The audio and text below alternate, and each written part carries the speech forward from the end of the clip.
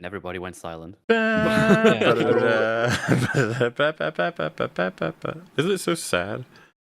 I'm glad that I was. It is a little bit, isn't it? It was a pretty quiet theater, and I went like on Friday, so you know the day after opening.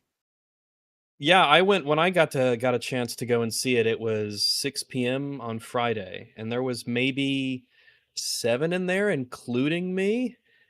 Yeah, a lot of people have been posting maybe empty like theaters. 10, Well, I don't want to feed into stereotypes, but the other 6 or so people looked pretty much exactly what you would expect of people who'd go to the theater and see Mandalorian and Movie Grogu. Bob. There was like 2 of them were Movie Bob-esque, and the others were just one was a cripple, physically, not mentally. Well, actually, I don't know. I mean, I really can't. I mean, he was in the theater. Oh, you were in the theater?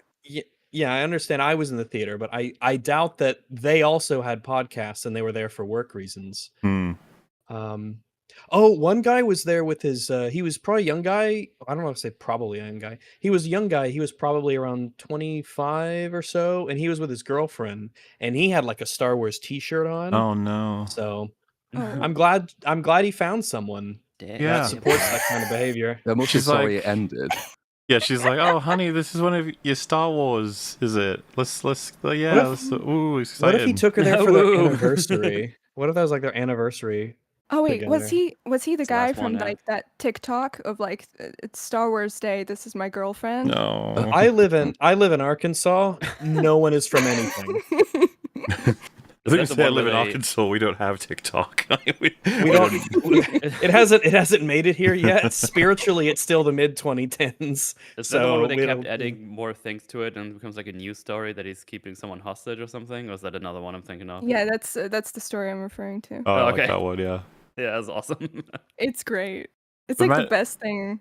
I was just like, they took a 7-year break. It's gonna be great. It's like, why they waited this long? They've been cooking that long. They know what they're doing. I think it's worth reminding everybody, as I've said before, never forget, there was a time there was going to be a movie every year. Every year we have a new Star Wars movie. It would be like a mainline Star Wars project, then there'd be a Rogue One or a Solo, like a side story kind of thing. And then in the off years, there'd be like a main proper Star Wars movie. And here we are, coming off of a 7-year gap of Star Wars in the cinema. One could, I usually call it a 1-2 punch, but it's like a 1-2-3 punch of TLJ broke the fandom spirit, Solo was the god bled in the box office, and then Rise of Skywalker was humiliated by everybody. It's just like, oh god. And then 7 years later, they mustered the courage to come back to the cinemas with The Mandalorian and Grogu. Which, by the way, of course, sometimes TV, sometimes we'll start one of these with like, hey, what did everyone think? But I think we always judge it by just vibes on whether or not we'll go with it. And I will instead set the tone by reading a really good Wong Updates tweet. All right, this hot off the presses. Here it comes. Updates. Dave Filoni's cowboy hat collection will be incinerated live on Good Morning America as punishment for the Mandalorian and Grogu. That's only strike 2.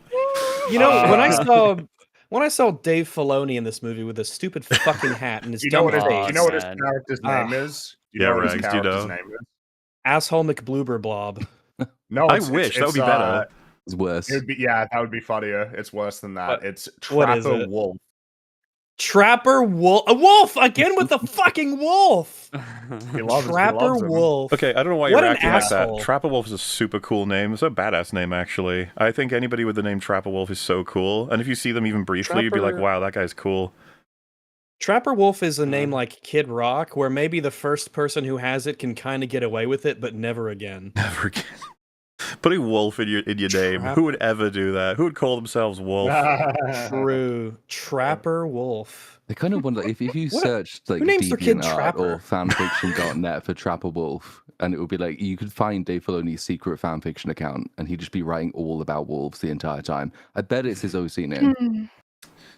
Trapper Wolf would be a good name for cowboy hat. He does. Yeah, he wears the fucking as Rags hat. points out, he is in the movie with his cowboy hat because he's so cool. Been racking is up he from like time. Texas or Montana or something?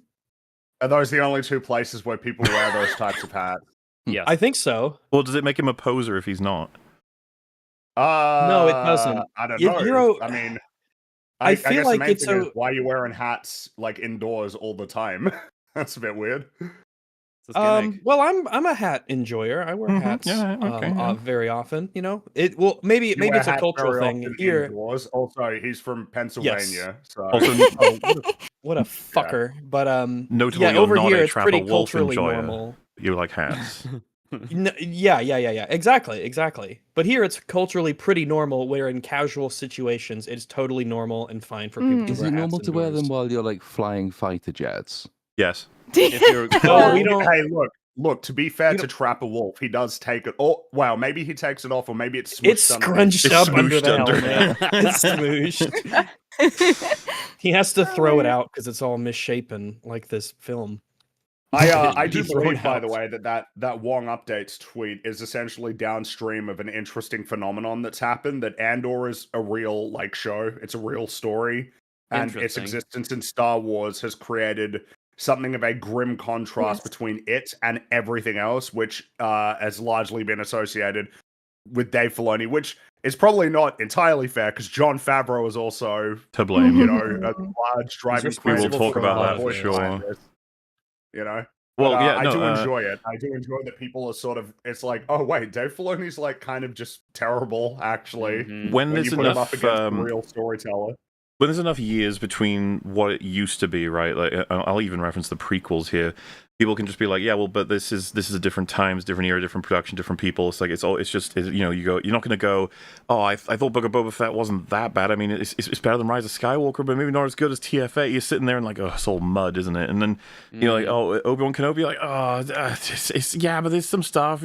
It's all just a fucking mess. So having everything be bad, this stuff can sort of get away with it.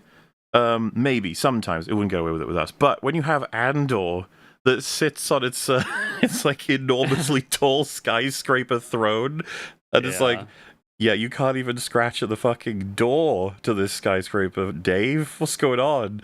You know, And I think what happened is it's kind of a reminder for people like Star Wars isn't like, or at least it wasn't shit. Like, you need to remind people, like, dude, Star Wars used to be like a good story, like a worthwhile story. Yeah. It didn't used to be just like fucking slop to sell toys. Yeah. And like hoodies and stuff, and it used to actually have integrity. Like, for as long as it was all this, you know, crap that they've been making over the last, you know, mainly the last 5 or 6 years, almost getting people into a position of, yeah, Star Wars is just like sort of lame goober shit. And then when Andor comes along and shows like, oh, you can tell a story in Star Wars like they used to do with the original trilogy, then people remember, oh, Star Wars actually does have like integrity. And then when Dave Filoni's back and Jon Favreau, like, hey, here's the new slop, it suddenly becomes a lot less palatable under the, you know, given that context. And it really feels they heavily like marketed. They had like an Super Bowl ad and everything, which are super fucking expensive. I think it was about $10 million, I want to say. $10 million for like 30 seconds. 30 seconds. And they used Yeah, that 30 seconds to do a callback to a 90s Super Bowl beer commercial. I hadn't got a clue what I was watching, and I think I was in the majority, but they thought that was a good use of money. Well, it's the same like the first trailer they put out, right? That was like, what's happening? Like, this is all just a jumbled mess. And I like how when the second trailer came out, people were like, "Oh, that's way better." And it's like, no, it's not. No, yeah, I remember people kept saying it's like we still don't know what the plot is. It's like I don't think even they know. Having seen the film, yeah, I don't know what the plot is really. Film, I don't know. It's and I love a similar phenomenon happening with Star Wars that's sort of happened to the MCU, where there used to be a point where even the not good MCU movies still had good things in them. We talk about the Age of Ultron is a good example. It's not a good movie, but there's like legitimately good stuff in there. Right. And even with the prequels, there used to be a time where Star Wars where even the bad movies were good, in a manner of speaking. But it really is just gotten to a point for both of them where it's just bad all the way down. I really feel like a bizarre, weird exception to that. The word is overused, of course, but this really does like archetypally represents me a pure distilled slop, like a cube that is perfectly a slop cube. It was designed in a laboratory. It's been placed down. You can see right through it. There's 0 calories, and you're just like, what is this? And you're like, this is art. And you're like, oh. Yes. Damn, I don't know what to say because the other ones we often talk about, like there's often the how bad it is, how much it pisses you off, how much damage it does to lore, what it means to like an audience, how it's doing in box office. There's a bazillion different things you can talk about. But holy moly, this one, borderline anti-movie. There's nothing. Though. Yeah. What I find funny about that. Oh, go for it, Natsu. Thank you. No, I mean, it's the Baby Yoda of it all, right? Like, I have no business being in this movie. I have no purpose in this. Just to give like Pedro Pascal like extra 20 minutes to go film another film. Like, there's no fucking purpose to me. This is just pure kind of childish, I don't know, like sloppy marketing ploy to, you know, to sort of replace quality with the type of thing that, hey, cute animal, cute creature thing. It was a gamble for demographics that worked for a brief period of time, a very brief period of time. But they didn't even recognize. Remember, they backfired. That they didn't even seem to, understand, which is hilarious. Though I will say, when it comes to this movie, it was very weird watching it because, like, I enter into a lot of these movies with low expectations, but the way that those low expectations, so how it manifests varies a lot of the time. For instance, with a lot of Marvel movies, I expect it's going to be bad, but exactly how it's going to be bad, it really, it varies. It does. Daredevil is bad in a way that, like, Fantastic Four, wasn't, even though they're both bad. Multiverse of Madness bad versus, I don't know, like Moon Knight bad. It really, it can mix it up. With this movie, I entered into it with low expectations that were met. It didn't fall below them. It was exactly what I expected it to be. And because of that, I was weirdly in sync with it in how terrible it was. Almost being able to know exactly what was going to happen next, and then for it to happen and go, oh yeah, there you go. I'm sure you got to the point where you were like, and they'll drop the Mando little sound effect there. That went, exactly. And then the action scene will begin here. And then this is what's going to happen next to facilitate the action scene. Yep. And then, oh wow, yep, exactly. And it was just really, it was really very, weirdly entertaining, but not for anything that was in the movie. Actually, this movie is awful. This movie is like absolute garbage. I would recommend to nobody. That's the only thing I want to almost like gatekeep immediately. Don't believe anyone who tells you this is actually a pretty solid Star Wars movie. It's turn your brain off. No. This is, beyond the conversation of the nature of slop. This plot is thoroughly incoherent. Like, completely nonsensical. Doesn't make any sense. Does have grave world building implications when you actually think about it. For as inconsequential as a lot of people are sort of talking about, it seems inconsequential. It presents that way, which is bad for its prospects as a film. But it isn't in terms of the actual storytelling. It's really bad for that as an indicator of future Star Wars storytelling. The fact that the writers view this as inconsequential as it is presented as being. When you we'll get to all of this in the discussion of the movie itself, there are several events in this movie that should have huge world building implications and should really determine like the state of the Star Wars galaxy going forward. Like really potentially massively impactful things. The movie doesn't understand that these are important. That's why it seems so inconsequential. Like you look at it and you think, I know about the galaxy. Also, I have a semi-functioning brain some of the time, so I can see how all of this is going to logically lead to certain things. But then Dave Filoni has less of a brain than I do. Which I will say, you pointing, like, that is entirely consistent with the Clone Wars and how that show was made, where it would just have, like, oh yeah, here's, like, the plot for this episode, or maybe, it'll be 4 episodes long, and then you just sort of move on with it when it's like, dude, if this actually happened, if we pretended that this was canon, this is irreconcilable with what is presented in the prequels.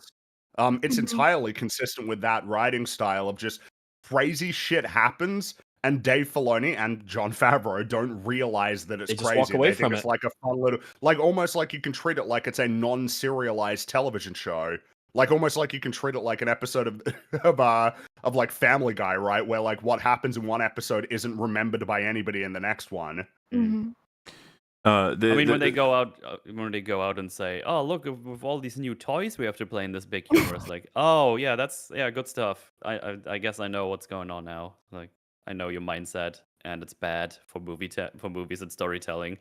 There's a notion that one, it doesn't key jangle any legacy characters or ruin any of them, so you gotta love that too. There's no obvious like horrifying agenda regarding any given aspect of this movie one way or the other. There's a definitive breakneck pace that's got action in it, and you know what? The fundamental, there's just not as many flaws as there are in all the other Star Wars movies.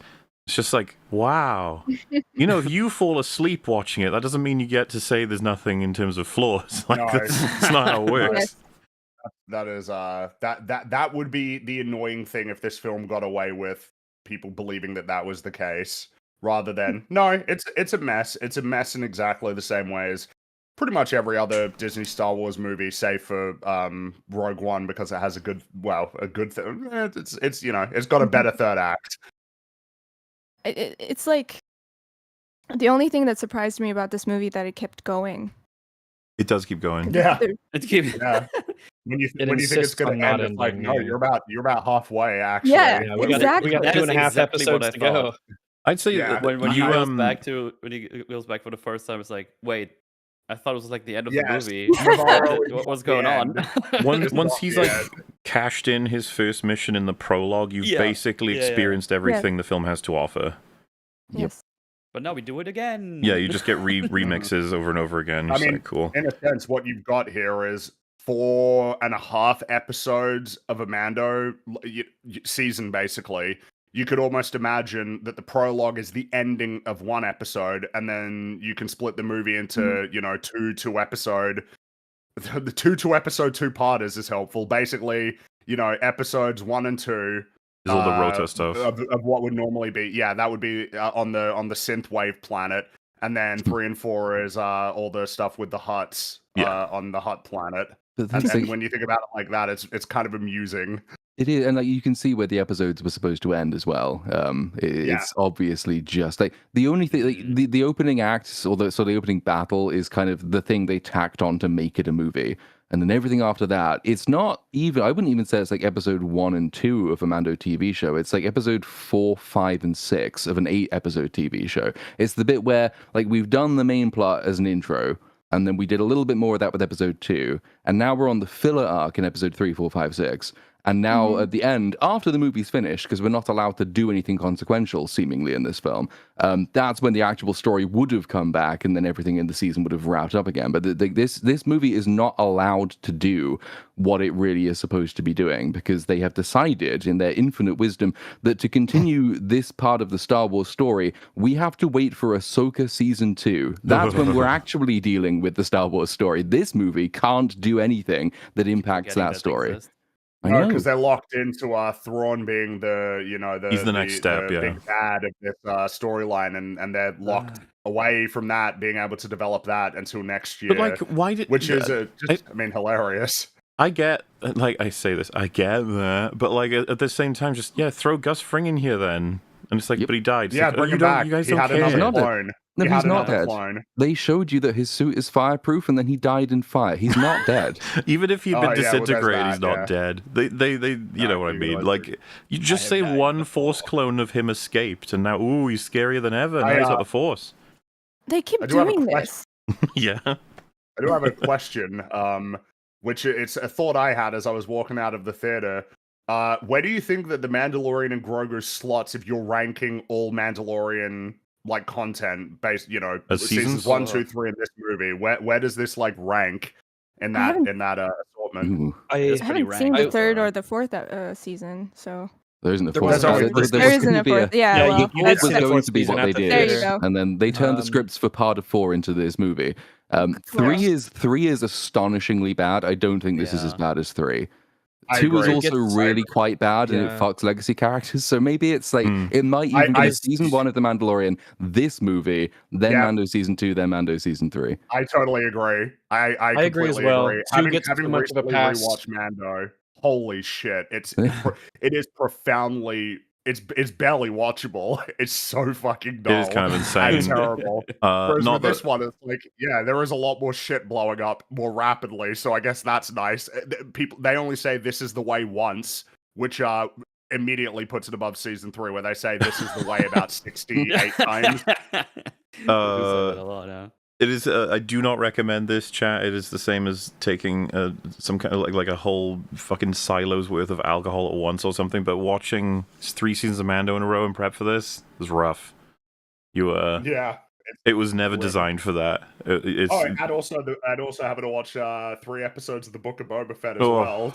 For additional, which again, this is better than that show, which is hilarious. Well, and to get context back for the twins, man, iconically introduced in the Book of Boba Fett, whose names are Raylia and Rhaegar. I guess really? Actually, I don't think they actually have a name. I don't think they named them, like, for real. Maybe they forgot. Yeah, they forgot to write that. I'm pretty sure I saw a tweet earlier today where they were just told Twin 1 and Twin 2 or something right next to Rod. I think. Well, I don't think I did see that someone had said that they had no like credited voice actors or anything. Like they're the most empty villains that have ever existed. They don't have names. They don't have credits to them. They're just like, well, we need an antagonist, I guess. So yeah, disposable. But that costs them world building wise significantly just to decide that they're disposable. The only thing interesting about the twins is that they're a brother and sister, and they sleep in the 69 position, which is very odd. Very weird, yeah. It's a lawless outer rim. That as well. So, you know, they made sure we knew that. They have that little shot where they wake up together, and you're like, why? Why did you do that? Stop it. That's weird, man. Well, I suppose we can start discussing this if you're all ready for that. It's gonna. I mean, I guess that's what I'm. It's gonna be a real for. exciting experience. So I don't think it will be. This guy's lying. A lot of the film can kind of be summed up as shit. Mando is shot 60 times and is never and is perfectly fine, and then he effortlessly annihilates all the enemies until that always happens. So that's good world building, right? Yeah, I mean it's consistent, but there's never but that's half the film explained for you. But like much like the show as well, whenever he is captured, it's always weak as fuck, just sudden plot poison, I guess, and then they never take his helmet. He's captured twice in this movie. No, don't take his helmet. Don't take his helmet. Like and then give it back if you do. The weapons it was on like his the general gauntlets. format of the show, right? Like something happens, and then the solution is like right there, and then we can. General format was one of my favorite characters in this film. I know, right? He was really good. So, no title crawl, instead a big old slap of it's more like it's like Solo, right? They did that. Before we start, I think I have something to note. Is that I should have warned you beforehand. I'm sorry. I miss the first few minutes of this movie, but I got to it. A new adventure for you. Yeah, well. You see, I got into the movie like right before we meet Sigourney Weaver. So the thing that happened. So you just missed the whole prologue then? Yeah, I missed it completely. But it was not my fault. What happened was in Georgia, you have like for each cinema, there's like for a day, there's only 2 sessions or 2 screenings in English. So you gotta make it. It's either like it's slotted into like the very early morning or very late at night. Oh, I know that problem. Yeah. Oh yeah, you do. And I had to choose the cinema to get to the 1 p.m. screening for English. I had to choose the cinema that was an hour away from me, and I got there on time, of course. And I get to the guy to check my tickets, and he looks at my ticket and he's like, "Oh shit. The projector broke. So you just got here for nothing. Like we can't show you the movie. So go downstairs and get a refund." And I'm like, "Fuck no." What do you mean project? So I think it was the God was giving me an out from this. Yeah. Should have bailed. Yeah. It's funny you mentioned that. When Attack of the Clones came out many years ago, and my dad went to see Attack of the Clones in the theater, the projector broke. Really? So we had to come back and like see it another day. It broke. Wow. Sort of nearish the end. Well, sort of near the wherever Wait, it was. In the middle of it was man. Sort of. It was when Anakin and Padme were on the droid assembly plant, and they were fighting on the assembly line. That's when the film broke. Wow. All the most exciting shit you didn't get to see. You got to see all the boring shit. So we got a refund. And we you had to had come to back a rewatch? different day. Yeah. Well, Wow. you know. I'm sorry. But yeah, we thankfully it didn't break in the middle of the screening right before. I was so pissed because I'm like, you could have notified us, and he was like, oh, it was right before this, and I'm like, okay. And I try not to get pissed off, and I got down, and so it happened that simultaneously there was playing a screening in Screen X that was in Georgian dubbed. So I was like, okay. Initially I was not going to see it because I was like, I need to watch this in original. That's like I always have to watch it in original. But that time I was like an hour away from home. I had to write back, so I was like, okay, just give me whatever. And that ticket was twice as pricey, so Damn. they gave it for me for free. And I got to Sigourney Weaver. Well. And I had to watch it. I didn't get to hear, unfortunately, the great voice acting of the film, unfortunately. I missed out. Which saved you on a couple of circumstances, which we'll get to. But yeah, we got a big old slap of a paragraph to let you know what's going on, because of course you couldn't just jump into this like Nutsa did. That would be insane. You wouldn't be able to follow a single thing without them letting you know how it's going. So, again, for those in chat who don't know, the 3 seasons of Mando is just bounty hunter finds a baby, decides he's going to adopt it and train it to become a Mandalorian. Is kind of like the summary of the 3 seasons, really. Although, I mean, some things. You get, obviously, like Moff Gideon planning to use Force clones, and then they have to turn Mandalore into, like, the Mandalorian equivalent of Jerusalem and fight the Imperials out of it, and then they do that. Self-contained. Like he rises and falls in that show such that you don't even...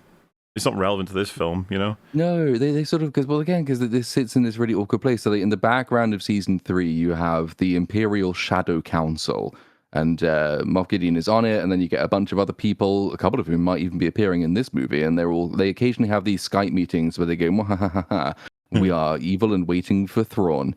And so this movie kicks off with the text slate kind of suggesting we're going to be getting more of that. We're not getting more of that. The opening text in this movie is a lie. But it's what it's supposed to be leading to. The Imperials have a plan to bring back the Empire, and say, well, okay, I could get into that. That could be an interesting story. When are we going to start doing that? Yeah, I mean, it's not just the opening. They have some time, maybe. Dialogue that sort of, by any stretch of any rule of any writer, you'd think sets up what this film's about, but incorrect. It does read, however, the evil galactic empire has fallen, which, sure, yeah, okay, fair. Ex-Imperial warlords remain scattered throughout the galaxy again. Okay, fair. And as was mentioned, plotting the Empire's return, the fledgling New Republic has begun to reunite the galaxy. Which we are 5 years post Return of the Jedi? More than that at this point. It was 5 years in Mando Season 1. So, I mean, we're probably 6, closing in on a decade 8 at this point. Plus, so a pretty shit job, I guess. Well, it is a galaxy. It's a big galaxy. But... it's... Yeah. I think the more pressing shit is just thinking about how this would be after we find out what Mon Mothma's been doing with the military, right? It's the Military Disarmament Act. But correct me if I'm wrong, Platoon, because I've heard you talk about it. It reduces the military by 90%. I think it's about that. Like they decommission every single captured Imperial ship, so that you get that scene in, I want to say it's Mando Season 3 again, where they have to go to like a scrapyard, and these fully functioning, perfectly serviceable, useful Star Destroyers are just being torn apart and replaced by nothing because Mon Mothma, when written by Dave Filoni and Jon Favreau, was a retard. When he's written was that in Ahsoka? I thought that was Mando 3, but I could be wrong. Sure. They go. I think it's Ahsoka. Yeah. No. What you're describing about the like all of the Star Destroyers physically, that's in Season 3. But I think the actual like plot thing you're talking about in Mon Mothma, that was in Ahsoka. They explain it in Ahsoka with Mon Mothma. I thought but like, you see it's already in process in Mando Season 3. They did that in Mando Season 3. Yeah, I'm pretty sure Ahsoka does as well, though. Doesn't she go to that like scrapyard place? Oh, yes, and then there's like the Imperials who are like, we're evil, they all blur together. It's such a sprawling universe, you know? I don't think Dave Filoni should be trusted with any kinds of politics. Well, somebody trusted him. Films. Oh, fuck. The only thing you should be writing is the Hut dialogue. But again, it is a case of like, yeah, post-war. There's a lot to be dealing with. You know, I mean, at the end of this massive conflict, yeah, there's all sorts of shit to be sorted out. And I mean, of course, in the real world examples, right? I mean, you know, post-war, like World War II, we're talking years and years and years of just development, essentially, after that stems entirely from those events. You know, if we're to believe we're like the countries' economies, you know, new countries being created, the new sort of order of the world, you know, emerging superpowers and all that. Imagine how rich the kinds of stories you could tell about the galaxy. Yeah, the Trade Federation remnants and the New Republic coming up, and where the Imperials go. Are there still planets loyal? Like, what happens if you've got like arms dealers that are moving all of these, you know, surplus weapons around to new conflicts that are arising in various places? About after the, I mean, and you know, you think about an Andor, right? Yeah, exactly. But we don't really get to see much of that. But you remember, you know, think about an Andor, how we get, the Empire's not everywhere. They'll get like essentially, you know, private companies to be doing enforcement in certain locations. Like, imagine if that was a storyline that the New Republic has to like hire private military companies because they don't have like the resources to be policing a lot of territories. And imagine that a few of these military companies are like, let's carve out some, you know, territory for ourselves, right? With this new capability that we have, or just any sort of, you know, complications, as opposed to what is presented here of like, they're around doing vaguely bad things, go and fucking assassinate them. Like Mando, just go and shoot them in the head, blow them up. But see, it's fine because he's only doing this to Imperial war crime people or something. Yeah, and something that's weird is because they do a deck of cards thing, and it's like, what, like in the Iraq War, like where they have the deck of cards, right, for going after Oh yeah, that did exist. Saddam. Yeah, like that, the deck of, you know, for all of the different and it's like, are you referencing that? They're referencing that. He's explicitly going to basically kill them all. I think he even says that. And then simultaneously they tell us it's specifically to capture them and interrogate them. You're like, wait, that's confusing. And he's like, I'm going to take out every one of those cards. You're like, no. And even Sigourney Weaver has to keep reminding him, and the fucking Zeb guy is like, we're supposed to capture them, bro. Yeah, it's funny. So they can give us more information. Mando's treated as though he has like a great deep trauma with the Empire and he can't resist killing them. And it's like... Okay, but that's... I think you're forgetting, Mr. Filoni, his actual trauma was with the Separatists. Yep. Yeah. He doesn't like droids, and there's an opportunity for them to do something with that in this film, but they're not going to do that. They have forgotten, yeah. Didn't we drop that like they forgot that 2 episodes in or something? Okay, it's too much like a character. Essentially, yeah. To be absolutely clear, they would probably tell you as writers that it was resolved in the finale for season 1, but they reference it all the way up to season 3 that he has an issue with droids. Season 3, yeah, because when they go to the Jack Black planet, he has a big beef with the droids there. Yeah. Well, remember, he does, and then he kills one that just wants to live. That's what I'm saying. Like, but Blade Runner. It's bizarre to try and collect an understanding, because at one point he's desperate to resurrect IG-11, and a fucking Grief Karga's like, why? And he's like, he's my friend. It's like, do you know droids work? Like, you seem to hate all droids, but you like that one a lot because it applied a salve to your wound. So, like Mando believes, like, you're not like the others. You're like, no, it is actually. It is very much like the others. And he's just following his programming perfectly and has no personality. It's not like, I could see why people would get. I mean, this happens all the time in fiction and science fiction, where people get attached to droids, and you don't really know if they're quite like personhood level yet, but you get the connection. C-3PO. What happened to R5, his droid, his personal droid that he had for his Naboo starfighter? We don't see R5. We don't see him in this movie. So sad. Maybe if you look really closely, you can see it when it's like in the background. On the ship. Yeah, offline. Maybe he's inside of Filoni's stupid fucking hat. Broadly, my confusion was just, why are you telling me that they're fledgling at the same time as this is after Mon Mothma has disabled like an incredible amount of their military? Also, we're this many years into them building up. Doesn't feel... It just feels all over the place. Because again, what are the developments at this point, you know? Like year 1 post World War II, right, versus year 5 versus year 10, depending on where you even are in the world, right, of like how quickly people, were sent back home versus, depending on which country they were captured by, for instance. But it's just funny that, like, these films, they want to reference, like, essentially the real world examples that inspired Star Wars in the past, but it's all very superficial and surface level. None of the substance, which is where the story is derived from, is taken. It's a strange feeling too, because they want to be want to be stuck in time. They don't want to actually like progress or show a progression of the state of the universe. They want to be within this certain time zone in universe where you can always, there's always Imperials to just go out and fight. Regardless of the context of it, Imperials and Stormtroopers, they're iconic bad guys, and they're just mindless cannon fodder for our heroes to shoot at. So let's just keep things frozen in this spot where they can always go out and shoot them without consequence. It's hard to care in any way, shape, or form about the build-up of a new republic that is going to be deleted in one scene. Yeah. Mm-hmm. Right. And then replaced eventually with the new republic. There's a line at some point in this movie that just like, I think it's when Ripley says, "This isn't about vengeance. This is about protecting everything the rebellion fought for." And it's like, yeah, how's that gonna go? So, the follow-up is in the lawless Outer Rim. The Mandalorian and his young apprentice Grogu work to hunt down these Imperial fugitives. He's taking his baby on bounty hunter missions, mercenary missions. No, he's his apprentice. Remember, at the end of season 3, Grogu was made his apprentice. It's like Hera, right? And Ahsoka, she took her son with her to go fight the Sith. Yeah.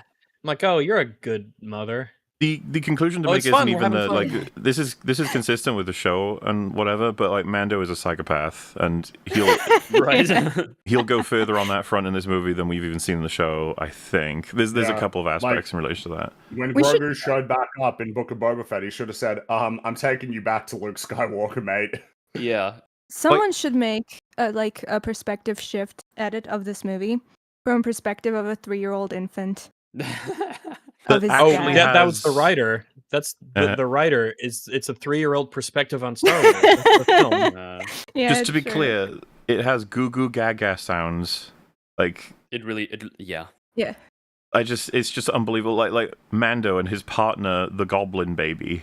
What are you talking about? I think we talked about this like on basically every EFAP movies on this. Like the fucker is not growing up anytime soon.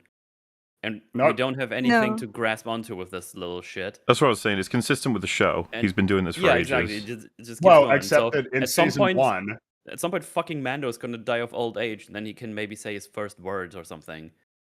But he knows how to fucking strap on his little fucking stupid armor or whatever the fuck they called it. Well, you say that. He doesn't know it until after he's been run headlong into 480-80s. Oh, yeah. It happens. But those are not dangerous, so okay.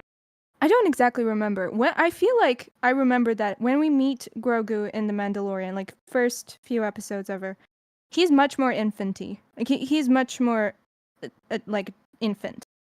He's basically like entirely a baby with just hints of there's a powerful creature in there. But they realized, of course, hints of sapience. He needs more decision-making abilities, otherwise the show just can't do anything at all. At the time, he was supposed to be like in his 50s. Yes. So he made progress over years, like 3 years with being a Mando. I don't even know what the timeline is. Than real human beings do, despite the fact that his actual lifespan is like 1,000 years. It's like actually the inverse. He progresses faster than a normal person does, despite living 10 times as long as a normal person does. It's hilarious. He just lived 50 years. Infant that entire time. Then in like a few months of knowing Mando, he suddenly is like an intelligent. I think they have to. They made this mistake before. We sort of done this before and talked about this before about how much of a waste it is to pair your protagonist with essentially a deuteragonist who's not really an agent, who can't really communicate or speak. They're just sort of around when you could have used them to bounce off of and explore things and all the potential that comes along with it. And so now I feel like once we're essentially let's just call it what it is, 4 seasons in to the Mandalorian show, and they're like, fuck, maybe the baby should like have like thoughts and a bit of sapience to him, like maybe do some gesticulations, maybe nod like he can understand, because dear God, we need him to start kind of like acting like a character. Yes. And even though they have those additional abilities, they don't have any real meaningful connection between the two of them. No. They threatened to at one point, but they never do it. The interesting thing, this is kind of beside the point, but there's like an entire video. The photos got posted that was like on Twitter of his mechanics, the puppets, right? But there's like an entire video of like 30 minutes. It's a big video of the sort of creators or the owners of the puppet, like explaining its mechanics and like moving around the puppet and its muscles. And explaining how it works. It's very interesting. And what I noticed in that entire video, they make Grogu make so many facial expressions, so many different variations. It's a very capable puppet. But in the movie, it has like 2, 3 at most, which is insane. Yeah, it's very bland. Yep. Very unexpressive. Yeah. And I want to praise the movie. I mean, I want to praise anything that uses like physical puppets. I think they're very cool and very interesting, and we should do it more. But yeah, they're even lazy about like actually moving the puppet around in a way to make emotions. Like there are multiple, and we'll get to it, but there are multiple times in this movie where you were expecting Grogu to be deeply affected, but he's not. He just has a frozen face. And I thought the puppet was not capable of it, but then I watched that video and it's more than capable of expressing all that. Well, as was said, these Empire remnants, there's actually 2 leaders in this film that we've actually seen before in Mando season 3 as part of that council. So it's neat we got 2 of those and Gus, so a few more left, but then who knows what will happen when did I miss? So Jon Favreau said, I'm sure. Yes. I don't. So he said there's one of the names of these guys, and I think fans are going to be really, really pleased when they hear it. Janu. And I got through all of the movie, and it's like I have no idea who you're referring to. Lord and then Janu. I just went to look it up. It's like, it sounds it's Janu Koi, and it's like, and I'm pleased to hear that name because coins. I like coins. Money. Name. I like money. I like but money. He's in 10 seconds of Mando season 3. Why are fans excited for that? Well, because of his incredibly interesting personality and demeanor and mannerisms that make him a cool, iconic villain instead of just generic thug number X293459 that you've seen 10,000 times before in a million movies. Well, one of the guys there, he's got this little meeting going because it's the prologue now. It's going to be exciting. It's actually all the snowy sort of bits you see in the trailer footage in the background. That's what this scene is. But he's having a chat with some guys on the table, and he says, "I think we can all agree things were better under the Empire. Fortunately, I'm still here to protect you. Your communities can thrive under my protection. You are the lucky few." And I swear to God, with this line already, I was like, "Oh." Yep. That's like word for word. Yeah, that's word for word. You delivered it better because he doesn't emphasize thrive. So like the guy is extremely monotone. So he says, "I'm still here to protect you. Your communities can thrive under my protection." And it felt like repetitive. The thrive thing is the thing you really want to emphasize there because that's the thing that you're modifying the sentence.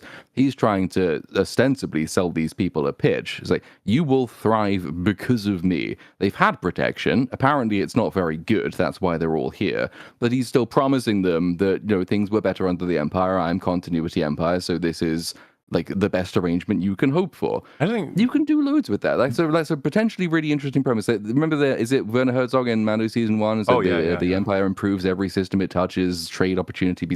That's about as interesting as Mando ever got. But if we were doing a movie sort of predicated on that and talking about how the New Republic is already struggling because the Empire still has all of these resources, anyone with a Star Destroyer can protect an entire system. That could have been fascinating. So it's like the delivery was shit, but I liked the idea that I thought the movie. Well, I didn't ever think the movie was going to do it, but like it could have done that. It was an interesting idea for a story. Shame they chose a different one. I'd say throw the line out just because I don't believe that he'd be saying this right now. We should be coming into like a stage 2 or 3 part of this conversation, not a he's explaining to them his job for them. It's like the whole reason they're here is to say you're not doing the job well.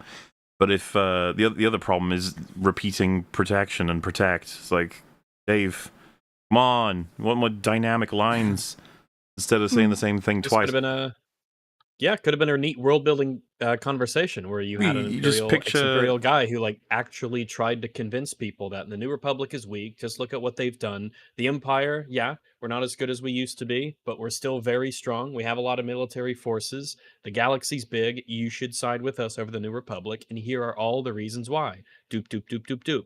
And then they ask him questions, and he's got answers ready for those questions because he's expecting them. And then we're like, oh, I can see why this would actually happen in the universe. And so I have a question. How is any of what you guys just said connected to the movie that I watched? It's not at all. It's not. It's irrelevant. This is why skipping the prologue actually doesn't hurt the movie's plot at all. Okay. So he goes on, but that which I provide is expensive, and now I must maintain all of it without the Empire's support until the galaxy realizes what they've lost. Long live the Empire! Very generic. Just okey-dokey. It's like, and now I must maintain all of it without the. You've been doing it for 10 years. It's been a while. Now, the interest. What they could have done, I think, to make this make a lot more sense, almost like a prologue to a prologue, or at least an implied prologue to the prologue. This guy was in charge of basically this entire system. He had a huge amount of resources. He suffered some major setbacks. Maybe he's been fighting with the New Republic or pirates who've taken out half his fleet or whatever it is. And like he's in a newly disempowered position. And these people are coming now to complain at him because he has lost the thing that made him powerful. Then you can kind of begin with this scene. And then, as you mentioned earlier, like join it a little bit later in the conversation in the middle of an actual argument because these people have a legitimate grievance. And I can buy it way more easily. It feels like it's part of an ongoing developing universe. Something has recently happened to put him in a precarious position, and he's now dealing with the consequences of that. When you introduce it, it's like, oh yeah, now things are tricky because the Empire just disappeared yesterday. I don't believe you actually have like set yourself in this universe. You've just kind of set the cameras rolling, and now everything kicks off story-wise. So one of the guys on the table says, Your Excellency, we're operating at a loss. The trade routes are plagued with pirates and thieves. You're just like, okie dokie, yeah. And so I guess that's a problem to solve, right? It's getting worse, getting tighter. And then he's like, are you saying my protection is lacking? Which I was like, oh, boring. He's not going to actually need to like solve it. Yeah. He's just going to be mad. And so I thought when he was saying that's like, so he's going to force him to grovel, I guess. And the guy is like, no, Your Excellency. And then he gets shot. It's the Kylo Ren approach. More than boring. I was like, are you retarded? That dude was probably more on your team than the people he's going to be replaced by. And what do the others think about you now? Like, so not only are we kind of screwed in general, they're not going to fix the problem. They're just going to shoot us if we bring it up. So, great. When presented with that option, maybe it's better to just fight you guys. Well, at this point, maybe side with the pirates. Just be like, hey, we'll work for you. Like, fuck it. Yep. Just absolutely stupid, and you know, it's seconds before I'm like, great, the DNA is still here, the sequel DNA, or even just, you know, bad writing DNA of what's that? A subordinate is suggesting something that's very reasonable. Kill him. You're like, great. Imagine a show that was like a mix between like Star Wars and The Penguin, right? Where you really had this sort of political crime boss, imperial remnant kind of thing going on with actual competent people who had different personalities and plans to get power back or establish little fiefdoms on planets. That would be so fucking cool. I just wish that a leader would recognize what he's saying, which is, I can't keep paying you. Like, it's not possible because the protection's not good enough. Don't have the money. Instead of just being like, well, you'll pay more. It was more of a like, right then, well, we got to solve that shit, or I got to decide if I'm just cutting you out like completely, as like spending any resources on you. He just gets mad because that's the kind of character villains are more interesting other than unreasonable ones that are just like psycho weirdos. You're like, man. Oh well, all right, I guess. Well, I guess to open the conversation with like, we all agree Empire controls better because you could just randomly get executed for asking reasonable questions. Yay! Yeah, hooray! We love the Empire. And he says, yeah, perhaps you should all go back to your ships and focus on solutions, not excuses. you're like, dude, they can't pay you. Yeah. Like, what's gonna We happen? physically don't have the money. But it's just how it goes. And while they're chatting, you just unfortunately Mando is going to start turning up, and he's doing the thing everyone was going nuts over for some reason over the trailer, where he like points his flamethrower at the floor, and it spreads out to hit 2 stormtroopers on each side, and it's like, oh, but like you're fire bad for you too, Mando. Like your armor. In fact, fire, as much as prior episodes of the show make him seem like he's fireproof, it's like, well, you're wearing fabric and shit. Like, fire is actually one of the biggest problems for you, compared to just dealing with blasters where you're basically impervious for some reason. He's not. Well, we're going to have the same logistical problems that come down to all of the combat in this that we had in the series that we've been griping about for years at this point. I guess to take it back just a few moments before his entrance into, I guess, this room in particular, he just sort of shows up in the front door at this Imperial facility and just starts shooting. Essentially everything. There's no cleverness, there's no plan, there's no anything. He just shows up like he knows he has incredible plot armor, like he knows he cannot be touched, and he just shoots all the bad guys and they die, and that describes the combat. That's it. There's nothing. And every time they shoot him, they hit his Beskar armor. Every time they hit the Beskar armor, they never manage to hit the gaps, which is really funny when in Mando Season 3, they have fucking stormtroopers with Beskar armor, and the Mandalorians manage to kill them. It's like they can aim through the plates, but nobody else can. And Grogu's just the Mandalorian and killing John them well. Are the patron saints of plot armor at this point. We'd probably be hard pressed to find better examples of plot armor than. Can you think of any other, story where there is a scene where the main character charges into a hallway, gets hit by 50 blaster shots, collapses to the ground, and then throws a grenade that blows them all up, and he's fine because every single shot hit his Beskar armor? It's not it's only covering John Wick 2 half his comes body. to mind. John Wick. John Wick. Yeah, John Wick. Yeah, but even John Wick doesn't use. Well, I guess it's because John Wick will hold up the fucking cloth, and then it just. Remember John Wick 4 when the 2 of them had them and they were standing in front of each other and just shot the fucking thing, like whole mag into each other into their fucking suit. Let's just not talk about John Wick. So Grogu's also like running around freely doing things. You watch him like kill a droid. It's very strange because it's just like, is this really the dynamic? You both it's like there's a big enemy stronghold. Let's both go. As though Grogu can't just be instantly shot by someone at some point. You say that's what I was thinking, but really the whole movie.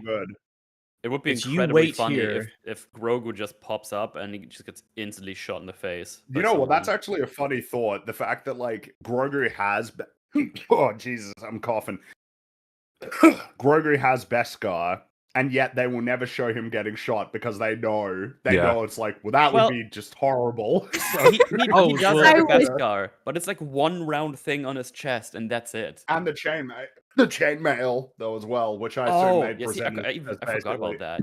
But it's fucking hell. They never even did like a Frodo Mithril under attack where he gets shot. Grogu is force choking. No, he's choking on the gas they used to capture Mandalorian the first time. In this movie. Oh my god. Fringy's gonna collapse. So and fight in the death pit. Big evil General Captain Commander Man, he got into an elevator and he's gotten away for now. Mando is gonna go and grab I guess I don't know what the fucking designation actually is, but just think ATST. He gets in, he like steals someone's ATST to blow them up before they get Grogu, which by the way, the shot is like a half meter away from Grogu. I don't even know if Mando knew how close it was, to the point where it's like the best damage that ever gets done to Grogu this whole movie is basically from Mando directly. But good job, Father of the Year. I was just wondering how the hell the scout trooper is. I think it's an ATRT, I think it is, but like how he didn't even spot, because like he rocks up on this thing and Grogu's standing out in the open, and then you see it from the trooper's point of view, and Grogu's just disappeared. So then he gets off of it, but like the last thing this guy's heard is that the base is under attack from inside the base.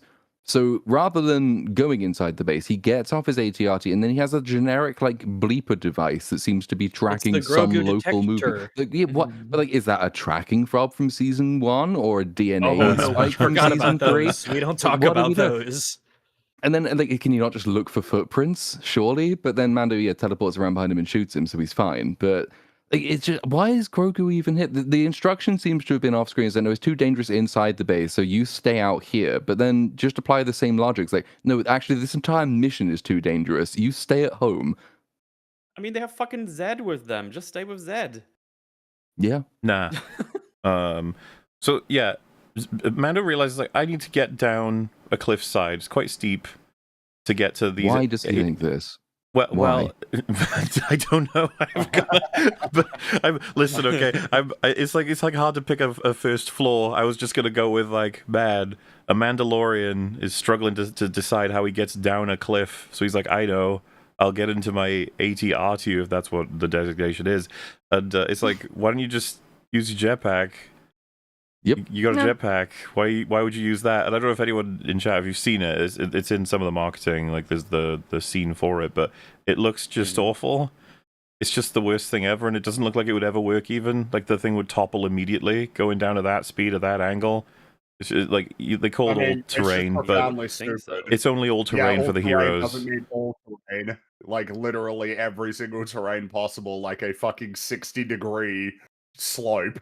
Might even be high. Well, might what's even funny, be of course, a more he's extreme angle than that, honestly. Once he's down there and he takes a close enough hit or whatever, he has to jetpack off the thing. It's like, could have just done that to begin with, but don't worry about it. I mean, it's just when he's running around the AT-ATs, it's like, damn man, you're going a lot slower than if you were just flying. And he's a lot more vulnerable because they can't hit him as easily if he's just flying. It's just all stupid already. They suck. What's funny, he's wearing his baby as armor. Like he's got Grogu in front of him, so like he's double Beskar. Well, he has like a plot armor rating of 7,000%, but Grogu's is like 10,000, so it's just doubling up in a way. Yes, it's very feeble, all the attempts to stop him, and it's almost pointless to think about because he's put himself in more danger than he even needed to be anyway. It just feels like they're playing it like this is action, informed by nothing. Someone might call it embarrassing that this is the first few minutes. This is kind of what I'm getting at. I've seen people, people even that I enjoy their assessments of stuff, saying the first scene is pretty solid. It's like really fun action. It's really not. Yep. It's so. Really? It's like we haven't even gotten to the reason why he's come down this cliff yet. It's so funny that people, give a pro of this movie like as a good thing of like, oh, there are not many cameos. Like it doesn't. Yes, there are. Well, yeah, there are. Luke does not show up. Darth Vader doesn't show up because they used that up already. They can't do that anymore. It's just but really there's more than enough. Like I'm reminded again of Daredevil. Oh, it's better that Spider-Man's not here because that would be a cameo. It's like, well, it's not a cameo. He lives in New York and he's a superhero. New York is a cameo. Why wouldn't he be there? Don't think about it like that. It's not a cameo because you know their name and they were in something else. Like that's not what it's like meant to be described in spirit when you're using cameo as a pejorative. When I think of cameo is when Stan Lee was like a random character when they. Well, that's a cameo. Yeah, that's a cameo. Like a real cameo, like an actual character in universe who has stakes in the town he's living in and is a superhero and can 100% help out. They should be there 100%. You can use it in an insulting way. Like you could kind of say that Sigourney Weaver's got a cameo in this movie. You'd be like, "What? She's a main character," and you're like, "Well, is she? Is she though?" On paper, can you she's sit on a bench for for 2 hours and just say some lines? We just superimpose you on an X-wing later. Take her that long. So he drops some explosives on an AT-AT's leg, and it disrupts it enough that it slips off the very narrow bit of cliff that it's on, which just fucks it up to the point where it's destroyed. I don't believe those explosive would deal nearly enough. Well, we know it wouldn't because we've all seen Empire Strikes Back. Like, we know how. Not the people who made this movie. These things are like they're not unstoppable, but they are supposed to be almost unstoppable. They are like relentless, extremely strong. Yeah. You have to be really lucky and extremely skillful to get past even one of them. Now you've got 4, and the hero just goes past them as though they're just average stormtroopers. They're that retarded. Yeah, they can't hit them.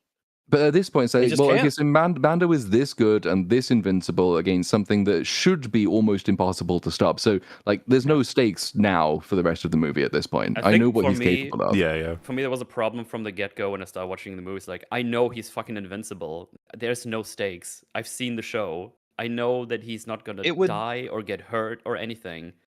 It would be a lot more acceptable and, God forbid, entertaining if he acted like he was not invincible.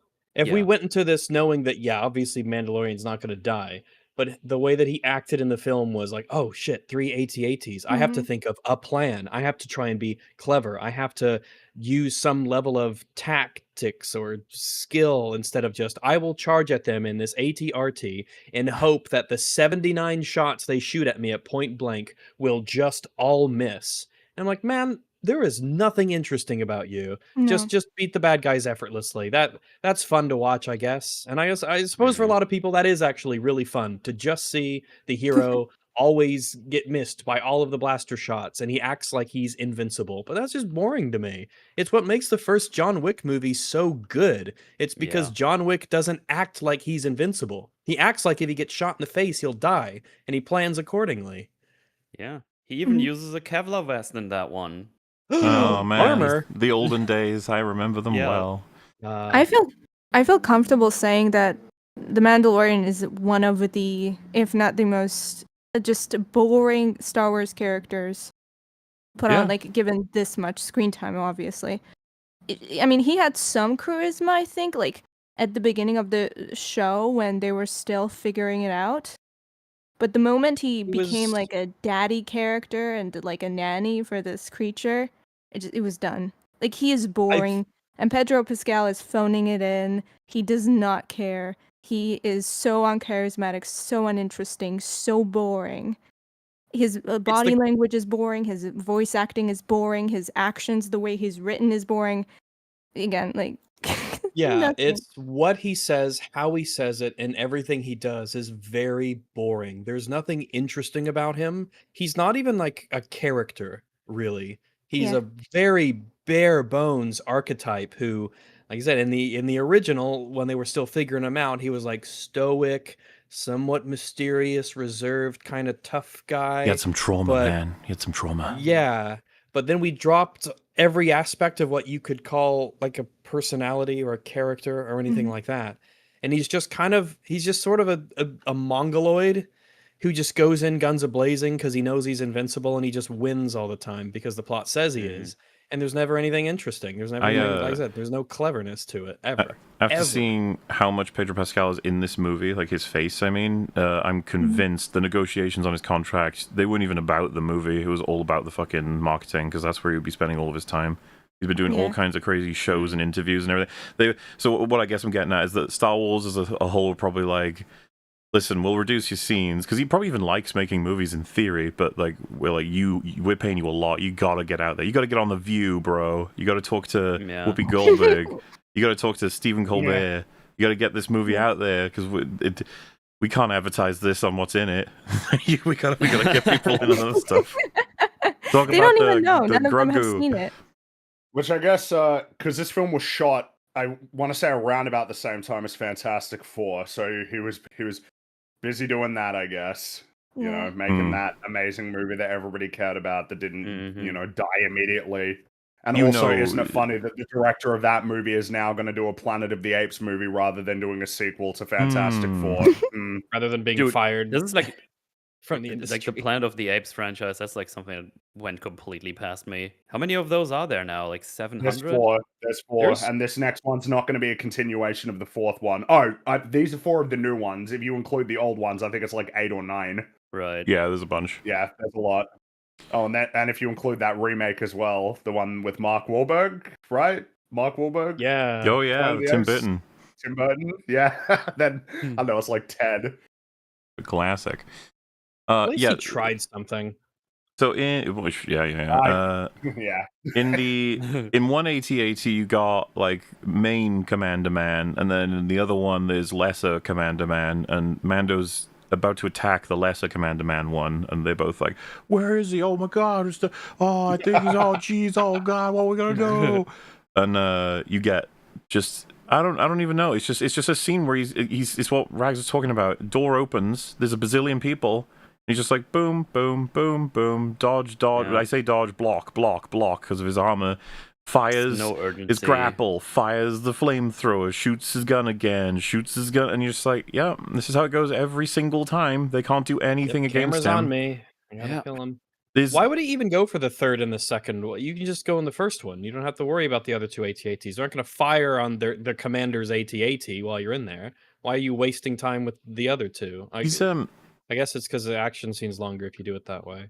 You know, you're saying like it can't even act like he could be hurt. It's like it creates this dissonance because he does behave like a Terminator a lot of the time, but stupidly he walks and sort of rushes in certain places and then keeps an eye on like where are people. Where it's like, why do you care about any of it, man? It doesn't bother you at all. Yeah, what difference does it make? And then simultaneously, he never takes it far enough. He never actually puts himself in some care or gets information to better ambush or.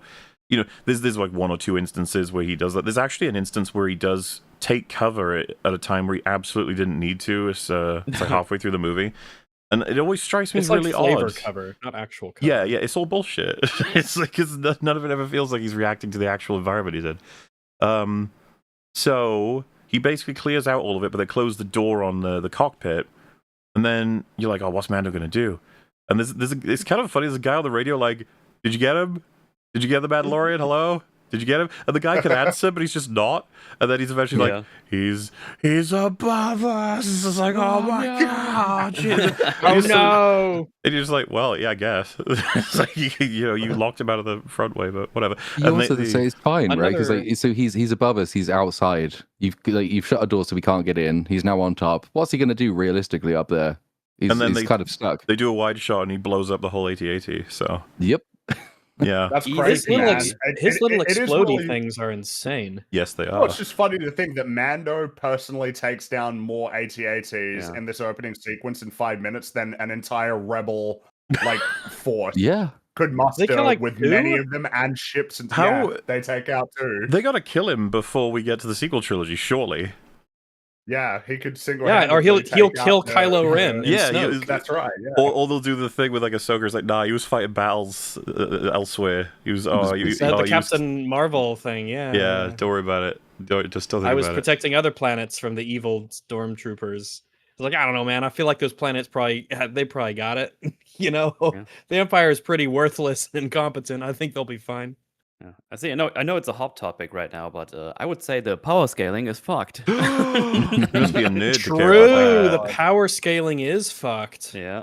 Seen a lot of cope on. I don't know if you guys have seen any tweets that are like, I don't care about power scaling, but sometimes it gets a little ridiculous. Or, oh, you shouldn't establish this so hard. Or, oh, like the boys always talk about actual numbers and that's their mistake. It's not that it's power scaling. It's just when they say like, oh, they can survive this many tons of this. It's like, you probably shouldn't do that. It's like, you all care about power scaling. You just don't want to admit it. Absolutely do. Everyone does. They just don't like they don't like the name power scaling. That's it. It's the foundation of stakes and tension. I cannot think of one story that doesn't have it in one form or another. It might be intrinsic to having like drama power and scaling. The tortoise and the hare has power scaling. The hare runs faster than the tortoise. If the hare doesn't run faster than the tortoise, then the point of the story doesn't. Well, David and Goliath, and then the fundamental I was tweeting about is like rock, paper, scissors. Like, what are we doing anymore? We need this shit, okay? Can you just shut up? So main Evilman is like, prep my ship and charge the detonators or something, and Mando breaks in to realize the guy just speeds off in his mini ship that was inside an AT-AT that he got to via the elevator from his main HQ. The most like Rube Goldberg fucking escape plan you've ever seen in your life. It's just a ship that shoots a little ship out of the side of the AT-AT. Yeah, that kind of he's got a little caught me off guard. You almost want to draw a little image, right? That he goes down a chute in the elevator into an AT-AT. It's like you got to go a few miles forward before you can launch in the ship. Okay, yeah. Like what? Why? Like, I don't know. Like Grievous's little escape tube. Imagine if you had a ship in the building where you live. No. A silly idea. No. Imagine if the elevator took you straight to it. So Mando sees this and he's like, I know, I'll use the AT-AT's guns to shoot down that ship. And of course, the first thought you have is like, well, but he'd have to fly a very specific path for you to do that. Every alternative path would mean he'd be safe. Lucky for Mando, the guy flies that very specific path. One of the thoughts I was having when I saw it in the cinema, I was like, man, if only he knew which way was up, but he's Empire, so there's just no way. Which way was forward? Which way was any other way than he was going? Like, there's just no other way. It's it. But weakness. They do some funny memes. They're like, oh no, Grogu can see that the detonator's about to go off, and he's tapping the helmet like, hey, Mr. Mando, we gotta run. They're gonna go off. There's like 10 of them, I think. And everyone I've spoken to asked the same questions, like, just use the Force to push them out. I thought that's what was gonna happen. I thought Mando was so focused that they do the team thing, and Grogu's like, and he flings them out the side of the AT-AT, because the villain, I mean, conveniently left the timers on those things to be 12 years instead of you know, like 20 seconds or whatever. But extremely slow, and the baby's very aware of them, knows exactly what they are and how much time, and he doesn't use the Force, whereas in every other situation he seems to. So that's weird. Well, it's the fact that Mando doesn't care. Well, like, look, man, I know that this guy's important, but like, you're gonna explode in a second. Like, there's a pile of beeping explosives like 10 feet behind you, man. Like, what are you doing? Which is funny because later on he tries to explain to Grogu in some capacities, like, no, you gotta look out for all these explosives, and not here. And so they blow him up. And then the AT-AT blows up, and mission successful, question mark?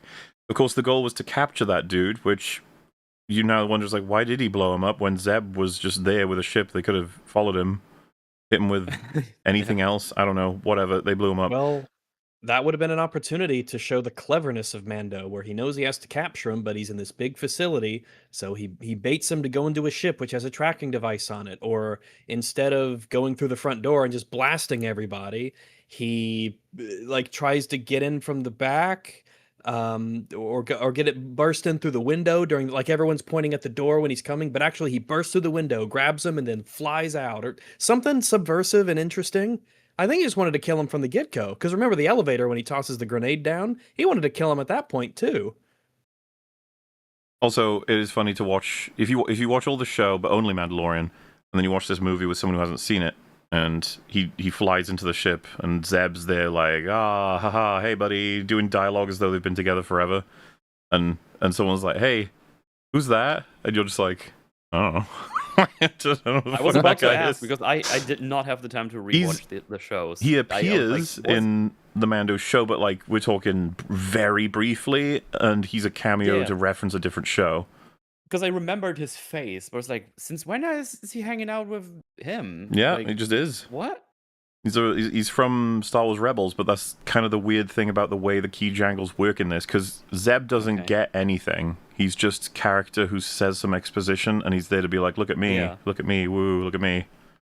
Like, all right. Oh yeah. And like I always like when I have like a I genuine am question buddy. about a thing of a movie, and then I ask people who did more homework. It's like, yeah, I still have no idea. He's from some other yeah, thing. no, that we've never you seen can before. watch all of Mando and all of Ahsoka and have very little idea who he is at all. Like, you will recognize him, but you don't know his backstory, characterization, relationships, history, anything.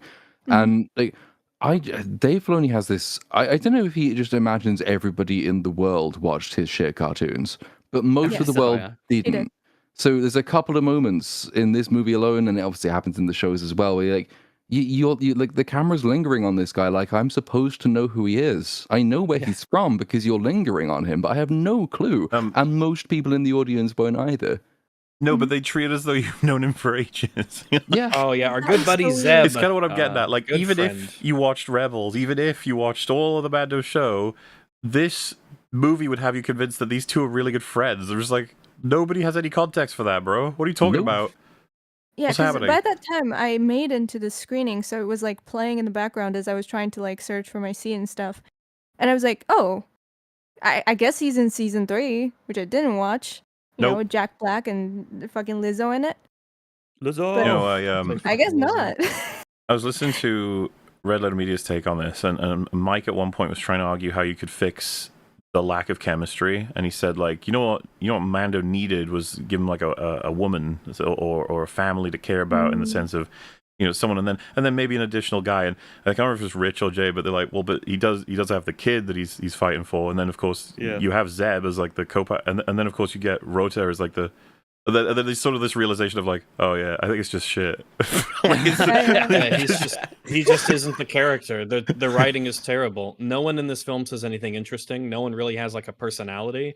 They just sort of say, like, everyone talks as if they're just sort of they talk as if they're expositing what the storyboard kind of says, like the PowerPoint version of the script, but that's the actual script before it gets finalized, and they add details to give people characters and personality.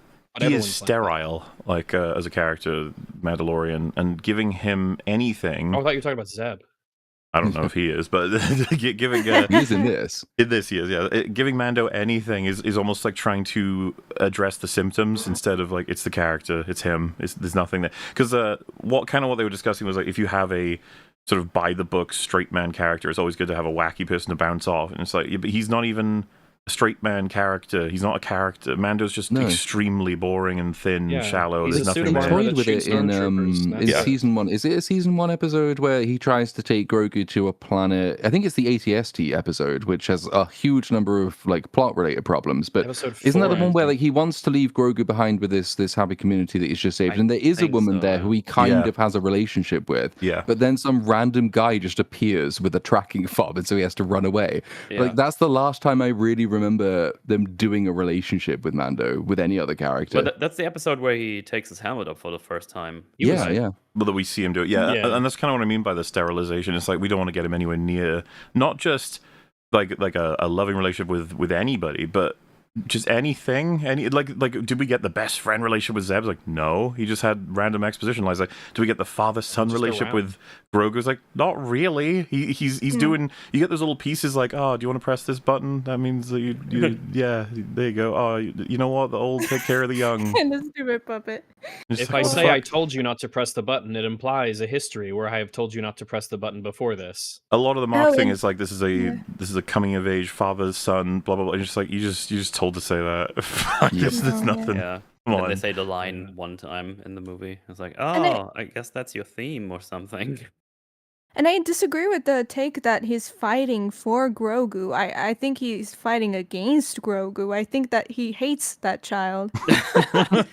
He's been trying to kill him without anyone realizing this whole that's time. the right thing to do, to be honest, so I don't blame him. Like, if I wanted to kill my 4-year-old, that's exactly what I would do. Do you remember they actually implied that there's a difficulty with Grogu and his training via the whole like they did this with they introduced it when he was strangling Gina Carano in season 1. I don't know if anyone remembers that, and then they kind of double on it with Ahsoka saying like there's difficulty in training. He could go wrong. It could become something. They've dropped all that. They don't care. Like this, they've forgotten again another like angle with both these main characters that they were building, and then they just drop, and you're just like, "What are you doing?" And they're like, "Listen, we don't want to do anything that could upset anyone. We just want to have them enter a room, shoot stormtroopers, and then go, yeah, we did it." So he could go wrong. Therefore, let's expose him to as much violence as we can, so he doesn't. Sorry, go on. Well, when he saves Rada, spoilers. But when he lifts Rada out of the pit with the Force, Rada has just like no commentary. Literally, I think he has 0 lines. He has no commentary. That he's just been telekinetically lifted up and had no lines of dialogue, no questions. That's just like, well. You know what should have happened is Donkey and Shrek. Rota should have been like, hey, I can fly. And then everyone goes, he can fly. He can talk. He can talk. That's Not right. Well, but he can talk. Now I'm a flying talking donkey. Shrek's really good, by the way. Yeah, it is great. The good Green Monster movie. Yeah. The good one. The better one. Next time I'm free, let's just do a Shrek episode. Yeah. So, mission complete and they're heading home. That's kind of what I guess Fring was talking about. Is like that just felt like the second half of maybe a mid-season finale or some shit. I don't even know. Because they just defeated a major Empire guy, took out a bunch of 80s, whole system. Like, Mando's made more impact in that like throwaway scene than you usually see anyone do in this universe. Think of Andor, dude. Holy shit. I mean, this show desperately relies on us not thinking of Andor. Yeah. Mm-hmm. They made the Empire competent, and in this, it's completely the opposite. They're just like a bunch of goofy, silly, worthless idiots that are just disposable cannon fodder for Armor Man to shoot at with his blasters. Yeah, It's that's sorry. oh, it's something I said right after I finished Andor's season 2. It's like, whoa, I can't wait for the next Star Wars stuff to come out and Next for them thing. to make the fucking Yeah, I could really Stormtroopers a undo all fucking this, yeah. joke show again. And here we are, killing like hundreds of them because they're just nothing. I want to like imagine the contrast between Andor and Mandalorian, because I mean Mandalorian and Grogu. It's just the fact that I was gonna say that it's crazy that, you know, the fact that Andor's character kind of keeps you on edge in that show, right? Because it makes you feel like anything could happen and anything bad could happen to him and he could die any moment. Like, that's legitimately how you feel the entirety of the show. But then I remembered he is the character that you know for sure that is going to survive, because he dies in Rogue One. Because you know he's going to survive, but it keeps you on edge. In contrast to the Mandalorian, it's the character that has no guaranteed sort of end, but you never feel like he could get in any trouble, ever. Mm-hmm. Yeah, specifically in what you're referencing there, like episode 8 of season 2 is the kind where I was so glued to everything that was happening. You sort of like, it's that feeling briefly, it's like you forget you're watching a TV show because you just want to know what's going to happen. Yeah. And you forget that Andor does not die in here because they just sell it. They just sell it so well. The danger he acts that like he he's can in. die.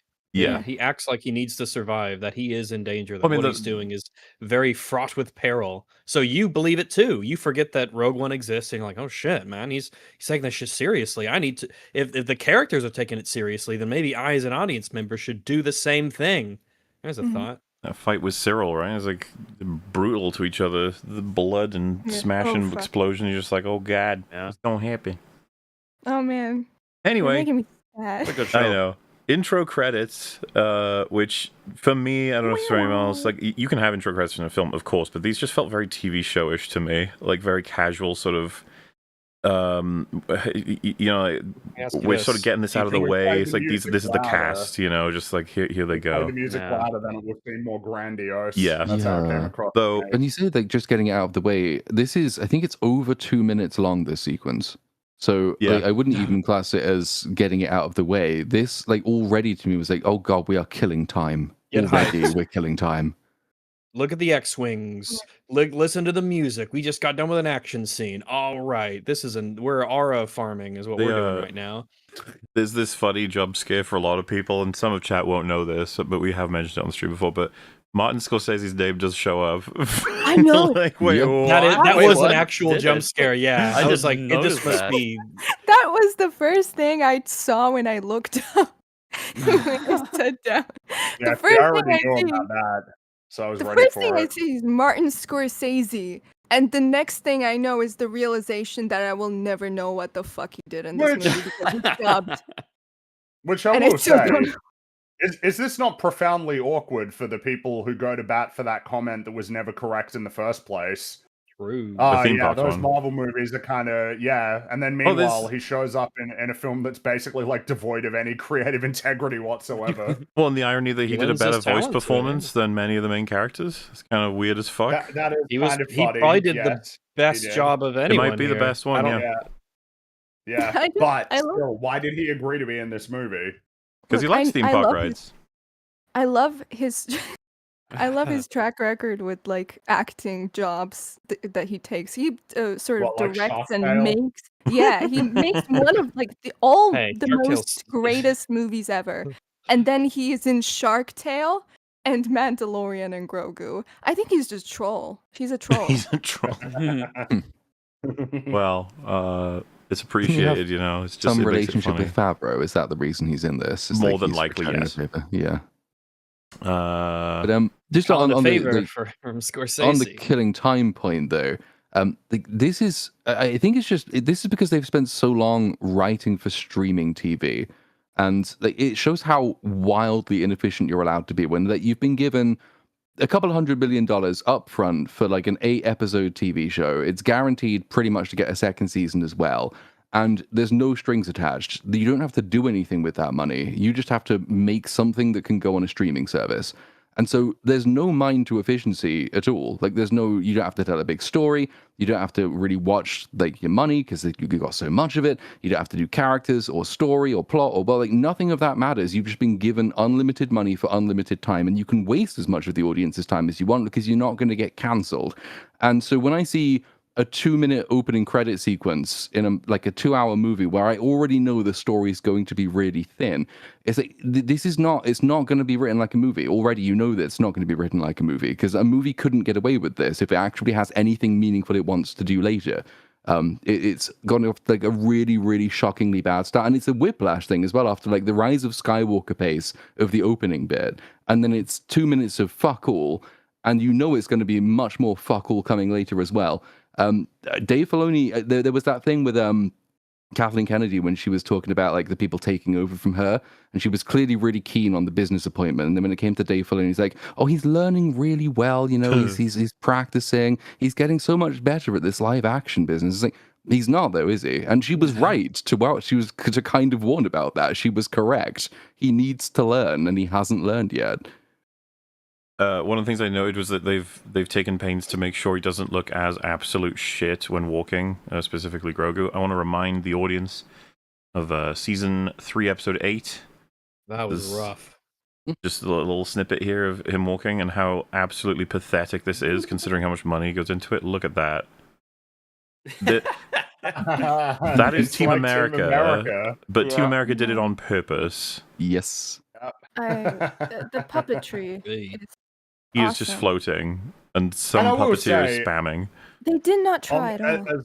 As well, I find it almost fascinating that there are heaps of instances where Grogu was CG, but they try to make him look like a puppet. That feels like a metaphor of some kind of like we need to use CGI to make it look like it's real, like a real authentic puppet. Well, Herzog told them off in season 1. So Herzog is obviously really big on practical absolutely everything, and he quite liked the puppet he interacted with. And then Favreau told him about this CG version they were doing for this scene, and Werner Herzog, being Werner Herzog, basically said, "You're all cowards.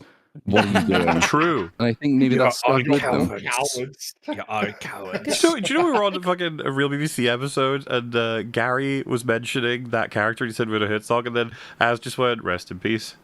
And the carried on. Yeah, that's right. Yeah. And I was like, "What?" And he was, we were talking for a while, and he was just like, "Yeah, rest in peace." And then Gary got confused, as like he maybe mentioned the wrong person. There was like, Werner Herzog he's not dead.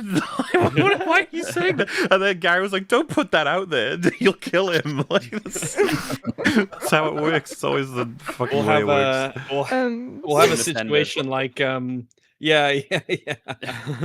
Too many, man. Too many. Rest in peace. Sorry. It's just sorry. Well, go ahead. I was meant to say that just the puppetry in this movie is just a good example of it basically is a representation of the fact that the Baby Yoda being a puppet is more of a marketing ploy than them being interested in the art of it all. Yep. They just don't care because they don't care because the puppet is capable of a lot. They don't believe in it whatsoever. No. It is an aesthetic. That's all they care about. And that's why it annoys me when I'm on shows and people say, like, "Oh, it's always better when it's puppetry than CG." It's like, don't let them do that to you. That's the whole fucking idea. It's all the marketing is. If the Balrog was a puppet, it probably wouldn't have been as good. I would defend that it was the correct decision for sure to make that CGI. Look at that fucking thing. It's amazing. But also the sort of the thing about like adhering to comic accurate costumes in, let's say, superhero movie stuff, giving them points for that. It's like they don't actually want that, dude. They never wanted it. They're just doing it because it appeases people. It's the only fucking reason. They don't think it looks good. They don't care. They're just like, stupid. Whatever. Yeah. They think it's dumb, and they think you're dumb, and they want your money. No, and when they get it, they laugh at you. They go, ha ha ha ha ha. That's what they're doing. If they thought that you were a smart, discerning, intellectual, human being, then they wouldn't make movies like The Mandalorian and Grogu, and then charge you $15 a fucking ticket to go and see this movie. The people they've got doing this work, I'm sure they work hard. I'm sure they're somewhat passionate, but the care is so fucking clear. And first of all, the shot we just showed, but also I always bring this one up because it's mind-boggling that this is even something they put in the show. This is Grogu walking away in season 2, episode 2. No. How did that even stay in? You know what I mean? You guys Like, know on the Marvels. When he talks inside about all the the people who do the costumes and the makeup and a lot of the behind the scenes and background stuff, like they put their heart and soul into all this stuff that ultimately has nothing to do really with the story or the narrative or the characters or the themes or anything like that. Because these movies are, it's a big team effort, and a lot of people they really give it their all. well, It's just a shame that these people who give it their all are never the people who are in charge of the story. the two people have just said, it's like, looks like a wind-up toy, looks like a remote-controlled thing. It's like, these two things may very well be what is part of how this thing works, but the whole idea is you're supposed to trick us into thinking it's not. And that's what I mean by, like, they've got technology, they've got money, but how did anyone see that? Like, the people who really care, like, any given, like, Jim Henson style, I just can't imagine they would ever be okay with letting something like this go in any parts of their work. If they really, they'd be like, no, this isn't it. You've taken the device, so to speak, and then you just, what is this? Like, who have you got on the remote controller? If the Muppets were there in universe, they would make fun of Grogu. Yeah. What's going on inside this puppet is it's on a remote control. It sort of wiggles and jiggles to make it seem like it's walking, but in reality, it's on wheels. And you can see the wheel marks in the snow underneath Yes, it. you can. Wait, hang on, I'll get it back up. It's just his feet dragging. It's just his feet dragging a bit because he's shuffling. That's all it is. And what I find funny in that sort of beginning scene where Mando and Grogu are walking is just, my sister caught it. It's just so uncanny to watch such a, like, Mandalorian is 20 times bigger than Baby Yoda is. But Baby Yoda can keep up with him somehow with his tiny legs, tiny legs. They only show very short little bits of him walking alongside Mandalorian. Yeah, they never they want to usually link do, on that because they have to struggled. show what kind of Yeah, effort but it would take. In the Do you book of Boba Fett, he had to walk alongside Luke, and they couldn't do it. So like Luke just kept picking him up with the Force and plonking him down ahead of him. Is it like, I mean, that's shit, but it's kind of better than pretending it's a he can work walk. rate, Yeah, I guess it's better. That's why he the needs his entire little beginning old scene, man it's scooter that he has. It's implied that Mando, sort of Ellen Ripley and Grogu are walking at the same speed together. It's just it's so weird. But yes, they do put some more CG effort in to hide the flaws of the animatronics that they apparently don't take full effort with. But sometimes, I'm sure they put more effort into the animatronics even than in the show. Even though, just want to make sure everyone understands the show is expensive as shit. And it's the show's sort of nature as a flagship show for Star Wars on Disney Plus that made this movie happen. So, you'd think they take a bit more care, but by the time you get to season 3, you understand how much they're rushing through it. They just do not give a shit. He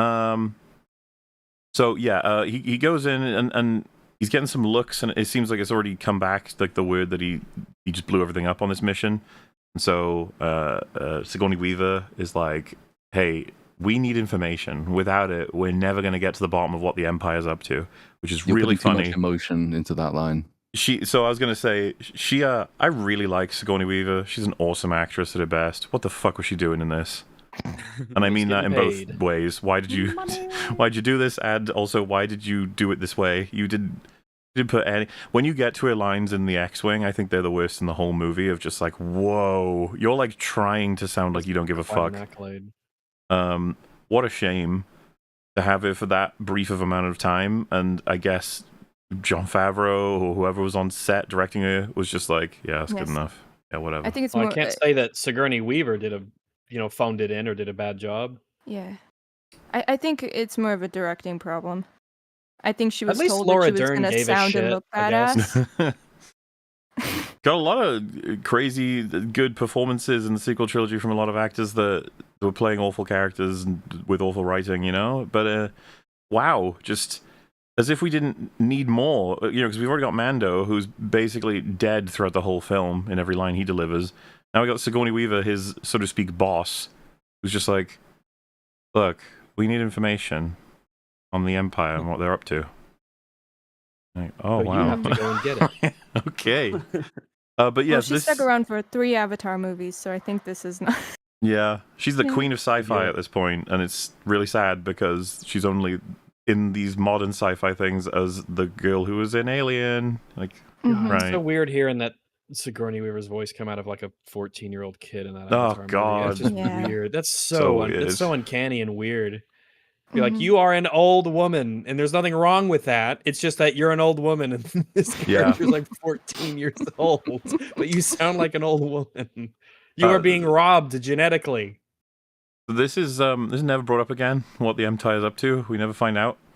Never even get like a hook of like, we know what it is and it's gonna shock you, and then we hit credits. No, it's just implied bad stuff, and that's all you need for the story. Stormtroopers bad, Empire bad. That's it. You have to stop whatever it is they're up to. It's what we've been doesn't even matter what discussed earlier, right? Like they want to move, but they also can't move at all. The story, so it's like, oh, the Empire, yeah, Progressing the story might mean that one day we won't have stormtroopers to shoot in endless droves. And we can't have that. We have to. Oh my God! It's like the Mihai Csikszentmihalyi thing. They have to be stuck in the middle. Oh man, that's taking it back. It is, and so we have the opening exposition about the need to find this information. The Zeb telling us we gotta be getting that information. Now we've got Sigourney Weaver telling us gotta get that information. It's just like, oh boy, this story's definitely about getting that information. It's not though. Like what? Yeah, because that's what he says. Just give me time, and I'll take out every bad guy in the deck of cards. You're like, no, you're not listening. we need to get information. You fucking lemon. Why you keep saying these things? And she says it's not about revenge. It's about preventing another war and protecting everything. Yeah, I got to stop in that sentence, haven't I? Preventing another. That's just remarkable. The New Republic always has the issue of, as many things are, knowing that in not too long, in fact, relatively soon, the New Republic will be eradicated and 5 planets will be exploded. Yes, but it won't be a regrettable situation considering what we see them get up to in terms of both being extremely retarded and hyper-aggressive to the point of clearly they're looking for a war. Well, hyper but selectively aggressive. That's the weird thing. That they don't intervene where and when they should, but they do intervene where and when they shouldn't. Yeah. Slaves on Canto Bight? Whatever. Well, come on, dude. They're fledgling. They just started up. They've only had about a decade. Give them a second. There are ways, though, to write that as a legitimate example. If you get into the political turmoil about what happens when a power vacuum is sort of created, and a lot of people, especially because we're going to be clear, the Clone Wars, they kind of just happened not long ago. It's from this point back, how long ago? About 30 years. Most adult, I guess all adults, pretty much, they remember the Clone Wars. That's something in memory, and the effects of the Clone Wars are very big politically. The series doesn't really want to talk about it, and that's one of the weaknesses of the series. But you kind of had 2 big back-to-back galaxy-spanning wars that just happened. But no one really acts like that's the case. We don't maybe one half interesting thing in Mando season 3 where they come across an old separatist who's still like a diehard Dooku loyalist. It's like that could have been really interesting, but then he gets zapped by freaking what's her name, because they can't be talking about politics. So that was that, and then otherwise, also in Mando season 3, they try and have it where is it Navarro gets attacked by the seaweed pirate? Star Wars, isn't it wonderful? And seaweed pirate. They petition the New Republic for help, but then they do at least say, no, we're so overstretched, we can't do it. And the guy goes all the way to Coruscant to try and get help from them, but then the bureaucracy. It's that Sub-Andor episode where it's like, there's almost something there where they're talking about how the New Republic's bureaucracy is already strangling it and it's reproducing the worst features of the old regime. And this is why they're unable to get help against the pirates. But beyond those 2 episodes, there's kind of just nothing. Yeah.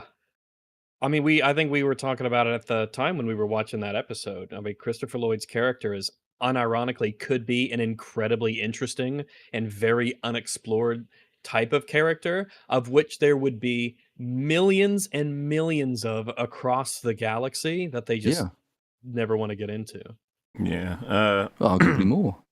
I suppose absolutely. Addressing the Clone Wars statement you were making there, Rags, that it's just that none of the characters, certainly the main character, has any connection to the Clone Wars, There's nothing really that happened during that would have affected them in any way that it would come up. True. So never mind. Also, by the way, explaining to Mando how the job works, just and what the job is, annoying exposition, but simultaneously irrelevant soon enough. It's like the story doesn't really care about it that much. Fascinating trait of Jon Favreau, Dave Filoni writing. Yeah. But yeah, the end of that sentence is that they need to protect everything the rebellion fought for. I almost find it kind of gross, right? Like, good luck with that. All the effort for everything Disney has made has just undone every achievement from the rebellion in the OTs. It's like, well, never mind. Well, yeah. Imagine if they had the balls to make an episode 7, 8, 9, 10, and you had like what happens after the rise of Skywalker. It's like, I don't fucking know, man. Who cares? Like, actually, who cares? This is a certified who cares moment. But see, they're in that. Imagine they had the balls to just get rid of the sequel. They want to keep making stories, TV shows, and movies in this time period, and the biggest blocker on those being interesting is the fact they did the sequels first. The sequels are now making all of this redundant. Whenever a character says, we're doing this to save the rebellion, but it doesn't make any difference. We know it doesn't because we've seen it already. It's just, it's the right creative decision to get rid of them, the right business decision to get rid of them. They're not going to get rid of them, PR but they really decision. should. Right PR decision? Yep. Everything leads to them getting decanonized, but it is not going to happen. If they just came out and said, you know what, guys, we hired the wrong people. Massive L. Well, we're going to take that L. True, valid, all that stuff that you said, totally valid, heckin' valid. So imagine what would happen. Everyone's like, holy shit, they actually admitted it? They're doing it? So are they going to get new people? Are they going to... It's not going to happen, though, but... It isn't. It's not going to happen. There would have to be a complete and total, top to bottom replacement of essentially every single human being and algorithm at Disney HQ for that to even be entertained. It will never happen, unfortunately.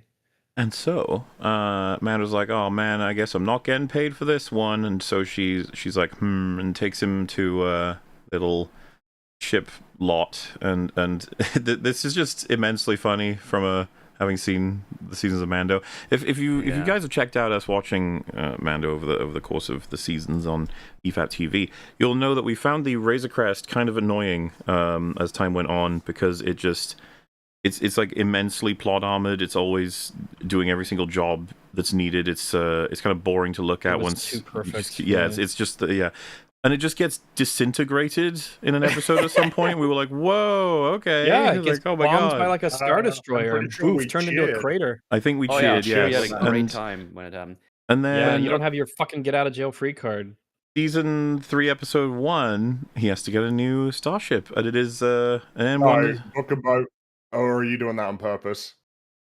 I thought it was season 3, episode 1. It was Book of Boba Fett. No, it's season 1, episode 5, Book of Boba Fett. That's when he gets the Naboo starfighter. The actual Mando season 3, episode 1. Yes, that's right. Yeah, that's why I wondered if you were memeing. No, I don't. I struggle to remember where all the pieces. It was in the Book of Boba Fett. Great job, Disney. He gets the Naboo starfighter, which is a terrible idea for a ship for a bounty hunter. No, Eckhart's Ladder told me that it's the perfect ship for the Mandalorian. All right. Well, apparently Disney disagree. Yeah, I mean, they realized the error of their ways. Not even touching the fucking insane continuity issues for anybody who didn't watch Book of Boba Fett. That is the replacement ship, and there's loads of problems. For anybody who just want a quick rundown, it's like he's separated from Grogu. There's 2 separate pods. You can't even like deal with Grogu, whatever he's doing for the entire mission. You can't fit anything additional in. He doesn't have an ability to carry bounties. Like a bounty? Can't really carry many weapons, any items. Can't stretch his legs. No, can't walk around. Have any kind of meaningful scenes. Anything. He can't take a shit. It's like a fighter. A fighter is built for a particular purpose, and it does that purpose well. And it is simply not the purpose of the vehicle that you'd want to have if you'd want a mobile home, essentially. You want an armored and armed mobile home. If you want to make it cars, right, it's like, rather than a caravan that's getting towed by, I don't know, a ute or something, it's like, instead you live in like a Miata. It's like, I'm sure you'll. And as a Miata owner, I love my Miata. I'm not taking it across. If I take a cross-country trip, I'm just renting out another car and renting out a hatchback or something. I'm not traveling cross tree and my Miata as Just much as I love it. The fundamental immediate flaw of you can't even conduct your primary job, so why would you pick that one? But it was always done for the reference, the key jangle. They play all the sounds and stuff, and it's like, oh, you like that Starfire? Yeah, we know it's from the prequels. And yeah, that's the prequels. They started sucking those for all they're worth at that point. Yeah. He does like keep it for the season and for a lot of big old battles and stuff, but there's still compensations happening here and there. But when you get to this movie, they're just like, oh, fuck you, it's gone. You're like, what? What do you mean? Because like when he gets into the ship with Zeb, it's like, oh, that's not the stuff. Okay, well, I guess that's not happening. Yeah, and then you see this. It's parked outside of his house. Well, so just to be absolutely clear, you'll go. Sigourney you can't Weaver even pick up groceries in it. Sigourney Weaver has provided him a replacement ship, and it is just a new Razor Crest. Yeah, and they didn't even get a Razor Crest-like ship. No, the actual Razor Crest, and she even explains that they got this specific one from the lot of an Imperial guy that they captured, and then she thought, this is the perfect ship for man. It's almost like she knows, because she watched the earlier seasons, that this was the ship he really liked. She wasn't there. How does she know this? The only people who were there were like Gus Fring, Mando, Boba Fett, Fennec Shand, and Grogu, right? None of the Rebellion knew about it. Or maybe. With her mind, with his mind powers, he might have. He can like telepathically communicate with people, or is that just Ahsoka and Luke? Do you have to be a Force user for him to talk to you? Wait, well, remember he has the yes/no droid for a little bit, and then they remove that from him. Where he's like yes, no to questions. So, probably, oh god, because they removed him from his really useful flying bed and put him in a droid that couldn't fly, and then he had to be jetpacked around by Mandalorians. Oh, what a show! You know what? I'm glad I didn't rewatch the show. Wow. Rub it in, why don't you? No, I will. I will, and over again. Yeah, to me, this is just confirmation that all the criticism we had was correct, and Disney had no choice eventually but to give him it back, because you need the scenes where he's talking to people and walking around inside it. You need to be able to put people in it. All the things we said happen in this movie, and it's like, yeah, you can't have that. Yeah. Which then makes you wonder why they even introduced the Zeb guy as a guy who picks him up from places with a spaceship. If he then he does just the flying gets his own one. Movie. He got the Chewbacca anyway. He's just a chauffeur now. Yeah, I don't know. It's all over the place. It doesn't really even matter. It's just funny more than anything. Right. Yeah. Regardless. Who cares about Zeb? Who gives a shit? Yeah. Sigourney Weaver's like, your next target. No one knows what he looks like, and people think he's dead. Which is an interesting start. You're like, okay, so how am I getting info? He's like, you've got to go to the Hutt twins of Nalhutta and rescue their cousin, Rota the Hutt. And in exchange for rescuing their cousin, they will give you the information on the mysterious Empire Man. So it's like, wow, that's what we're doing. That's the film, huh? Go to place... Get operation to go to other place, collect thing, replace for information, get information on other guy, and then get that guy. It's like, ooh. I was immediately thinking like, oh, we're just doing a season of a show that they didn't. This get sounds to like it'd be a handy arc for 3-4 seasons of a TV show. Yep, I've seen this format 3 seasons long. And you know what? In theory, purely hypothetically speaking, if they had this plot, but it was done really well, if Mando was a clever, interesting character and his relationship with Grogu was actually something worth giving a damn about, I'd be like, yeah, all right, I guess the plot is really, really like basic and generic, but that's fine. A really simple, generic, basic plot executed well is still a good story, right? Yeah. Yeah. I guess. There's a line following up where he's asking about, the name, and she says, his name is Rota the Hutt, the only surviving heir of Jabba the Hutt. Jabba the Hutt. And it's very, somehow Palpatine returned as like it feels like from Sigourney Weaver's end, the way you listen to her deliver that line, that she's just like, where am I? What's happening? Like, what? I want to go home. Get Rota the Hutt. Was an alien. Besides how depressing it is just on its face, there is another quite depressing element to it as well, which is that, like, if you do know about Rota the Hutt and you remember where you heard that name from, then you've seen the Clone Wars movie where the plot is that Rota the Hutt gets kidnapped, and it turns out it's a big old conspiracy involving an Uncle Hutt and the villains to turn against the Republic. And it's like, I do wonder, are we maybe just having another go at that movie now? He's getting Is that revenge. what we're doing? People don't like that movie enough. It might be the only Star Wars movie to have made less than this one will, but I think that's indicative of something, which is that you shouldn't. This was a bad story the first time, Dave. We want to see this again. But Really you say likes that to those him, and then huts. he's like, "But what else could I do?" You're like, "Oh, Are you telling me there's different story? I imagine can Jon retire. Favreau was like, Yeah. I need a movie idea, and Dave Filoni was like, okay, Yeah, I'm you gonna better think watch of your mouth. something. And Jon That's Trapper Favreau Wolf you're hadn't talking seen about. any of the Clone Wars. I was like, Dave Filoni was like, bingo. just, So- just gave him his own. God damn it, it's so bad. Mando says, I don't work for gangsters anymore. And again, just no emotion at all. Sigourney Weaver says, that's right, you don't. You work for us. And right now, this is what we need you to do. You don't want the job, then I got nothing for you. It's like I'm watching the. It's like I'm It's, watching the movie right now. It's insane. Yeah. What was so her remarkable lines to me were is just it's oiled and so disinfected. it's so inefficient. It's like you indeed you do not work for gangsters. You actually work for us. And at this moment, working for us entails us telling you to work for them, and therefore that is what you must do. And if you Ooh. do not wish to do that, then you will not do anything.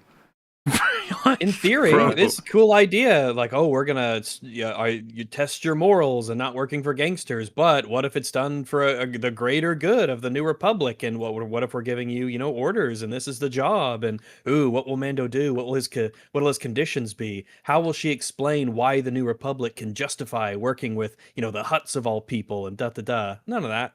Nothing No. interesting there to explore. Here's the job. I don't like it, but I'm gonna do it. I guess All I right. should say Next scene. all of you are going to care greatly about this. I'm kind of skipping over any and all times the camera focuses on Grogu and he goes like oogly boogly or eats something. It's just, yep, that happens several times. That's a lot of the movie. Didn't I DM you at some point that I think he probably ate like more than his body weight in this fucking movie? Just keeps on. That's the Just meme. They don't know what keeps else to fucking do. eating. It's like they have a console of buttons of these things have worked before. Press it, press it, press it, press it, press it, press it. He's like, you're pressing it too many times, David. Stop. And he's like, no. Belly's Oh. belly. All we Yeah, have. he eats a fuck. Like in the first 30 minutes, he ate like 7 times or something. It's so Now, fucking stupid. It's so bad every time he has an eating scene because, I mean, you can obviously tell it's such a bad job they doing with Puppet. And the whole thing, they couldn't even, like, choreograph in a thing where the thing actually gets the bite off of it or anything. It's just, they're obviously, well, how many millions of dollars is this movie cost? It's just him, and it goes on and on.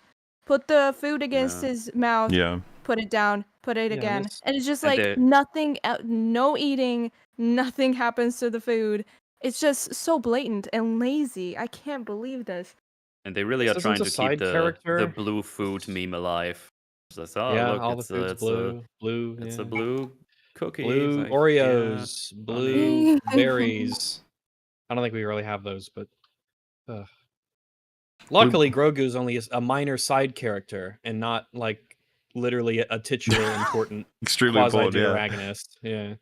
So, and I'm gonna point the finger at everyone here and chat. Okay, when Han No. got into the cockpit in TFA when you first ever saw it, there's got to be a percentage of people here that were like, "Ooh, look at him go! He's in the cockpit!" Ooh, and J.J. Abrams in that moment plays it such. It's like the music swells and Han's there like, "Oh, here I am." And it's like, "Oh, the return, we're back."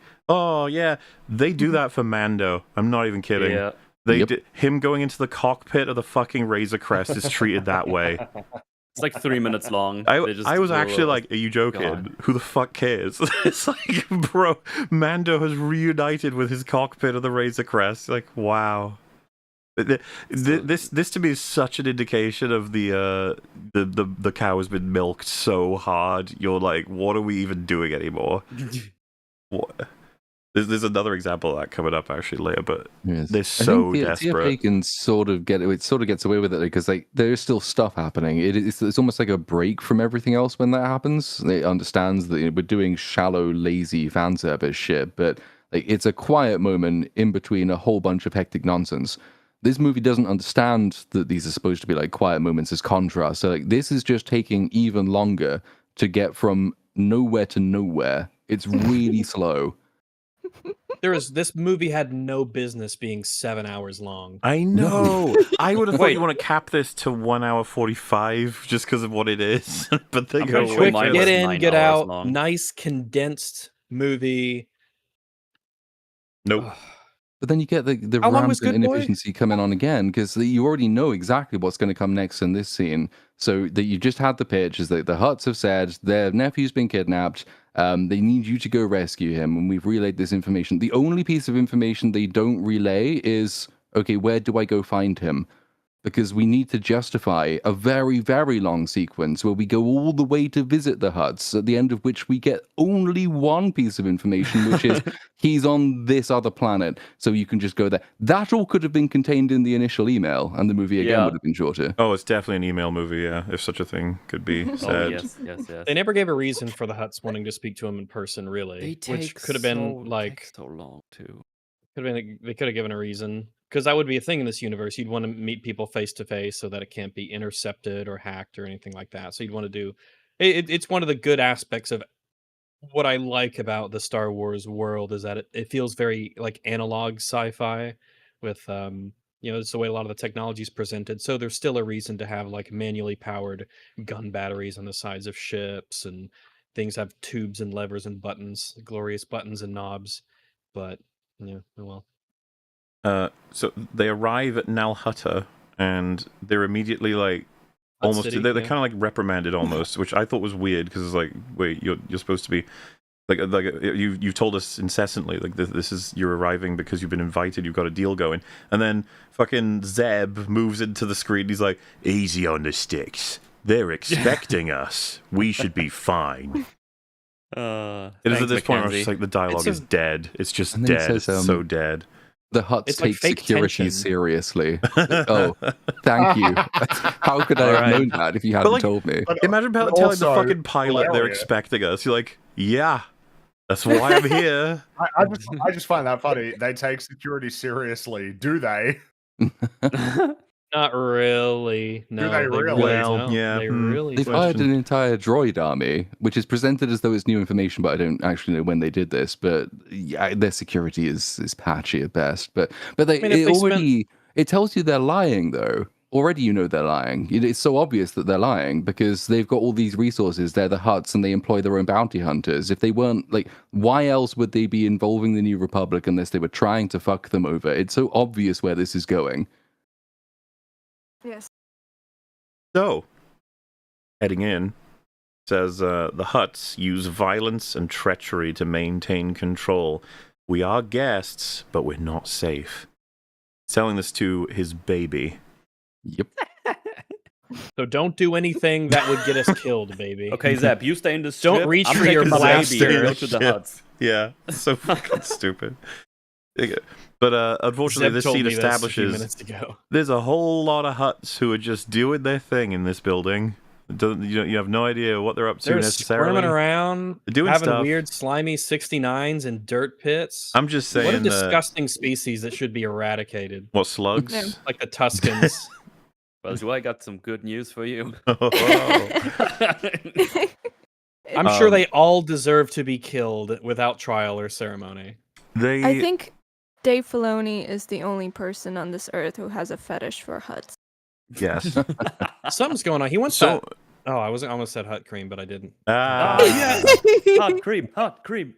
He's so into this, and it's good that we've referenced this ahead of time. When they say, "Hey, Mando, we need you to get the fucking rota," the image they show is from the Clone Wars movie. It's like you don't have anything updated. People in my theater giggled. But that's another example. They're lying. They've just told. They say, "Our dear nephew, that we really love him a lot, and he's been taken by bad people. He fell in with the wrong crowd, and we want to get him back." So, but if you loved him so much and he's your dear nephew, why is your last picture of him from like 30 years ago? Obviously, you're lying. He's not like Mando a famous, well-known that they're person. lying. That's the thing. They could download a fucking new image of him from their website about the. They have a shit ton of resources. They could send anyone fucking else all these years. He is very easy to find. Yes, he's easy to find, but it's more just like so. Mando's just walking into this very obvious trap, And everything he's being shown, the Hutts show him evidence that they're bullshitting, and he has no response whatsoever. All you need to do is have him like cotton on, start thinking, yeah, there's some suspicious shit going on here. I don't think I really believe them, Grogu, but let's spring the trap, to coin a phrase. Like, have him at least aware that he's being fucked. What if... I think even Grogu is intelligent enough to, figure that out, but I guess not. Also, like, I hate that entire premise of this film just balances on the fact that, hey, I hope you don't think that Hutts are suspicious creatures at all.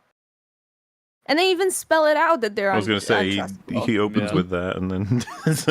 But I'm confused as well because it's like if he did go and he found that Rota was happy, and so he comes back like, yeah, he's not in trouble, he's doing well. Well, what are they going to do? Yeah, the twins.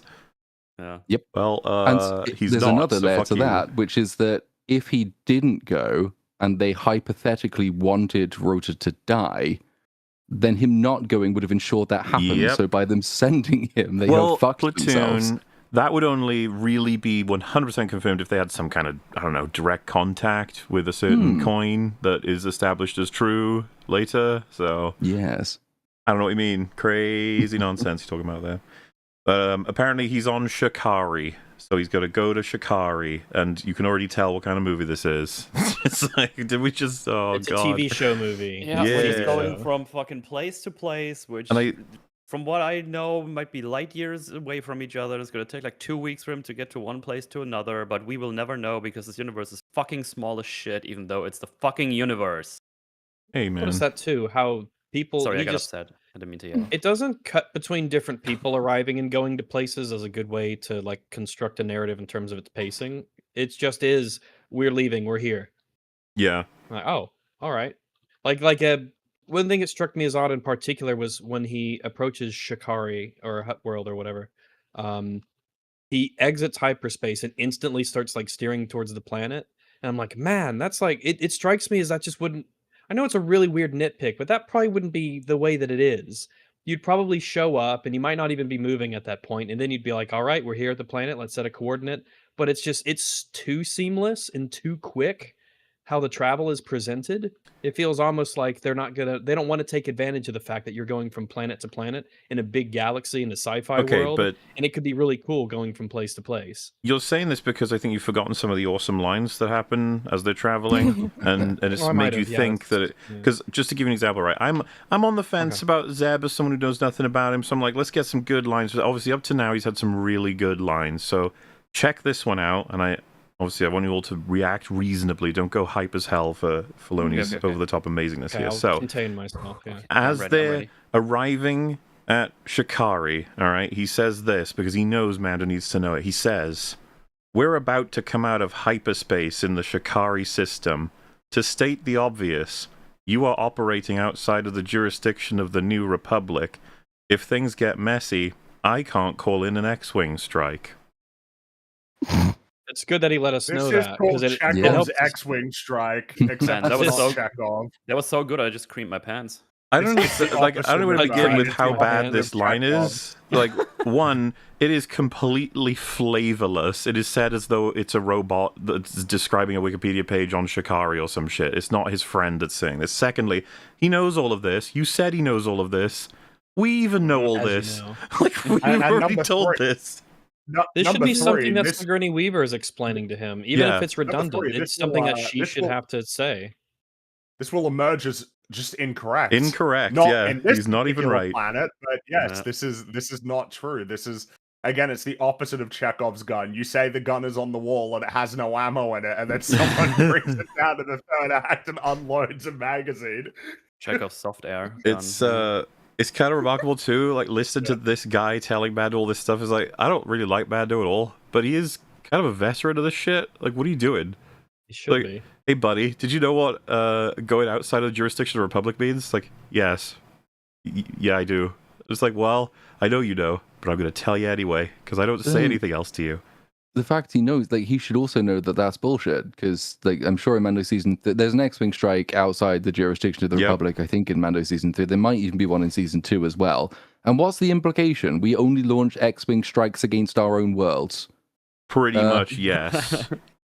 We are a relatively... I mean, It would be interesting to hear how the New Republic decides when and when not to strike essentially sovereign planets and powers, especially for defensive reasons, and to get their take on it. We can't do this here. We can do this here. It's time for us to flex our muscles. We are the New Republic. We can't let this happen. We can't be complacent. Stuff like that. It could make for an interesting. They story, mention it briefly in especially season have multiple 3. people's perspectives on it. They have that out of nowhere scene where they're talking about how fucking what's it called? What's Grief Karga's place called? Navarro.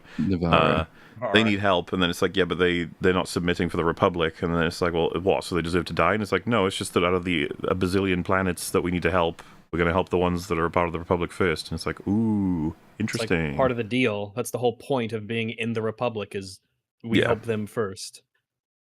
Anyway, I just, like I said, I anybody who likes Zeb, that's great. I have no reason to ever want to see him again. He's just exposition, good man. For you, kiddo.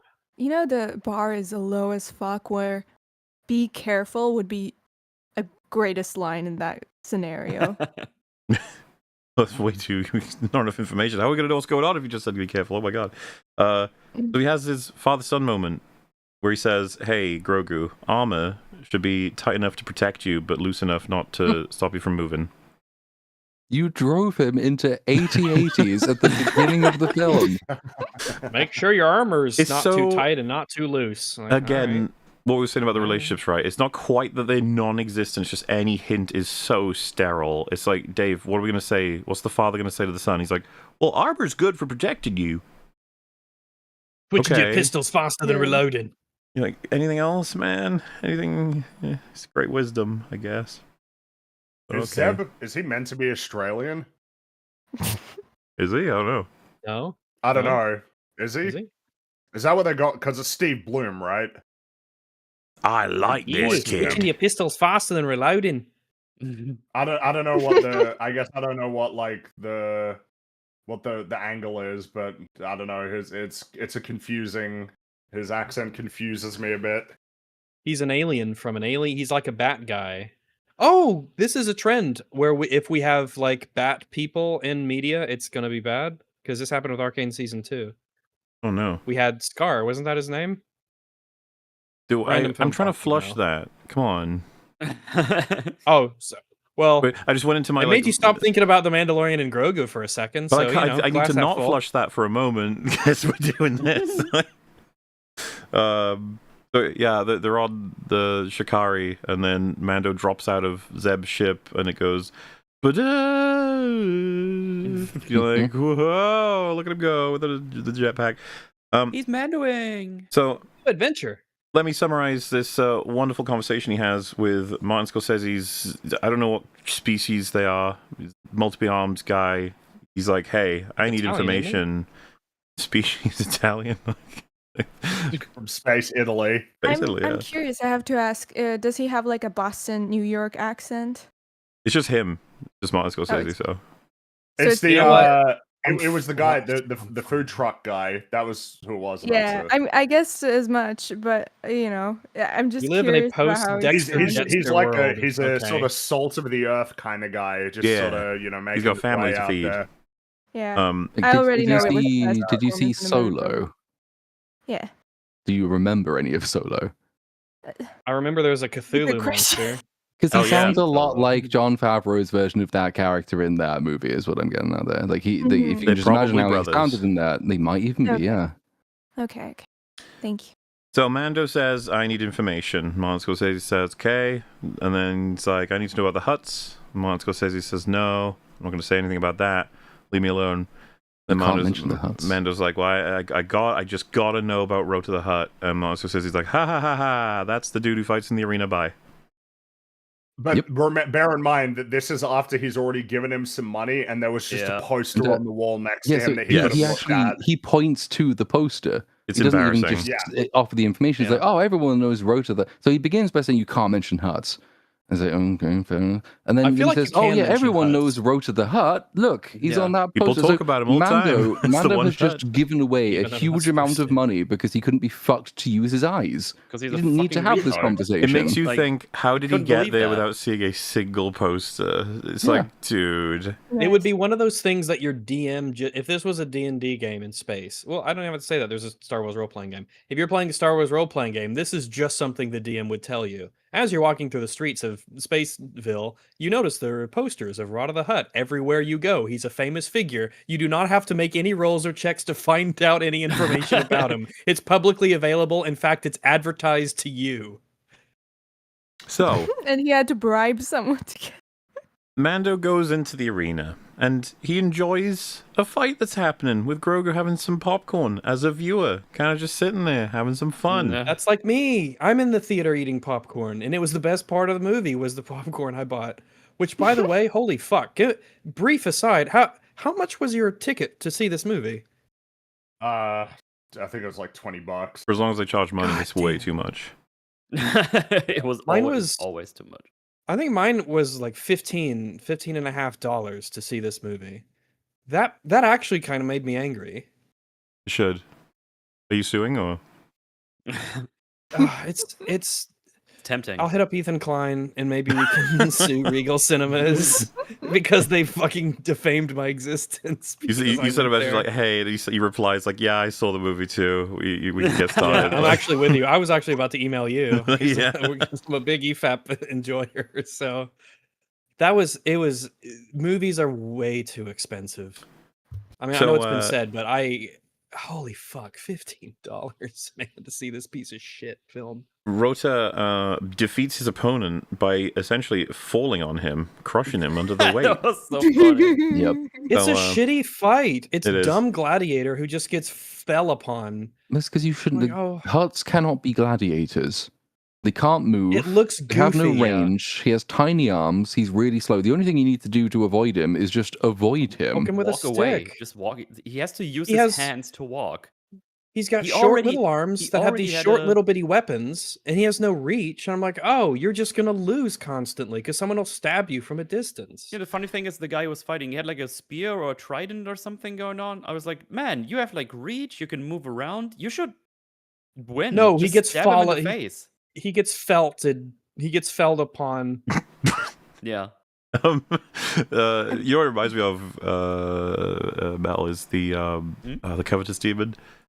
It's like that fight is funny because when you're in Dark Souls 2, you're just sort of like, oh, I don't think you can do much to me. Yeah, it's gonna walk in circles around. It'll do you. like Fleeby moves where it goes blah, and rolls across Yeah. him, but more broadly, you're just like, wow, you're just so fat, and there's just not much Yeah, you're it's gonna be able to do, bud. Wait, You're a wait for slug. me. What he Um, reminds They me of, coulda- and I don't know why. Have you guys, any of you, seen Monsters vs. Aliens? Yes. No. The fish guy. I think he's called like Weak Link or something.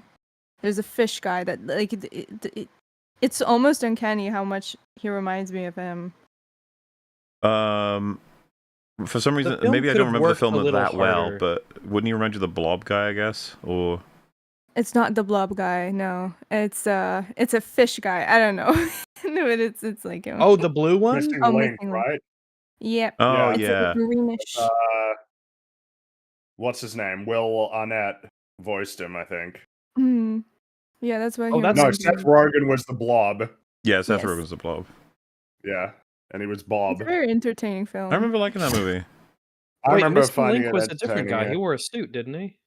No, that was Hugh Laurie. Yeah, he's also fun. Lots of fun to be had in a movie like that. What year was that? That was 2009. 2009. Different Yeah. time, man. It's a different time. So sort of squeezed between Kung Fu Panda and How to Train Your Dragon. Amidst Yikes. those, yeah, it doesn't seem as worthwhile. Jesus Christ, that's But not it's a fair at fun all. film. Yeah. Oh, that is Stephen Colbert is the president in that film. He plays And the Keith piano. Sutherland is like the general man. I remember. I thought that was Megamind. No. No. Sorry, my brain. Carry on. My brain's not. No working. problem. So It has similarities with Megamind. The villain of the movie looks a lot like Megamind too, so yeah. I guess Mando's just allowed to go visit him. It doesn't seem like there's any difficulty in that front. I know he breaks in later. I don't remember. I don't think there was anything like of him breaking in the first time. I guess it's just no. He just shows up. Yeah. We see him being like massaged by these robots, and he's like, "Hey, yo, you want to go?" Well, okay. So, some people in chat might not know this, right? So, Jabba. I'm a huge fan of Jabba's voice. It's really awesome. If you remember Return of the Jedi. It's very alien. It's very intimidating. Yes. And that has been a big problem with a lot of these Star Wars properties, and kind of honestly a lot of science fiction, I feel, is that the voices of very exotic, non-human-like creatures sounds extremely... It just sounds like a normal human is talking when you would want them to feel way different. Like a human-looking alien, when I see Liara Tassoni or Tali talking to me in Mass Effect, I'm like, oh, you're kind of like a Star Trek alien where you're mostly humanoid, you're just like blue, or maybe have a little bump on your nose or something. So it's not that weird if you sound pretty much exactly like a human. But like Rex, he's got like this deep booming voice, and he's super hot, and he sounds alien and everything. But here we get a cast of aliens who are very, very not human, as we will discover very soon with Rada in particular. Again, and they just sound like normal guys. Jabba's voice lives in my head a little bit. Especially the laugh. It's very fucking cool. In the sense of when I think of him, I hear it. My problem with Jabba the Hutt now. Wookie nipple pinchy, as the my problem with Family Jabba Guy the joke Hutt now goes. is that I've played Outlaws, and all I can think about is him saving you from. Me too. I was thinking about that. He's a legend.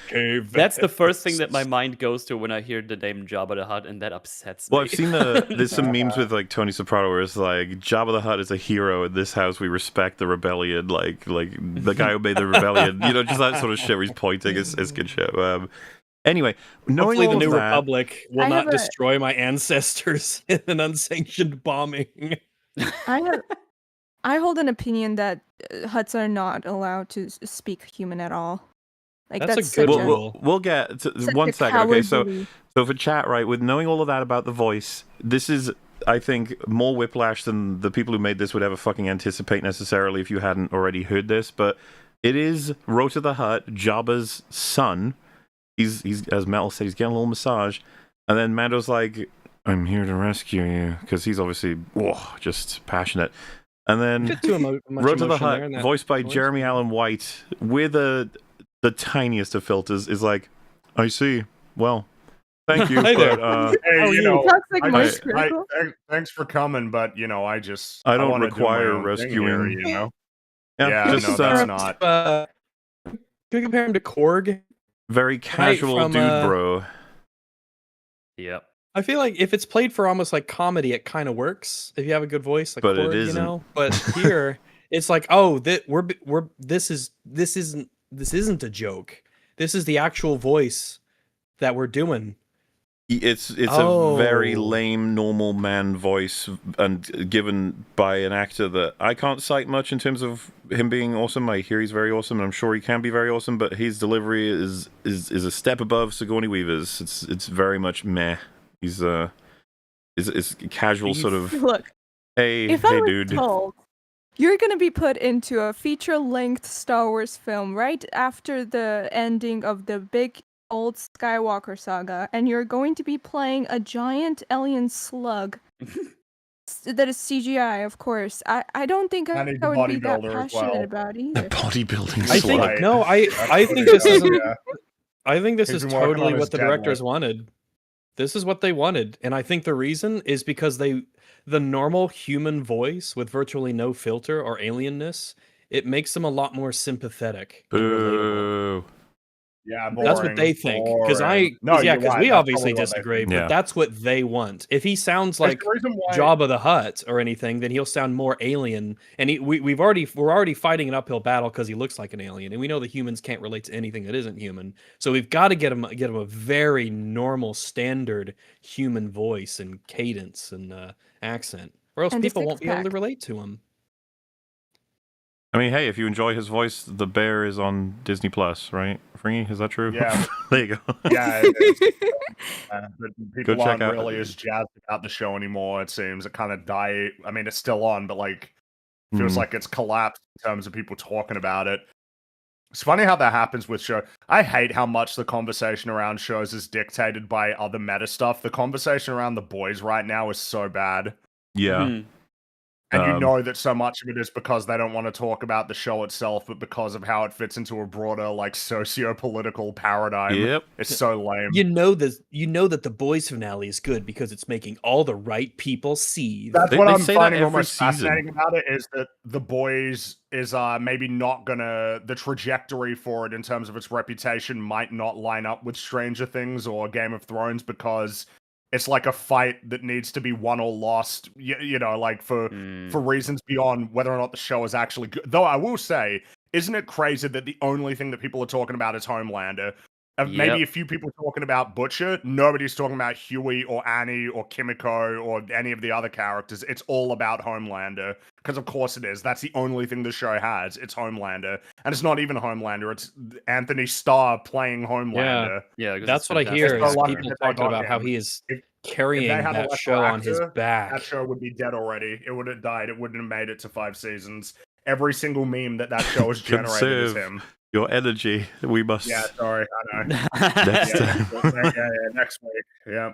But yes, his voice is a horrendous choice. It's awful, and it's like a bad version of the requirement of having a more normal person. I'd say it's not even like a good attempt at doing that approach. If you wanted more of a human, more English, or whatever, it's just like no, bad. I don't know, it does not even logistically make sense. Like, you would think for a character like that, they would just typecast for the sake of, like, being funny or something, or for the marketing. Like, the guy you would go for in this case would be Jack like Black. Jason Momoa.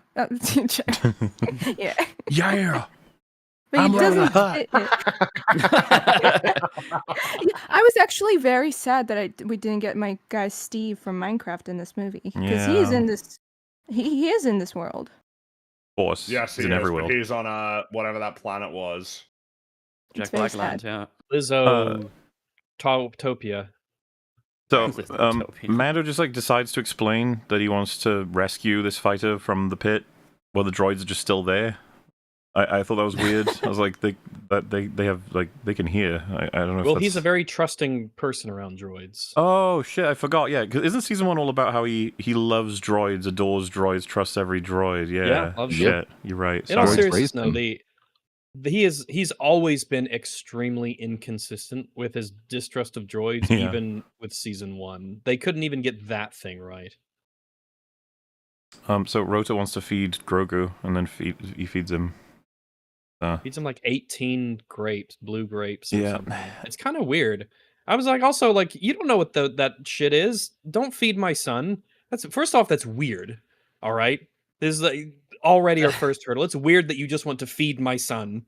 Well, like, the thing is, during this movie, he keeps talking to him more like a pet. Yes. The more the movie goes on, and I was like, "What is happening right now?" Can I feed your dog? Grogu is. Yeah, I'm pretty sure he says like heal. He says heal and stay. I was like, "What the fuck is happening?" Yeah, really weird. This bit was pissing me off though, because it's like, this is slowed to a crawl, and so Mando says, you know, who is your own? Like, who do you owe money to?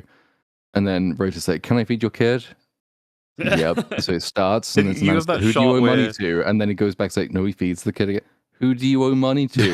And nearly done. Nearly.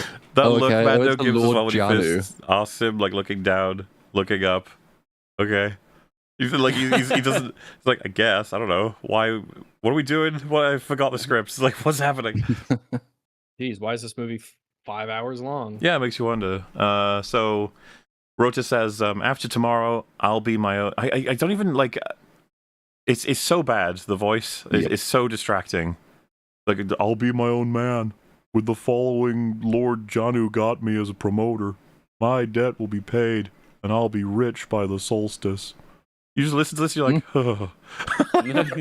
stop it. Glad Jabba got strangled so we didn't have to see all this happen.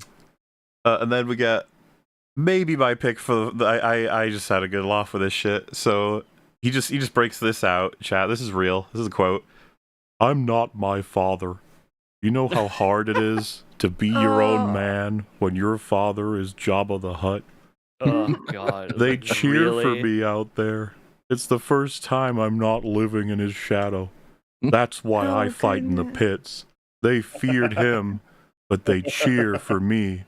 So no, I don't need to be rescued. And it Pen keeps on going. fire. Pen on fire. The most Dude, unbelievable it thing is- for me in this entire conversation is that he is the only one suffering from being Jabba's son. I Due can to the only amount of describe the fucking that guy dialogue. does. I Sorry. can only describe the dialogue as juvenile. Yeah. And that's being kind to it. This is my mean, it's purpose. just- This is what I think. This is the thing I have to say This in the is what script. motivates me. This is my central motivation. I'm going to tell it to you, Mr. Mandalorian. Like 3 times. Yeah, over and 3 over and times, over and just in over. case you don't get it. Like, I don't know. It's just like, dude, Dave Filoni is like dumb. Such a hack. Yeah. And At- the I mean, it fact- explains everything. Occam's razor kind of he probably just is dumb. Yeah. just like actually just a dumb person. He is, and it's very interesting. Like, I think his understanding of Star Wars is limited to, okay, we need daddy issues. There has to be I am your father substitute in the story for it to be Star Wars, right? So what character do we have available to give that storyline to? Oh, we have Jabba, the son, Jabba's son, Jabba Jr. Yay. Jabba Him, Jr.. yay. Jabba Jr. Jabba Jr. is amazing. How We did can, I we can not call think him of that for the rest of this if you want. I'm just Yeah, going to Jabba rewire my Jr. brain a little bit. But Jabba Jr. is the good. first thought I had was JJ. like this effort to say, I don't want to be in my father's shadow. I don't want people to connect me to my father. I don't want to strike out on my own. It's like, and you go in by the Hutt name. Yeah. Mm-hmm. Okay. You'd think just you good would marketing, not want to okay? do that. Yeah, just call yourself fucking Bob or whatever. You don't need or Rota. You don't need Jabba. Well, Jabba Jr. would be a little counterintuitive, but it's just I just don't get why he's like, I am a Hutt, but don't judge me by my family name. You're like, well, Yeah. okay. It's hard to take seriously. Just it sounds really funny. It sounds like a Robot Chicken sketch, honestly. Like the Just Yeah, not it does. he's got a You're just little not kid this- who's Oh, like, God. I cannot live in your shadow, Jabba. Like, okay. Big fat shadow. So I'm yeah, you reminded me of that. It's just reminding me of the high ground joke. The part where Obi-Wan's like, oh, I'm just going to take that, and grabs his lightsaber, and Anakin's like, wait, are you fucking robbing me?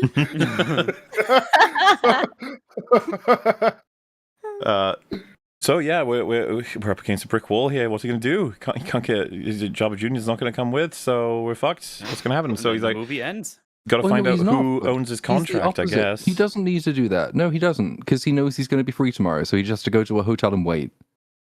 What if he loses the match? He's not going to. He's just seen him fight. He knows that like he has this magnetism that pulls opposition fighters to him, so he can squash No, them. that's There's called no way he's gravity. It's losing. not magnetism. It's gravity. Gravity. Well, he decides he's not gonna let that happen. Damn it! So he's got to go find the person who owns the contract, which is Lord Janu. Just one day from retirement. And he's like, hey, Martin Scorsese, who's Lord Janu? And he's like, no, I'm not going to tell you. And then he asks him for a second time more aggressively, and he tells him what he needs to know. And that's the end of that scene. Because he's Well, that scared of him, worked. because he pays protection money to Lord Janu. So that's why. Like, this guy who owns several moons bullies burger van operators for Of money. course.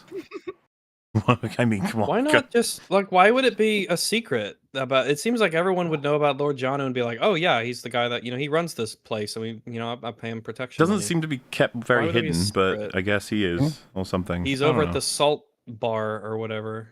Can you also can you imagine if Janu was just the first name of the Imperial guy they were after? That would be crazy. That would be- If he was like he's hiding in plain sight, the richest man who has a villa full of stormtroopers who goes by the name Janu and whose full name is Janu Coin.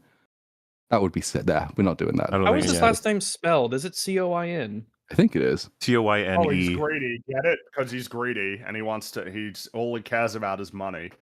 You'd think it'd be like Janu the Coin Glorbach or whatever. That's like a nickname. Or maybe if like they wanted to be Crassus or more something. conventionally Star Wars, the coin it would be a K instead of a C. But if it's just coin, it's like right, okay, cool, I nice. think they the put a Y actor's in name there. is James Coin or something like that, and that's why they've called him Janu Coin. It's basically the same as his actor's name. Ah.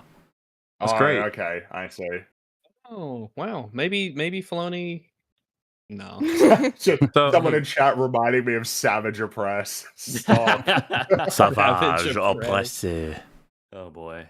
So anyway, Mando goes to the place, and there's a bunch of guys looking like, ooh, this could be rough. Gotta be careful. Oh God, what's this all about? And he walks up to like a devil guy, and he says, "I'm looking for Lord Janu."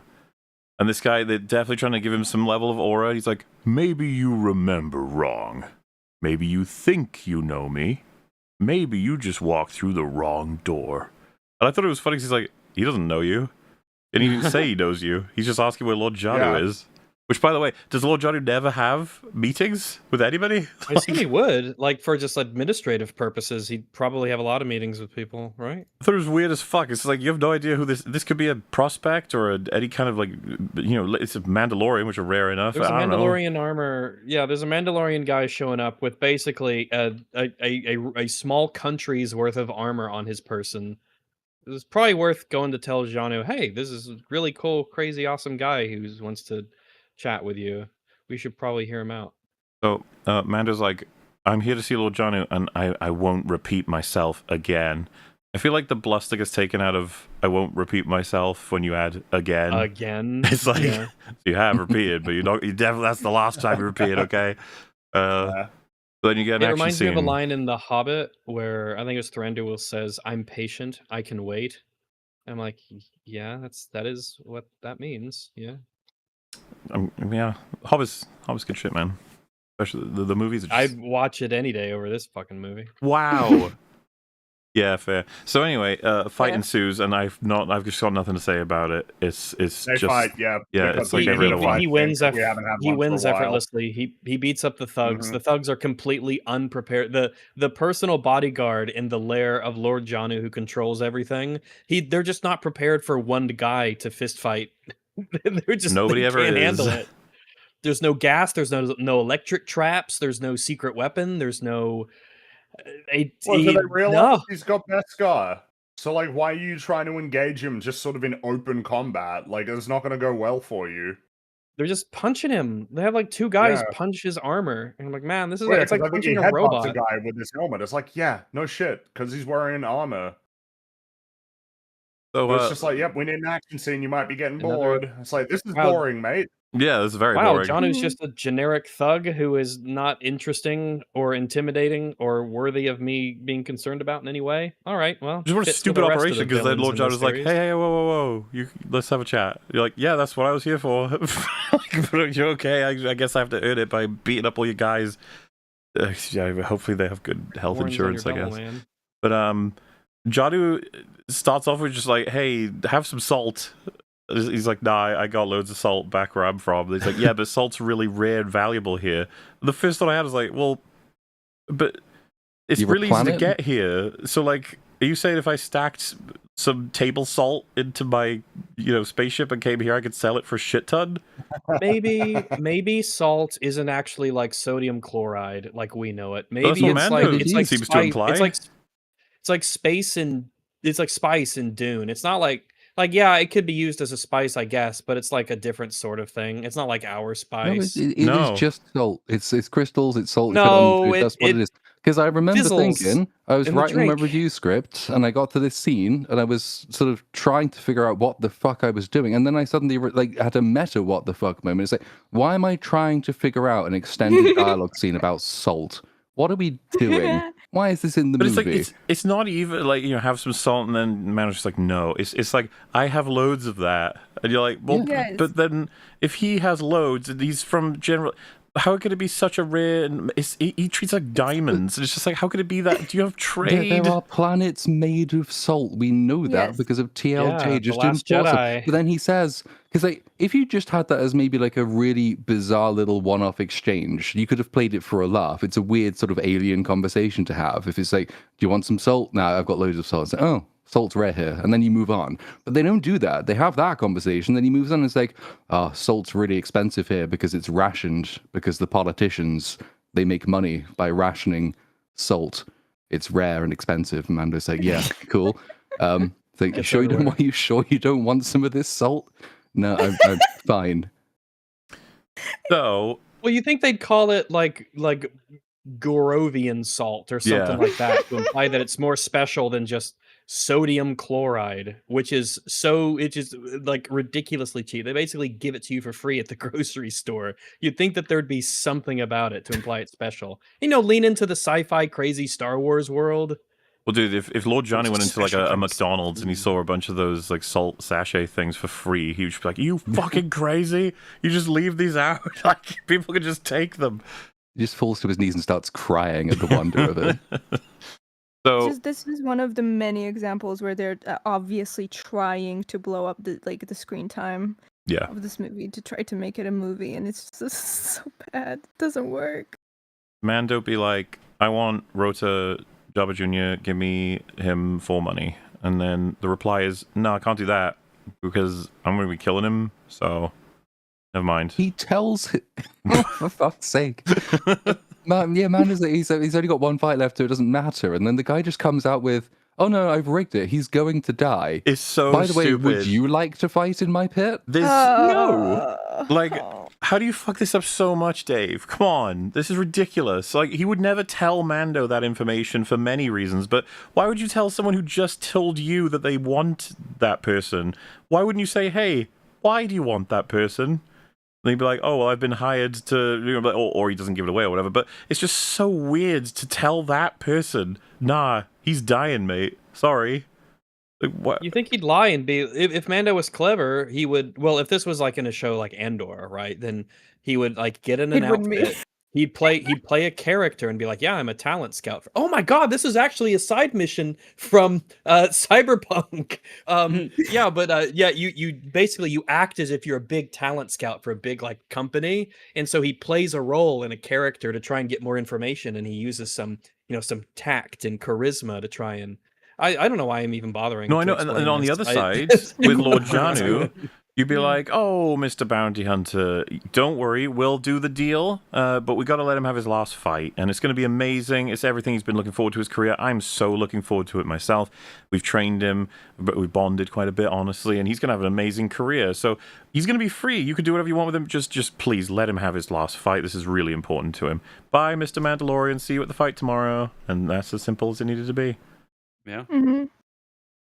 Yeah, you think that a clever villain would say something along the lines of, "Look how good this will make me look to like everybody, that there's this one big famous guy that's beloved and I'm the guy who put him in this position. I'm the enabler to this big hero that everyone really enjoys being around. Aren't I good? See how I can manipulate the people." It's not even really manipulation, it's just fucking true, really. But, that would make him interesting and then to some degree.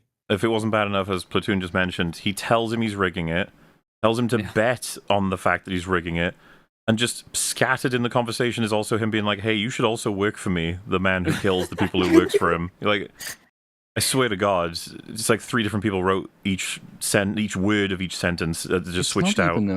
It's not even "you should work for me," it's "you should fight in the pit." The fight I just put told you I yourself in his rigged to ensure position. people die. You should do that. Yeah. He says this after telling him that it's rigged, and Mando says no. And then the conversation carries on going. Then at the end he says, "I really think you should consider my proposal." So here's a bunch of salt so you think about my proposal. That's so much salt I just gave you. He did give him a lot of salt. Perhaps this salt will change your mind. I don't know, man. You just and especially just looking at the time code, like, okay, like where are we going? I don't know, but just FYI, if you're rigging anything, probably don't let random people you just met know. Probably a bad idea. It seems like a bad idea. But what do you know? He's like a good businessman, and you're not. Yeah, is your last name Coin?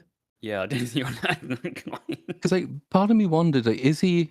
Is this their idea of someone being clever and scheming? Is he telling Mando this because he knows that Mando will go and try and rescue Rota, and then this is their opportunity to capture Mando, which is what he wants to do, and that he wants to put him in the ring, and so this is all Coin's plan. Part of me thinks that they did sort of have that in mind, but there are so many things that Mando could have done instead. It's an absurd plan. So the thing that sort of stands out to me as well is he does give him some salt, and Mando badassily drops it in the devil dude's like glass on his way out. Like, haha. It's the weirdest shit because they gave that to you. You can do whatever you want with it. If you want to waste it, then yeah, this pissed me off. This was another one of those like, oh, Mando's an actual like mongoloid simpleton. They gave you a small fortune here. You could give this to anyone. You could do anything with it here. You could use it to bribe. You could use it to hire. You could use it to get equipment. You could like think of all the things you that you apparently could care so much about. Allegedly, give it to Martin Scorsese or someone who helped you, or do some good with it. Maybe. Yeah. A lot of people here they're paying protection money and it's all a racket. Babysitter or something. So do I have to. But it's like he just like here have it back. And I'm like, oh, okay, well. But it's that's so about it's so the like least I'm interesting thing you could badass. possibly do with it. It's just like you're just an idiot. That was currency. I don't know. Yeah. Be A stupid. lot of money. Remember, plots of the season have revolved around him needing to get money. And now he's just like, here's. I'm just as well amused that like the devil dude just goes into the back, pours the water into like a little lab thing, and just heats it until he gets the salt back. And he's like, "It's mine now, bitch." Thanks. It can't actually be normal salt. It doesn't make any sense. It's salt. You boil the ocean and you just get it. Like I don't understand. So space. Why couldn't it be sugar? It's an emergency the now. Korova salt bar. Because Jabba Jr. is gonna get killed. So Mando's like, nah, man. He breaks in. He's like, we gotta get you out of here. And he says, Lord John, he's gonna kill you. And then for some reason, as though they forgot that we already had a scene for this, fucking Jabba Jr. is like, I don't want the throne. I don't want to be like my father. People want me dead because I'm his son. But eventually, they realized I'm not my father. I'm my own man, and I'm not afraid to fight for what I have, to earn it, to prove myself to every... It's like, shut up, man. No, I heard you the first 2 times. He just keeps going. You're like, yeah, I got it. Did you hear the part about the killing? Hello. Also, what does it mean to rig like a competition like that? Like how... Just infinite monsters. Okay. You just like keep, literally yeah. win. That's what they say. Just keep throwing monsters at him until he stops. That's the rigging of it. So. Hey boss, what if he kills all of them? What if he throws one of the device that keeps all of them? You know. But what about that? Oh, that's 1 in a million. That would never happen. 1 in a million. That's a holdo maneuver right there. You never do that. What if the crowd hates our guts? So because we're killing one of their favorite people. I don't know. Jabba Jr. calls out to the guards, like, hey, Mandalorian's being a dingus, and gas just seeps into the room in such a way that I was like, Mando doesn't even try to run out or hold his breath. He just decides, like, yep, you got me. He's so lame. He's got his helmet on. Well, so this is the thing. Yeah. I don't know if anyone picked this up when watching the show, because why would you even watch the show? But whenever the helmets go on for Mandalorians, it goes... And it's like, what? And the implication is they have a seal. And some would call it an airtight seal, because there are actually several citations in Star Wars where Mandalorians travel across space, briefly at least, but with their helmets on. We can get into all the physics of whether or not that's fucking possible with how they are, whatever. Point being, they have told us. If I hear the sound, I'm sold. For many times, yeah, that you get your poison gas is not going to work. Sleepy gas is not going to work. They can breathe through. They've got a filter, or whatever. And that just gets dropped here. It's like, nah, you got me. It's like, oh. To the point where Mando, who is wearing his helmet that has life support systems, tells Grogu, who is not wearing a helmet and has no life support systems, to run away. Mando goes down, and Grogu is fine. Yeah, he just shows up. Small little legs. He outruns Mando. He just gets captured. Crazy. All he has to do is grab Grogu and jetpack. No, the jetpack doesn't exist. Oh. That's why he took the really ATRT down the mountainside instead of just flying like a fucking normal person. Yeah. It's a Schrodinger's jetpack. It might as well be. Yeah. Remember in Dead Space when you go to hydroponics and the air is toxic, and so you have the thing pop up and it uses your oxygen instead of being able to breathe the air, and you're like, oh, okay, this is like me. This is my character, my suit, my equipment responding to the environment around me. That's kind of neat. And then this is like, no, he just goes down. He's out. So again, because we waste so much time, but then we also don't give enough time for certain things to happen. He wakes up And he's got. Let's put it this way: they've taken his gun, they've taken explosives. I was about to say they've taken whistling birds, but he just doesn't have them in this movie, so it's whatever. Oh yeah, that's a good point. I mean, not even the show remembers he hasn't half the time. They took his jetpack, but he's got all of his plating. They even let him keep the bandolier. I thought that was so fucking funny. Like the ammo bandolier for the rifle, he just doesn't even fucking have anymore. It's not until the third act from a different ship that he gets that back. So he's been carrying this bandolier for no reason, like this whole time, and it just tells you, it's like, well, it's an aesthetic choice. He's looks maxing. Yeah, he's looks maxing. But they let him keep it. They were like, well, I don't know what those are. Fuck it. What if they were like little grenades or something? This has happened like twice in the show. It happens twice in this movie. He's captured, and they don't like take his weapons, obviously. But remember, and it's even used as like a plot point in this movie, the Beskar armor that he has is insanely valuable. Yep. It is like a fortune's worth of armor, this stuff that he gets. They just let him keep it. He's walking around in a suit of money, and they just let him have it. And so obviously the helmet is left to him as well, and so he's groggily waking up like, oh geez, where am I? Walks out into the arena, and they're all waiting for him. They're all like, now that he's here, we can begin. Like, wait, what if he just kept sleeping? What the fuck? Also funny that they just threw him into the hallway that leads to the arena and not like into a cell or something. Well, we're missing a scene where he wakes up and the guy comes to visit him like, haha, loser, we have you, and we took all your weapons, loser, lol, lol, lol. And then, the fight begins, blah, blah, blah, and then we cut to that. But no, he just wakes up from having been knocked out. It's like, well, it's time for the fight. What? Time to fight? It's like a loading screen. What the fuck? It's weird how many scenes don't exist when you think about all the scenes that do exist and go on forever and ever.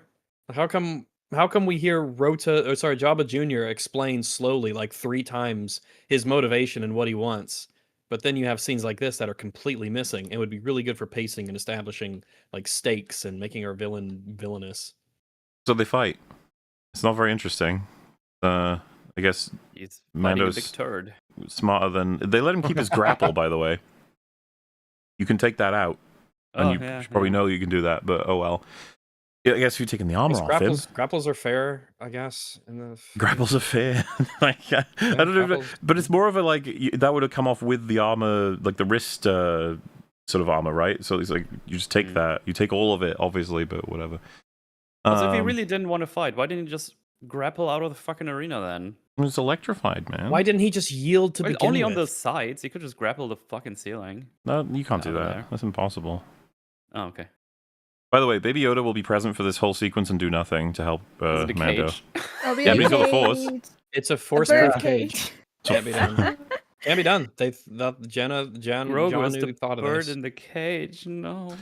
But the fight ends. Well, the fight has a moment where Rota does the same move that we saw earlier, but on Mando, and Mando's fine. I think the show thinks because he's wearing armor that if he got flattened, he'd be fine.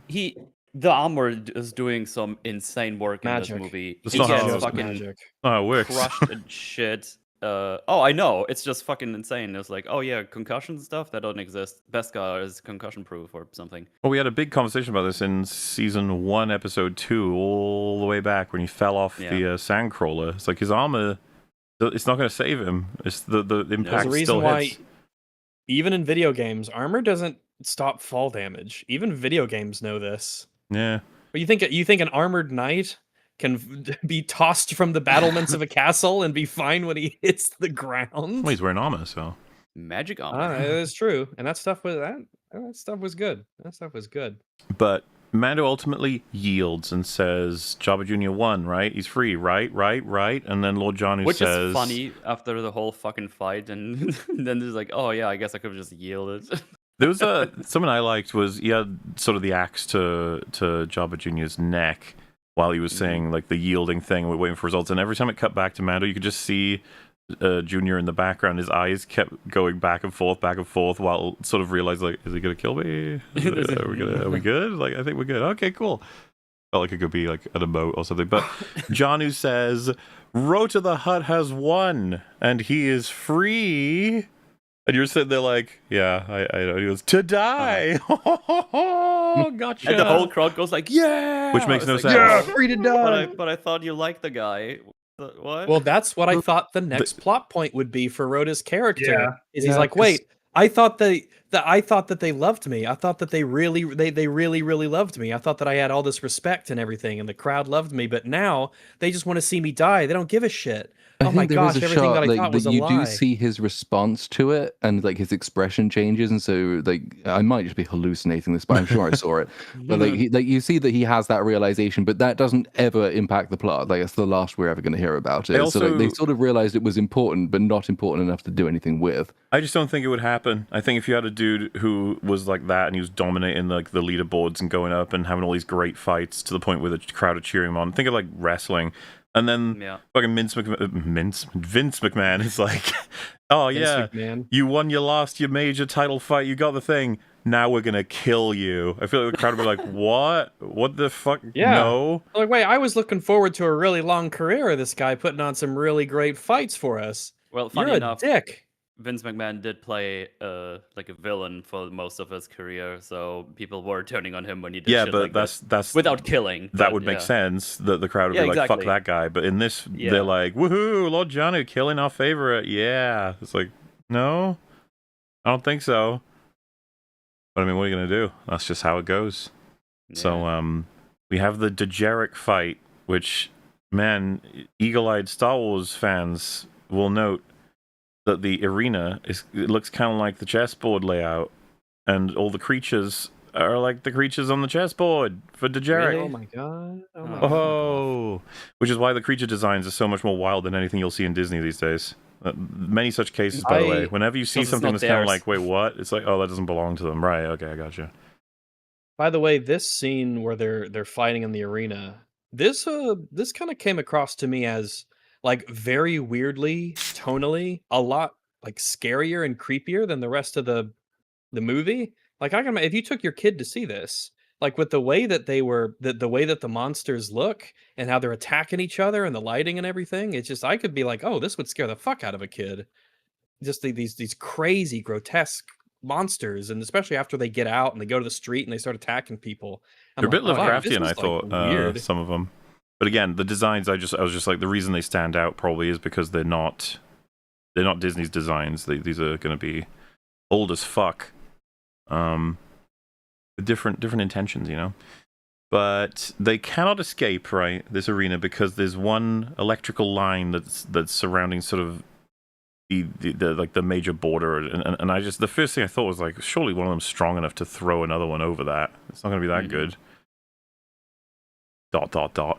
Well, so then the fight's starting up, and Mando's like, we got to work together, and then it begins, and you get these little bits and bobs, and I kept getting taken out by every time you cut over to Jabba Jr., and he's like, I got this. Yeah.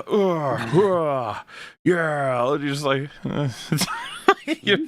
Jabba, like, just making these action man sounds. It just doesn't work at all. Yeah, whatever. Yeah. And Mando's like, careful, the electrical one, and Rota's like, no, I got this, and then it bites him and just gets electrocuted, and he's like, oh, gee, I don't know if it was supposed to be funny or whatever, but it just sets up him grabbing it and throwing it into the actual security beams, which frazzles them and releases it. And so, unfortunately, all of these creatures will now be released upon the public. Yeah. Which we don't see what happens with them. They're just running carnage until they probably get killed.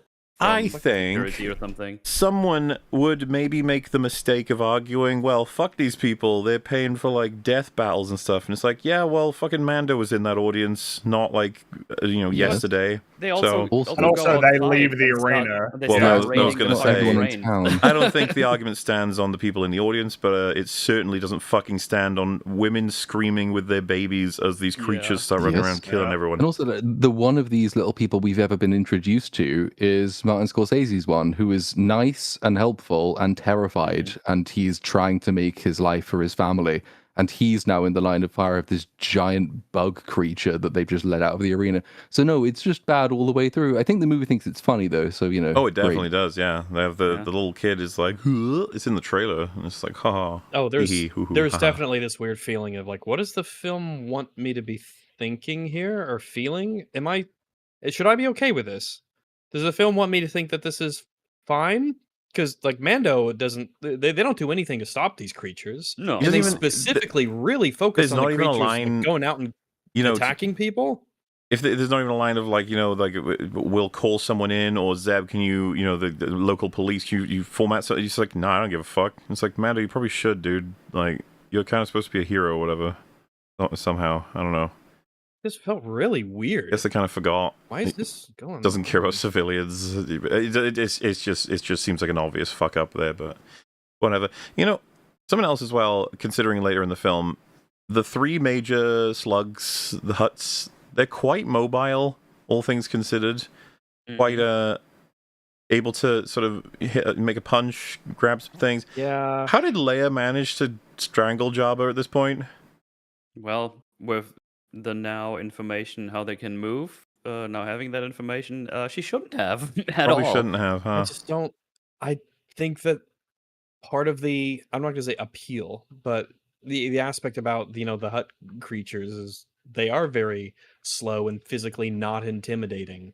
Their strength comes from the politics and the backstabbing and the the crime syndicate aspect, not the fact that they're apparently these super strong, fast creatures. Like I don't know. It just doesn't. It doesn't look right. I know that's not the greatest criticism. No, you could make, I'm completely with you. I don't think it really doesn't. Do you think I'm going to treat this as canon over Return of the Jedi? No. Like the slug creature is strangled because it has no capacity to prevent her from doing that as it stands, and that its power comes from its sort of like status and control over other people. These slugs being.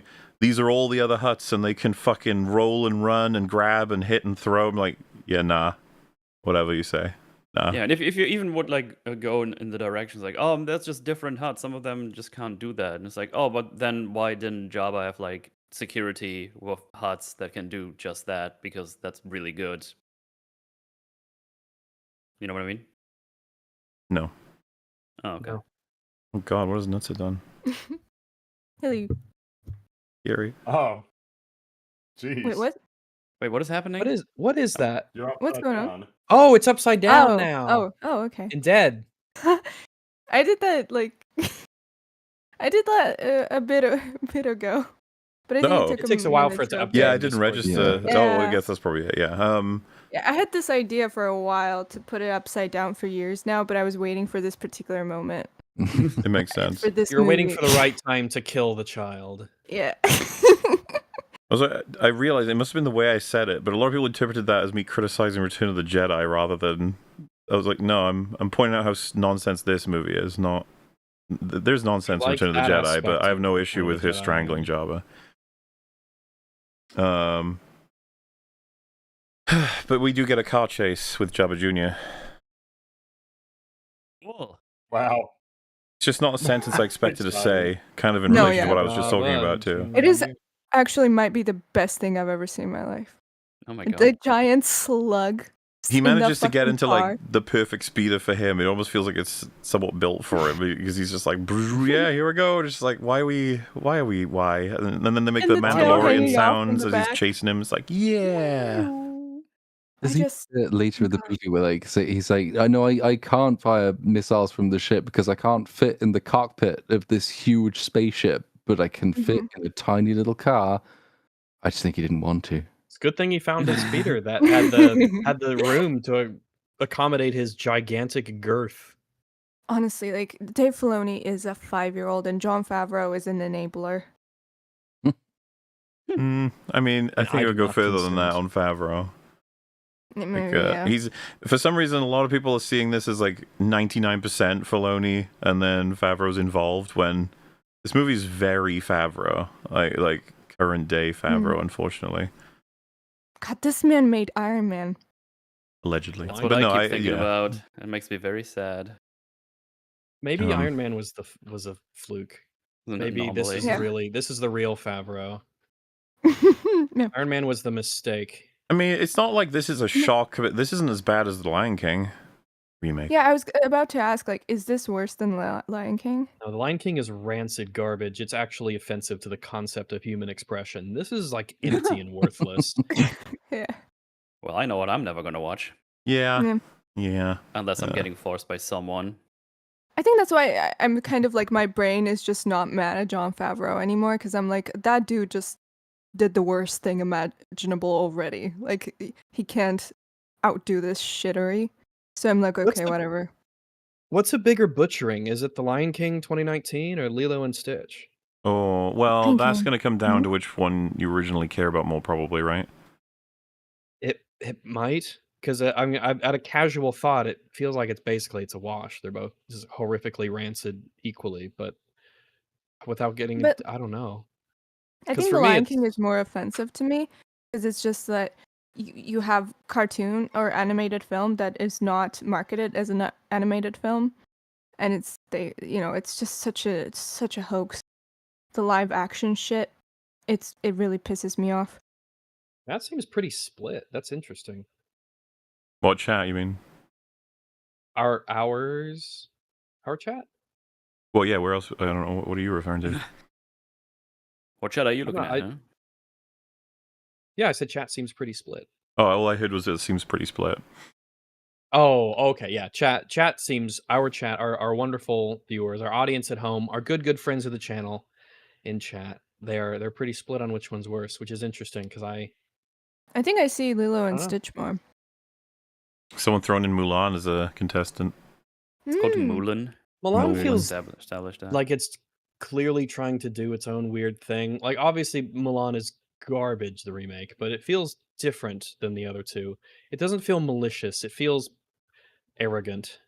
I feel like that's nice of you to say to that movie. Like, I still hate that one as well. They're also great. So anyway, Mando just calls in Zeb to cut off Jabba Jr. and that ends the chase.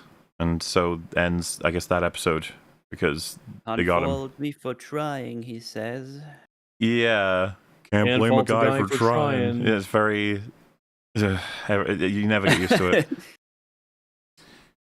That voice coming out of that creature is just so incongruent. Yeah, he's like, hey, Mando, if you bring me to Nal Hutta, my aunt and uncle, they'll just kill me because it's all about succession, which again, as Platoon brought up earlier, it's just very funny to think that had they done nothing, they would have gotten what they wanted.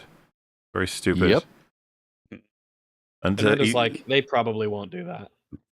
He says that if you let me go, you'll never hear from me again. It's a big galaxy. I'll disappear. Yeah. Which I thought was funny because he kept talking about how he can't escape his father's shadow.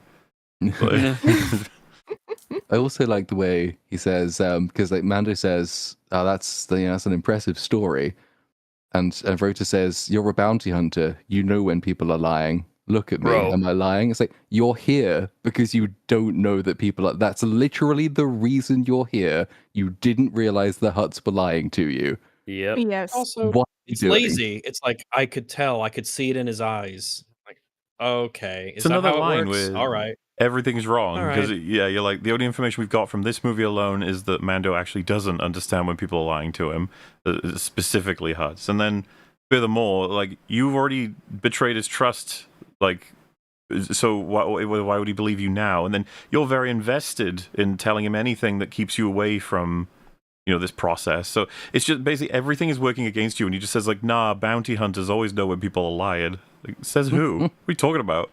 Whoever said that? Was that a thing? Sure Mando has like nothing to say in response. Yeah. Like, yeah, I guess you're not lying. It's like, okay. But this is all because Jabba Jr. says Janu is the one you're looking for, the coin guy, and it's just like, whoa. But of course, we're just like, Janu? okay. He has a surname. That's very Mando show. Well, it's just I guess there's nothing more they could really. The only thing you could have done, I guess, that would be vaguely like, huh, is if Sigourney Weaver turned out to be coin. You'd be like, oh, right, whoa. But I mean, no, nope. Also, I thought it was funny when Mando says, in relation to that revelation, he says it can't be true because the twins would have told me. Like, no, they wouldn't. The whole deal was that they have that information in exchange for Rota. So what are you talking about? It's something that needs to be understood. Like, obviously we get it, but there's people who unironically like this horse shit. Mm-hmm. Mando is a really stupid person. Yeah. He's extremely stupid. He's like, he is a moron. It's kind of wild. And Yeah, so He's so cool because he blasts the stormtroopers, because the plot says he blasts the stormtroopers effortlessly. So it was really cool. It was like, yeah, but the writing, he's an idiot. There's nothing inside that helmet. Just air. I wish Trapper Wolf were here. Hell yeah. Oh, I thought it was Tracker Wolf. Trapper Wolf. Trapper That's right. Wolf. Trapper. So they Trapper go Wolf to here. He needs Lord Janu's house and have a little look-see. And they're like, oh, look, stormtroopers. I guess Rota was right. But it's like, that doesn't necessarily prove anything, man. There could be any reason that the stormtroopers are there. All kinds of reasons, actually. Business with all kinds of people. But no, Mando is so sure that he's right now that he's like, hey, I can trust you, Jabba Jr., so you take my child, my baby, and hang out in my ship alone, just you two. Me and Zeb will go into this very dangerous place on your word that it's where we need to go. It's so funny, the one time he leaves Grogu in the ship, it's with someone he barely knows. Yeah. Insanity. No reason to trust. Absolutely fucking stupid. But, you know, of course, don't worry about it. It all works out for him. Just, why wouldn't, if anything, you leave Zeb with Baby Yoda in the ship and you take Rota and basically say, like, yeah, you gotta help me take this guy out, and then you get your freedom. Yep. But, fuck that. Never mind. Never mind at all. Trust the Hutts. He said this is something like they're very trustworthy and very honest, I think, at some point. So he's just going to walk in and shoot everybody. That's the plan. I mean, that's always the plan. How it works. Shows up in the doorway. He even does like a one-liner. Because that's just who he is now. He's just... No plans never needed him. How could we blame him? The plot constantly rewards him for just going in like he's an over-leveled character in an RPG who just like cannot die. Yeah. He's so strategic. I feel like if you played chess with him, he would just shoot at it. Shoot the board. But there's a screen that they've projected like plans and stuff, and when he turns up, Janu hits a button that makes it opaque. But you can't, like, you wouldn't be able to run left or right without being seen, so you know he's behind it. But eventually it does uncover again, and instead of Lord Janu being there, it's the devil dude from earlier. And I was legit like, wait, how's that possible? How'd you do that? Yeah. Also, why did you wait to shoot until you cleared the screen instead of just starting to shoot? Yeah, move around and and then also when that screen clears, is the thing I was talking about earlier. Mando sees Devil Guy holding a gun and not firing and goes, ah, and jumps into cover. It's like, Mando, first of all, you're obviously going to be faster than him. That's like your whole thing. You're a gunslinger. That's supposed to be but you're also wearing Beskar? He's not in cover? What are you doing? And he, like, this costs him. He gets in cover, and the guy then grabs him and starts throwing him around. It's like, why are you so stupid? And it's got nothing to do with, like, you know, any kind of power scaling. It's all to do with, well, the fight's got to be a little bit more interesting than he shoots everybody. Oh, all of a sudden. Works he even gets tased at one point. The guy tases him and still loses. Like, when he starts tasing Mando, I was like, is that not over? Aren't you just going to frazzle him? It's like the shocky creature. The electricity in electric attacks in video games or in movies, Freudian slip, in movies is like it can do as little or as much damage as you want. It could do anything. It could be a mild inconvenience where they just go whoa, or it could completely stun them and knock them out of the fight entirely. So whatever you want to be, it's the buffet of consequences is electricity. And so they grab Janu and they're getting the fuck out of there, and they're being chased by, really, it's one speeder with like 5 troopers, and then a little bit further back there's another single speeder with 5 troopers, to the point where this is extremely easy for them to deal with. I mean, they've just taken out about 60 of them. So why are they running away? Even Zeb is free and shooting at them with a rifle. It's just like, this will be over soon. He's just got to shoot, which he does, by the way, shoot the pilot, and it blows up one of them, and then the second one's not hard. But Mando's panicking, man. He's like, oh god, how are we going to deal with this? What are we going to do? Like, I know. This is unprecedented. I will order my baby to start using the ship to assist me. Oh god, yeah. And I'm almost surprised that we didn't go the direction of this is a remarkable moment where Grogu actually manages to press the right buttons in the right way to save his dad. It's like, no. Remember what I taught you. Focus. He just does baby things and activates missiles. Funny. Yeah. Good thing it didn't blow them all up, which it might have, because it got really close. Well, there's this. There's one part I slightly enjoy here, which is the first one fires and Mando's like, "Oh God, no, not that!" And there's this shot. It's like focused on Mando, but you can see just to the left of him, behind him, Lord Janu slowly looks at him like, "You're insane. You're telling your baby to defend." Like it almost feels meta. Like how did I get defeated by you? You Like, work for the New Republic? Oh my God. because he knows what Grogu is, Janu, so he knows what's happening. Absolute fucking ridiculous nonsense. But and Grogu's intelligence is so inconsistent because later in the movie we all know what he does. So it's kind of like, how the fuck are you? How are you this capable and incapable at the same time? You could track someone across the galaxy and fly all over, but at the same time you can't press the fucking button properly. Just make it make sense. And so, yeah, like I said, Zeb just shoots one of the pilots and one of the speeders, and the whole thing just is fucked. And it's like, oh, well, that was through the windshield. That was a lot easier than the other plan with the baby. And then there's they land, they get on the ship, but the second speeder's coming. Oh dear, and it jams into the back of the ship. And for some reason, I guess the stormtroopers are just so shocked that they don't immediately shoot the giant Jabba Jr. in front of them. So he just starts like beating it up with punch. He just punch. He's like Donkey Kong. And you're just like, what? It's so weird and nonsense. Also, if they had any balls, Jabba Jr. would get some hits. Like, he would get hit, and he would survive it just fine. There's so much fat on him. Yeah. He'd be just fine. But no, they don't even want to... Not even bullets. Insane... Like, the completely ballless movie. I did cringe at this next part, though. Well, so... And Zeb is like, oh, I like this kid. Well, yeah, Jabba Jr. pushes them all out, crashes, we've won the day, and then, the camera... This isn't a couple of the trailers. They imply it's about Grogu, but no, it's about Jabba Jr., where Zeb has said the first line in the whole movie that could be said to relate to his character rather than just fucking exposition. It's like, I like this kid. And you're just sitting like... That's his first line that is an exposition, and it's just declaring that he likes someone. That's a line that should be outlawed for like a while until we get our shit together. Your movie should legally not be allowed to have the phrase, oh, I like her, I like him. That phrase, essentially, because it's always cringe. It's never deserved. But it always makes me just shiver with embarrassment. Isn't it so Didn't fascinating Han say that about Rey? So if you track it right, I think this actually lines up the nature of the milking of the cow, as I said earlier about that. This is a really big one, because when they first get Star Wars and their first movie, and they're transitioning sort of the star power and appeal of legendary characters, it's like it is Han who says it about Finn.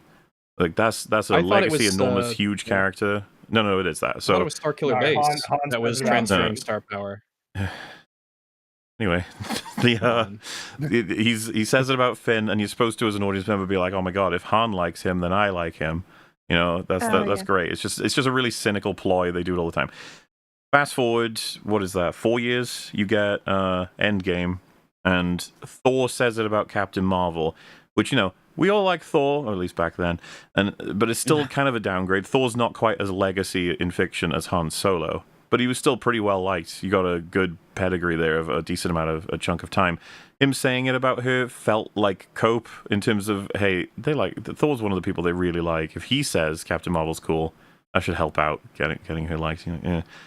Fast forward to now, we've got a dude from a spin-off animated TV show saying "I like you" to the new character. It's like, guys, this doesn't mean anything to me. It's like it's one Glub Shitto praising a different Glub Shitto, and I'm like, we're so far removed from anything I care about. It's actually insane, but they're still trying that. Like the monkey's still pressing the button. It's just so sad what's happened that we're drained of any lost pieces. It's like no wonder they're panicking. The fuck do we do? It's like, hey, Zeb said he liked him. Like, oh yeah, man. Who? Jon Favreau. I feel like he'd ask, like, who's Zeb? He said that. There definitely was that conversation there. Jon Favreau. Filoni was trying to like frantically give Favreau all of the like lore and backstory on Zeb, and Favreau could not be less concerned about it, but Yes. Favreau was really, really getting this explained to him by Filoni. He really, really cared about Zeb. Yeah. It's like explaining Warhammer lore to a stranger. Where's the 10-hour documentary about making of this movie? Jon Favreau is just. I need it. I just feel like a lot of it will be him in a chair, just staring into the abyss, like, hey John, do you think this works? Do you think we should have? What should Zeb say? He's like, just say I like this kid. Who? Oh right, the bat. What a fucking sellout! Holy shit! Like he is one of the worst stories of Hollywood, I think. I agree. Maybe we'll get more into that near the end, but right beside Taika Waititi, maybe. So coming back home to home base, you have Mando's walking in the room, and a lot of people turn their heads as if to imply, like, holy shit, he got that guy, Empire guy. And they don't know who this is. Well, there's a shot later where Empire guy looks over at them, and they all look at him like, "Oh, you fuck it." But no, they have no idea who that is. So I thought that was really weird. It's just like it is weird. They'd like look casually, like, "Oh, cool, it's a Mandalorian bringing in some criminal. He's probably some military guy." Or Unless whatever. we're expected to believe that they all know he's currently looking for the Coin Man. There's Coin Man. I don't know why. We don't know. But why would they tell people that he was out there looking for him? I guess know. it fits with the New Republic to be stupid and just like explain that. So, Schooner was kind of mad, but you can't tell because of the way she delivers lines. She's like, "Man, what a screw up! What about Rota given to the twins? You fucked up. Oh my god, that's the whole point. What have you done?" And then he's like, "Well, we don't need to because I've got Empire Man." And she doesn't really believe that. Seemingly, she sort of looks at him. And she's like, She's sort of forgotten what the mission she gave him was. I don't think she disbelieves it, but he's like, no, I've got a coin. And he's like, yeah, but that's not the HUD. We had an agreement with the HUDs. Like, yeah, but you had an agreement with the HUDs to get coin, you daft bitch. Why are you complaining? He puts like Mando makes an effort to try and convince her that this is the case, like this is the guy we're gunning for, which, by the way, needs actual convincing because there's no real connection. You don't actually know. You just grab some dude. Like, he didn't grab any material that proves that's Lord Janu. And Janu doesn't deny it. He's not like, no, I'm not that person. That would be crazy. It's kind of weird. But yes, because that is a factor too that she seems to have gone. But she does bring up, and this is why this whole scene, all the dialogue always fucking sucks. But she's like, we don't want to be. I think she says like intelligence has been cultivating a relationship with the Hutts for a long time, and you've crossed them. Like, this is why she's mad. Like, you fucked up here. And his response is like, I made a call. You're like, well, she says that after he explains that the Hutts plan to double cross them. So Mando tells her the Hutts planned to get you in, and then they would turn you in, and they would get credits from both sides, from you and the Imperials. Then she says intelligence has been working on a relationship with the Hutts for ages. So it's like, you're not listening to what the guy but that's in the why she's mad to saying. begin with.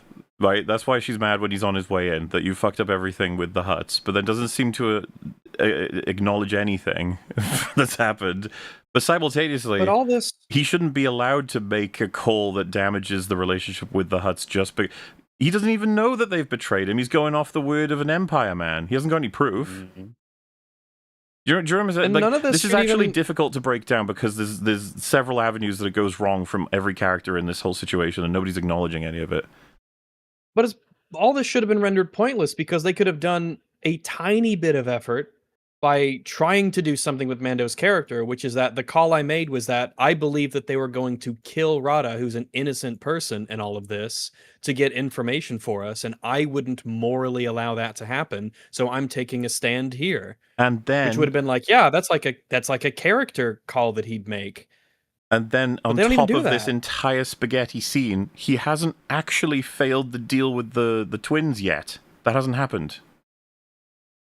Yeah, they don't even know yet that he hasn't denied them Jabba Jr. Yeah. Technically yet. He still has Jabba Jr. So none of this works in any way, shape, or form. Yeah, because as far as they know, he's just still out and about trying to get him out of there to him. It wouldn't even be that unusual for him to return to base before going back to the Hutts, depending on where everything was and the logistics of the trip. That could be totally normal in procedure. To try and strain this, he should walk in and she should just be like, what happened? Like, we really don't know anything. And then he should be like, so crazy story. He was in like the fighting pits and I was going to get him out because they were fixing it so he was going to die. And then he told me, the guy who was in charge of all of that, turns out that's the Empire guy we're actually looking for. And he told me the twins were going to betray us. I have no idea if that's true, because how could I? Empire man, he's got some secrets. Maybe we could get out of him. I don't know. Rotta seems like a good guy. Seems like a chill guy. I don't really want to give him over, because he believes that the aunt and uncle, the twins, they're going to kill him. So what's the move? But like none of that gets said or done. It's just she's mad because she believes he's fucked up the thing with the twins, which hasn't happened yet. She's also not acknowledging that he's completed the overall mission, the important part of the mission, until he repeats that that's definitely the case. But he can't actually confirm that that's the case, because he has no evidence of it. He's just got a guy, according to another guy, who has reason to tell you lies to save his own skin.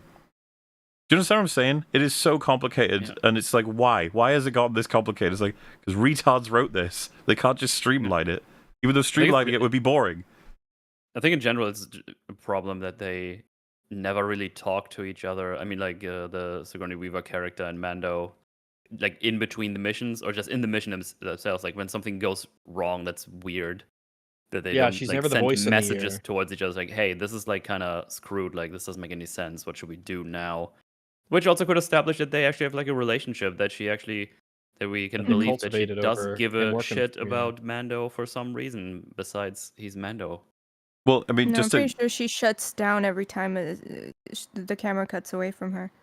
Just to cap it off. It's a huge opportunity cost that was never just used here. So many opportunities to tell us about what Mando thinks about things, how does a person like him approach the situation, what kind of calls he makes based on his morals and what he believes. We just get none of this. It's just not in the show. It doesn't exist because he's not a character. To cap off the scene, right, as if it wasn't already completely nonsense, she says you missed out on a big bounty, and he's like, oh, well, yeah, fine, that's fine. And then she says, I'll see if I can get you something for getting coin. Just weird. It's like, I would have thought, yeah, definitely, but whatever. And he says, what's his job? Well, wait. He says, nah, it's on me. And I was like, well, wait, the Razor Crest was an advance. Yeah. You've been paid for this mission already. And then she's like, I understand. And I was like, what do you mean you paid him? What the fuck is going on? Like, why? The Razor Crest is huge as a payment. Businessmen. Like, you know what I mean? This whole scene is remarkable that neither character realizes what information they even have or how they have it. And then they're both like confused talking to each other. Well, this is actually a callback to season 1, episode 1, when he first goes to talk to Greef Karga, and they can't even really like agree on what currency he's supposed to be getting paid in. Yeah. They're really, really shitty businessmen, and the world building sucks balls all the time. It's like the easiest scene ever, in theory. The thing they didn't discuss, which they should have, is whether or not they wanted to tell the Republic they had Jabba Jr. You know, do you want to protect him or not? Do you want to put him down somewhere on your way back or not? Because all they do is find some other dude to get him to take wherever they want. It's like, why didn't you take him where he needed to go? Obviously, we'll get to why that's the case, but none of it's all so fucking wonky, and I just, it annoys me because this reminds me of Solo. A lot of people at the time were like, no, this is pretty good. And it's like, can you make sense of this fucking scene? And they'd be like, I don't even remember that scene. I'm like, yeah, I know. It's kind of like the translation thing in Predator Badlands. Everyone's like, yeah, it makes sense. It totally works. I totally get it. And then you ask them to explain it, and they can't. You cannot explain how it works. So I guess they go back to Navarro. To live in their happy little house, because by the way, this is where I thought the movie was over. Like, okay, you're not the only person. I've heard that from multiple people that they thought it was wrapping up. I also thought it was over. But I saw the little blue bar at the bottom of the theater screen, and I was like, "Oh God, you have so much further to go, little blue bar." Also, like I looked at my phone, I was like, "Oh, it's over! What a great, It's incredible. And I was like, "Oh, there's one more hour of this," and I look over to my sister, and I'm like, we're only halfway through, and she's like, "What? What?" She wouldn't believe me. This is worse than that naked opera. It's just the way it's paced, the way it's structured. What the fuck are they doing? And, this is one of the episodes is almost over. Yeah, it's an episode break. That's why. Yeah, They just didn't even Yep. try to finesse it. They haven't even pretended it's a film. And so they're repairing the Razor Crest or pieces of it, whatever. And Babu Frick's extended family come in because they live on Navarro, I guess, Fricks. as well. Yeah, The Fricks, indeed. the Fricks. And Grogu's like excited to play with them, and then that's when Mando says heal and stay, which is very like, what? You've never ever said that. It's a little demeaning. It's a little demeaning. It's so weird because that's just not how he talks to Grogu ever. Like, okay, it's the new sort of element. That's and how then Mandalorian children are raised. saying goodbye to old Jabba Jr., he's like, I was alone at Baby Yoda's age. He's lucky to have you. Life is Fuck messy, off. and we do the best we can. Weren't like who was hunting for like they were searching for him in Clone Wars, weren't they? Because this movie exists before. Oh yeah, so he gets kidnapped, and he's not alone when he's a baby because he's like flying No. on the back of a giant dragonfly with Ahsoka. So Yeah. it depends And, how like- old we're talking, I guess. I guess, but then Jabba was a loving dad, as far as we are aware. So Dave Filoni can't even stay consistent with to his own canon. Fuck off. Jabba was definitely a loving, caring father. He was a hero of the rebellion. I'll hear no different. Yep. One of these days, Yeah. everything the Rancor touches will be yours. But yeah, as he's leaving, he's like, take care of yourself, little guy. And look after your old man, too. It's like... And it's funny to think about what this scene means when it's like we're gonna have an hour more of this, and you're gonna be a part of it to some extent. Like we're doing a farewell, but we're gonna see you again. Mm-hmm. And yeah, so some droid picks him up, and off he goes. And you're just like, huh. Did someone else find it weird that the big Yes. bounty hunter that just in general, yes, the big bad bounty hunter everybody is scared of and probably has a lot of just bounties on himself, just like has this house out in the open and has like gun runners just coming exactly to his house just to pick someone up like a massive fucking spaceship. Mm-hmm. This fits in perfectly with Mando's character. I mean, Once you accept that he is an actual retard, it all makes sense. Whoa. Like it I mean, all if you fits put it together. that way, I guess it's actually genius. Like, of course, he would just be someone you could find who's in the middle of nowhere, living in just a square box. I don't know why I said square box. Well, not all boxes are square. Just like this. Yeah, he's just living in a box out in the open. He's got his vehicles just parked outside, sitting there. He apparently has no like traps or early warning detection for anyone who might be coming for him. Would be really awkward if someone just comes to his house and tries to Yeah, do especially something when to he him. knows that he just crossed the huts, and they're like, Yeah, that'd be "Oh, that's wild." probably not a So good anyway, thing." someone comes to his house. What? Oh, damn No. it! This is the The guy who iconic wears Fuck. character Embo. You guys remember Embo? You made that up No. just now. That's not This is No, yet this another is- example of the person Bad you're Bane's watching it with cousin? goes, ooh, tell me about this character from Mandalorian show. And you're like, nope. You know it was bad, right? So like, because we were on open bar on Thursday, and I did not know this character was called Embo until Gary mentioned it. Gary was no ahead of it. up until now. Embo. I didn't know this character existed before. Embo. They're never beating the Glub Shitto allegations, dude. No, It's- this is a big It's old an glove endless. shitto. It's an endless stream of glub shittos. Embo's got a cool hat. That's the Well, Space Wolf. he's got a hat. Maybe he's an Inquisitor. He has the same hat as the one Inquisitor guy. That hat is OP. I don't know what it's made of. I actually Googled it because I was curious if it was Beskar and there's some kind of background. Voodoo hide. And I've seen forum discussions with it, like it's absolutely not Beskar. Embo would not have had access to create a Beskar helmet. I was just like, okay. All right. I mean, the movie seems to imply that if he ever wanted Beskar, he could just go kidnap a Mandalorian. Yeah, it whenever he wouldn't wanted take to, much, because would it? they're stupid. So yeah. So he's approaching cinematically in the darkness with the rain just openly, kind of idiotically, you might even say, because Mando spots him just openly. He's like, oh, he's heading toward my house. That can't be good. And so no. he's sealing Good up thing the I was house looking and he's that like, Grogu, hide, and it's time for me to have my battle. I just thought it was kind of amusing that he didn't even try, like, hello, you're walking up to my house. Yeah. Who are you? What do you want? But And Embo would be like, "Oh shit, he saw me," and he just scurries away awkwardly. Maybe it was just a delivery guy. yeah, it could have been. You know, Uber Eats. Yeah, but yeah. We need some we get pizzas. a very rare first-person view as he climbs Mando's house. I thought it was kind of weird. Like, oh, okay, you don't do this every day. Yeah.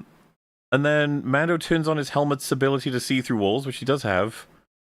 And I shit you not. You might have forgotten that this is a thing he does have it because he only uses it like twice in the entirety of the show. But he can see and hear through walls. This is one of the things that when it happened, well, after having seen it happen, I was like, I gotta tell Fringy about this one because I was just so. Chat, when you're in your house and you can hear the bloom, bloom, bloom, and maybe even see because of your visor, someone's on your roof. Like, all right, you got several options in terms of trying to anticipate how they're going to come in or what damage they might do, or even how to damage them. Mando very cleverly throws a grenade at his ceiling.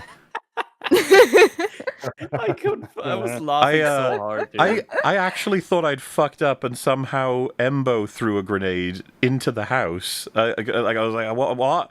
It's like, no, Mando threw one onto the ceiling and blew up his own house. It is the funniest shit. Yeah, he's a moron. I'm gonna hide over here in this corner. Wait for him to come in here. No, I'm just gonna fucking blow up my ceiling. And it achieves nothing. Nope. The guy just runs away, and all of the bullets bounce off, and then Mando runs out and gets captured. It's like you just blew your. It is the up most for nothing. boring fucking, dare I say, choreography, set piece, whatever you want to say. Like, hole is made, guy falls down, Mando shoots, the helmet blocks it, guy runs outside, Mando runs outside after him, and falls into a trap and is captured. Well, it's because he's briefly distracted by the screams of a frick that gets munched by a wolf. Frick. The frickin' screams, man. What can you do? Because like, he tells them to stay hidden, so obviously they run away outside, and then they get accosted by this wolf, and then one of them like munches on a frick, and the frick goes, ah! And Mando looks over, and then he falls into a trap. Worth knowing, though, that the munching on that frick is like definitively capturing it, but not hurting it whatsoever. Yep. Munching on that frick is a sentence you just said. Plot to continue. The cherry on top for me was that the fact that I couldn't see shit in this scene. Oh, the whole movie's weirdly dark. Pretty dark, yeah. Modern movies, man.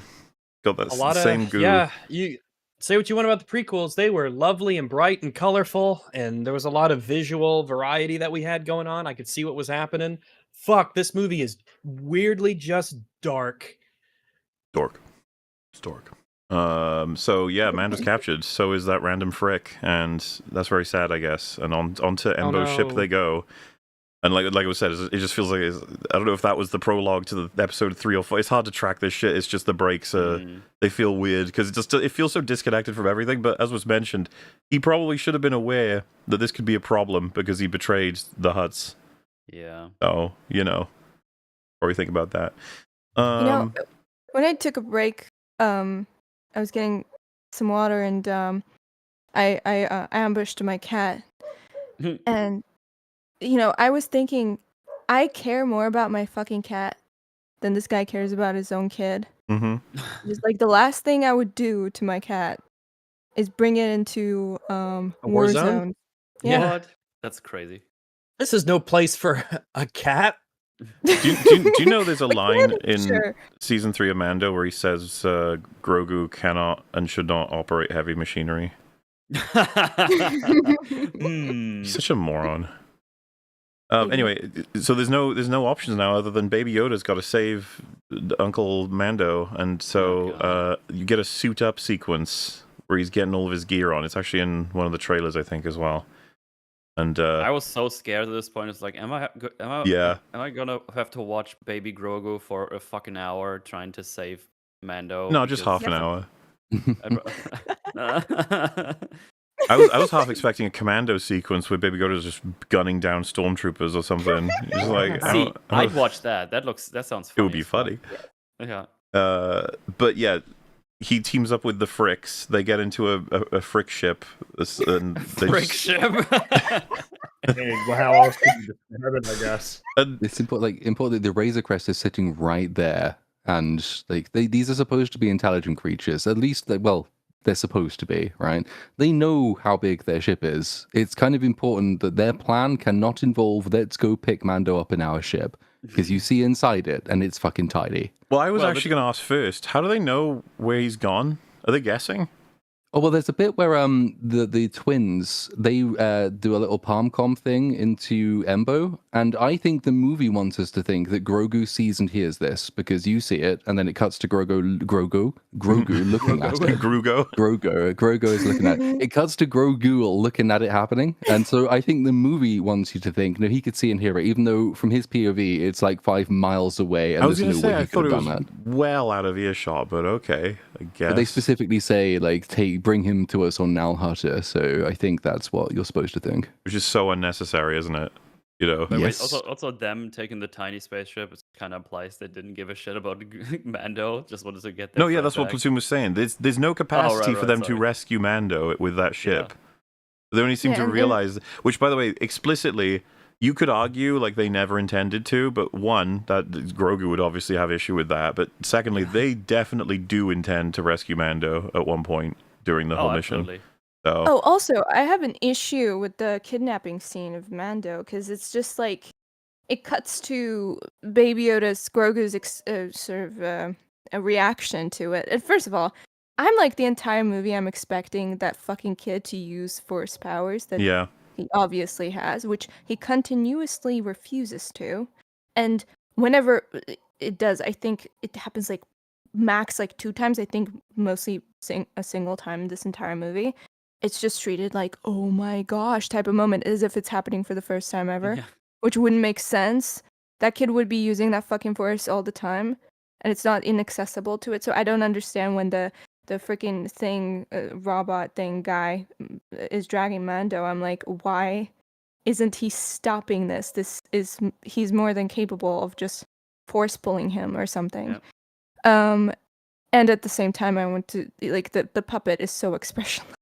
Yeah. It's just like it stares into the void without moving a muscle, and it's just so annoying. The show is filled with Grogu doing all kinds of insane force shit whenever Mando's in trouble, but here it's like, nah, let him die. And yeah, the kid looks almost, pleased that his dad is getting dragged into the fucking, I don't know. But Maybe. But yeah, so that's happening. Mando and Embo arrive, and Embo has not taken Mando's armor or helmet, left it all on. Yep, just gotta He's still got the grapple. Pedro wasn't there yet in the studio, so they had to keep it on. Well, just put a paper bag over his head. And then Grogu arrives with the Fricks, and they reunite with the remaining Frick, who managed to get off the little ship. I've kind of skipped over a sequence that involves that Frick. I don't really feel the need to mention any of it. It's kind of pointless. There's one thing that I was thinking of, because they arrive at the hut place with their tiny ship, and they imply they are not seen or captured by any kind of sensors at all. They're so small. Which all I can think about is like, oh wow, can we just use them for intelligence operations like all the time? Because apparently they cannot be spotted whatsoever.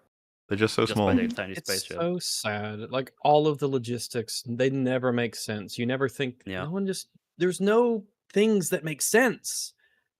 Well, and they're engineers. You could definitely say like they've got immense cloaking device for a tiny ship, so they can slip through, but they don't bother. No, they just fly in. Nope, they're just there. Boom. Or you never show it from the perspective of the droid in the ship, who's like, "Oh, we picked up something on the scanner," and then they look, is like, "Oh, it's gone. It must have been a big bird or something like that because it's so small." And then you see the ship kind of beneath it. Something.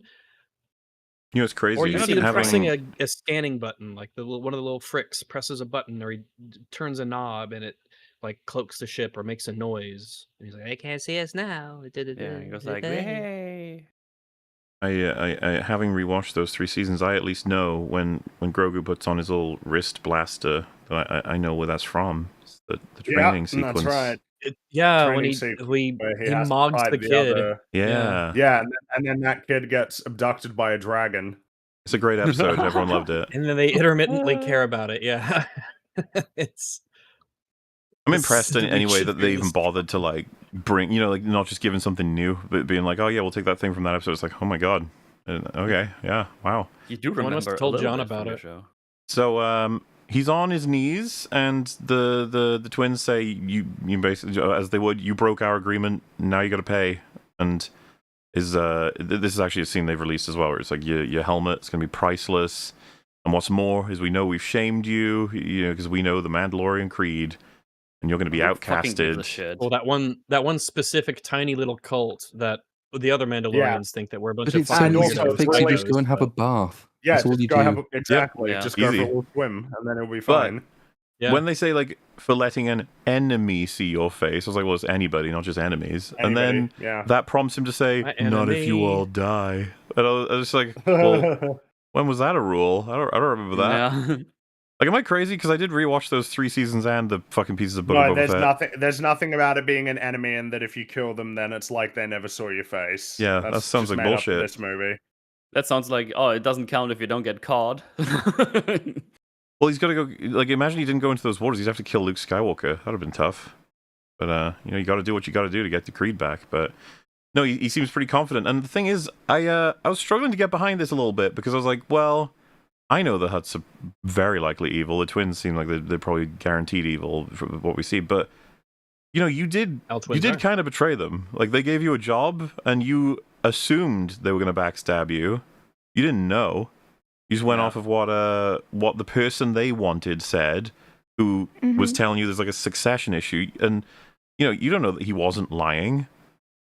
So it just feels awkward to me. It's just like, oh, these fuckers, kill him. And I was just like, I don't know, man. They kind of got fucked over by him when they had it's just funny. He views them as the betrayers, but it's like, you betrayed us first. And of course, we'll find out later because Coin will say this. It's like, yeah, it turns out they were right. They were going to double cross us, so they were in contact. And it's just like, you didn't know that. And besides, he could have lied too. It's like, nobody confirms anything in this stupid universe. Because the rule is now he's a bounty hunter. He knows when people lie. That's the rule. Very also, cool. Embo has seen Mr. Mando now, right? In that room. So, I guess so, yeah. I guess you're still shameful. You got to get Embo in the next movie. In season 5, and then what if he'll come back? What if Embo draws a picture of you and shows other people? Oh no! Oh no, it'll spread. But anyway, they engage in quite the Dr. Evil level of killing Mando. It's this is going to be quite funny. But I guess before I get into that, they reveal they've got Jabba Jr. in some kind of device that's keeping him. I don't know if it's a state of torture. It's it's a torture bed. Because he's like knocked out, but he's also being tortured, I think. So it's just, think of it as a combo, I guess. I don't know. It's a stasis of some kind. I want to mention Pedro's fucking acting in this scene is torturous to watch. Yeah, he's That's all of They had him for the day, okay? Somehow even worse without the helmet. Well, when they show Jabba Jr. and it cuts to him, and he's like, monstrous. Monstrous. I remember being like, okay. It felt weird. It's so bad because they keep threatening him and like making it worse and worse. At first they're like, we're gonna kill you, and then we're gonna like sell your helmet, and then we're gonna kill Grogu, and he's like, whatever, man. I'll just go take a bath. I want to be very specific with this because I've seen people recite this scene for what it should be, but not what it actually is. So many such cases, Mahler. The twins say, you betrayed us. Now Rota will suffer for centuries. Like, all right, yeah.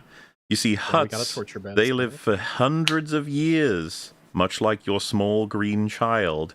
One day, you will die, and Grogu will be without you to protect him, and then it will be his turn to suffer. And this pisses him off such that he tries to grapple them, and then they press a button, and he goes, wah. Now, one day you will die. One day. That's the thing for me. So some people, when talking about this scene, will be like, so they threaten Grogu, they talk about how he's going to get killed, they're going to kill his little child, and then he gets mad at them. It's like, no. They talk about how they're going to be able to torture Rota for so long because he's going to live for so long, much like Hutts just generally live for really long, much like Baby Yoda species lives for really long. And the fact that he lives for so long means that one day, Mando, you won't be there to protect him. That's not exactly that intimidating of a thing to say. It's like, it's not a threat so much as just the explanation of the natural world. It's what he would want. He would want Grogu to outlive him. Yes. It's very normal what they say. People have watched this scene and been like, you won't bury your child. They think that what these guys said was that now that we have you, your child is defenseless, and it'll just be a matter of time before we torture and kill him too. Like that's how people sort of heard the seed, but it's not what they say. They're just like, yeah, man, age, you know. Like it catches up with you guys, but less so with us. Isn't that crazy? Get old, bitch. And yeah, he gets really mad at them for saying it. He shouldn't be mad at all. He should be like, yeah, man, it's crazy. How do they know Grogu's name? That's a fair question. Maybe I'd have to double check if they actually say Grogu, but I think they do.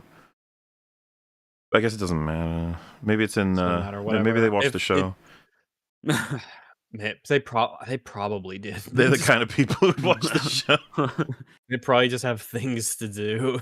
So of course they probably dropping Mando in with nearly all of his armor, and a lot of people might say as a concession, at least he doesn't have his helmet. They didn't give him his helmet.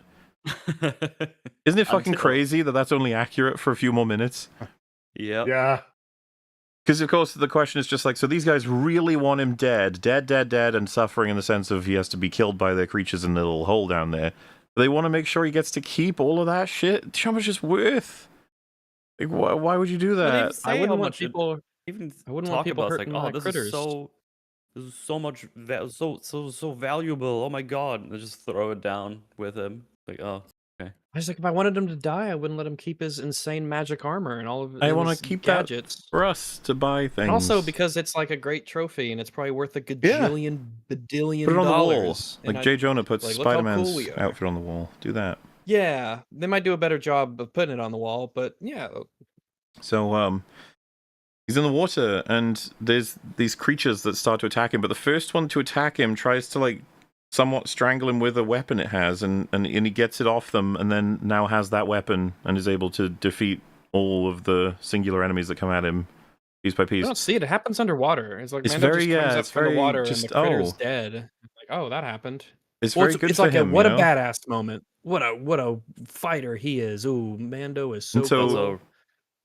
Clearing round one, the twins then go, hey man, here's your helmet, and drop it in. Oh, cheers. It's so like, why would you do want that? Him to die on, They just said it would go for a huge price on the black market, and then they just toss it into the hole. But why?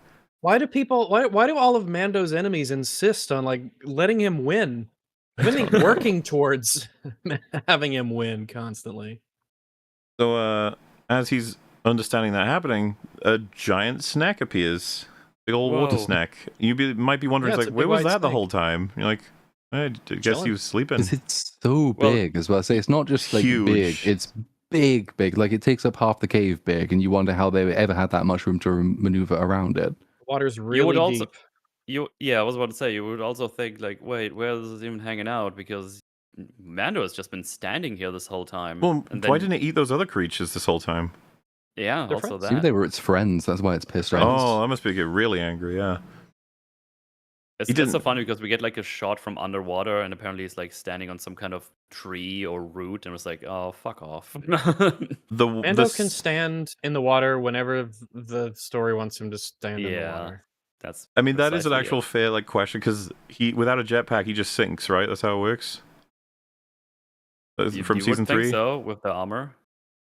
Well, like it happens in season 3. He nearly dies because of that. Oh shit! Yeah, you're right. When he goes for the bath, he's like, "Oh god." But doesn't happen here. Even though he ends up going down and he has to like swim back up.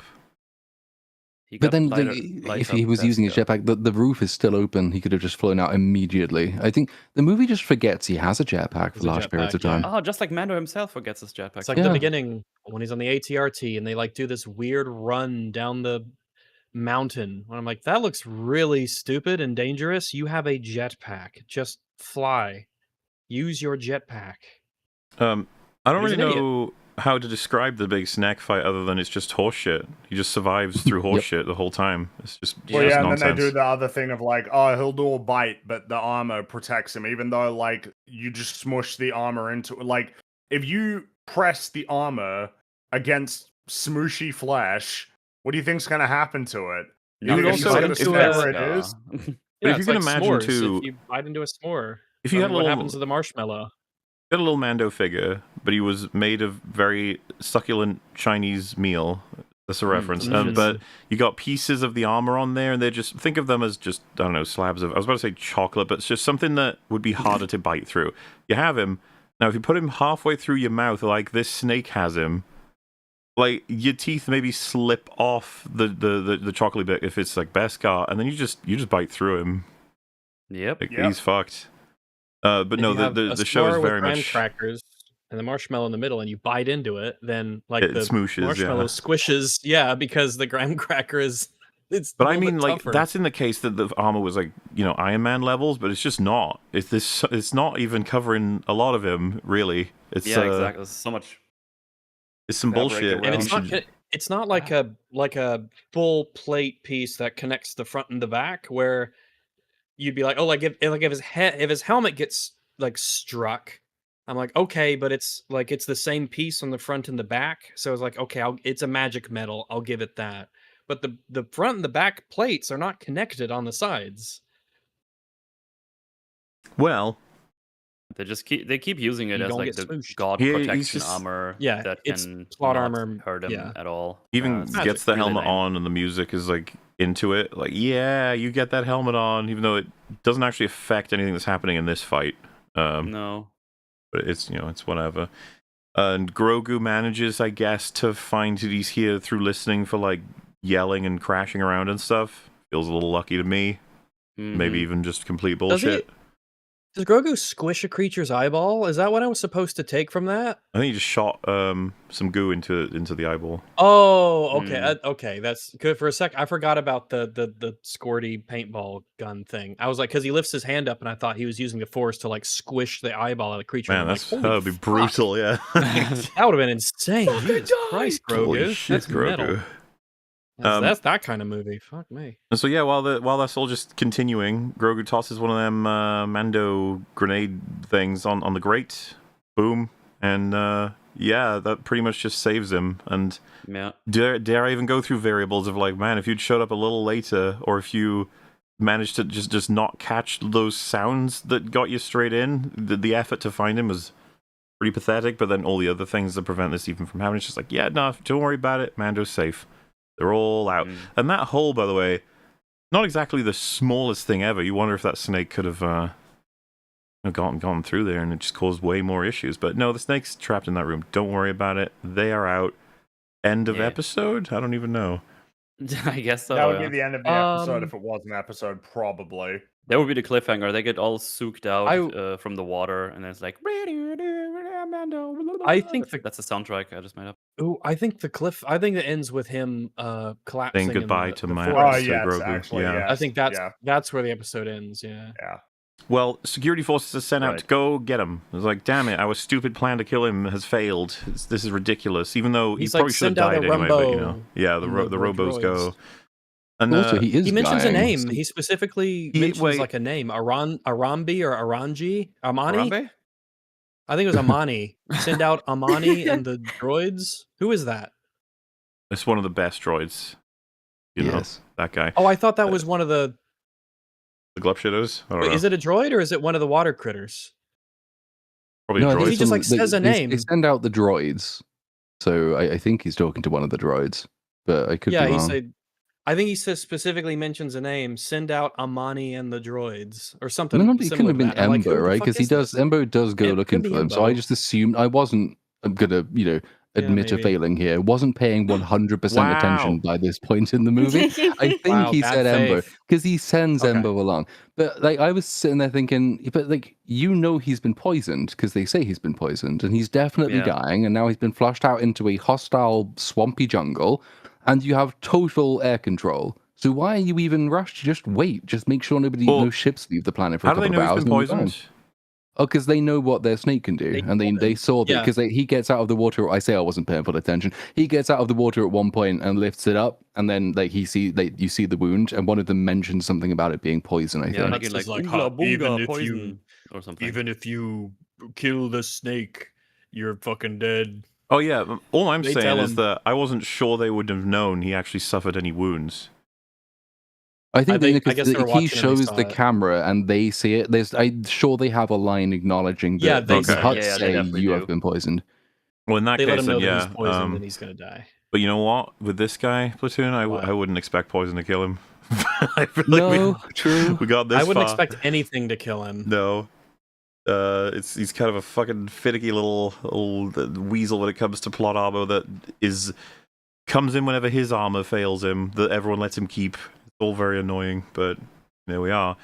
So he's running through, and the Mando, Grogu, and the Fricks get to the ship, and they realize, like, oh shit, you can't fit. I think it would have been funny for him to have surfed on it, though. Just at least to a little bit. Take him somewhere else. Or held on to the bottom of it. Fuck it, why You not? almost want like Force Ghost Surfing would've Brian been Blessed funnier. to arrive in that scene and say, "Are you retarded? Like, what did you think was happening?" There's that, but also take him to just really far away, other side of the planet, maybe, until you can get help, right? I don't know. You Strap him think to the so? bottom and fly off. I mean, I don't know if he can. I mean, it's just whatever, you know. Nothing makes any sense. They are really stupid, but he's like, nah, go on without me. I'll be fine. I'll hold him off. And you're sort of sitting there like, huh? Where's this film going? Like, what are we doing? Yeah. Yeah. And so, Because it's like Surely it tries. It has the Good. audacity to try and do something emotional here, where it's like I will rescue you by staying behind, and we have to part ways, and you have to go, and I have to stay behind. And it's like kind of out of left field, the idea that they even think that they can have like just the sheer nutsack on them to think that they can do something approaching an emotional payoff. Yeah, because that It's like sad entire and tragic. that entire that way. farewell scene with Grogu and Mando, it's just like they drag it out like hell, and it's like they keep turning around, you know, saying goodbyes. They can't part ways. Oh no! Because you It's see like that you set up, and it's just like yeah like you see the we scene all. is like Hmm. either if you're actually gonna do this, you haven't deserved this at all, or I just don't believe you. He's not Yeah, gonna exactly. die. Exactly, yeah, because they keep setting it up like one of them. This is the last time they're gonna see each other, and they're regretful, and they can feel it. You know the feeling that you have right before like you last see someone, Yeah, right? yeah. And it's just like Regret is all I no, could feel in that theater. not for a moment do I believe you. This is fucked up. Like you couldn't even get the fucking Hutts to talk, you know, their Jabba language. I don't know. Huttese. It's Java It's a bit language. rusty. Huttese. It's literally called Huttese, and they start speaking Huttese. English, and I'm like, that's like I just think that's a character failing to have a Hutt speak anything other than Huttese. Really, They wouldn't ever do It's that. not even a boring choice because it's stupid. Mhm. It's lame. It's a lame choice. There you go. Yeah, that's They would it. only speak Huttese. Mhm. If you want to speak to them, then you could learn the language or get a translator or whatever. They're not going to stoop to speaking your language. I didn't want to speak the language of my father. It's the Like, language also of oppression. They look so anatomically different. This was mentioned, but they look so different. They wouldn't have the mouth muscles to be able to speak normal human. You guys mentioned this, but this is like Normal human English, total Yeah. cultural victory. yeah, human is Basic, I think they English call is it in like- this universe, right? Yeah. Yeah, it's basic. Mhm. But anyway, yeah. They wouldn't kill off their main fucking character, No. not for a moment. Does anyone believe that? Holy shit, this scene is really Well, funny. I was maybe I was hoping it's like, yeah, fucking just do it. I want to stop watching this. Yeah. So the ship also- flies. Go ahead. Sorry. I was just thinking, like, that entire scene, I was just thinking that if this was a legitimate movie, right, they actually decided to, turn Mandalorian and Grogu into actual characters and actually go out of their way to make a feature-length film about this and actually dedicated their time to it, it would be actually a good thematic and sort of a narrative choice to maybe end the legacy of the Mandalorian by having him pass away. Or something like that. That would be quite emotional and quite an interesting journey to go in. But of course, this Would movie die is not saving going to do that. Grogu. Well, they probably will do that They're not eventually ever- if they yeah, ever they're never decide to gonna- kill this guy. Mm, But I don't Oh, know. I Under don't know that they Filoni, I don't will. think so. Yeah, Hence I if, think that these but- two will be. so the ship leaves and Mando starts just having 1v1s with a bunch of droids, like just one by one by one, and Yeah. you might have forgotten that he actually has a huge issue with droids, to the point where in season 1 episodes, like it's a few of them that they show the flashbacks, but he has like a what you would call a very definitive, painful memory of a B2 battle droid specifically. It, like, fills his POV, it's burned into his memory, the silhouette of it, but I even think it's relatively lit. During this sequence, he just has like a full-on 1v1 battle with a B2 battle droid, to the point where he has to lift a rock and beat it to death.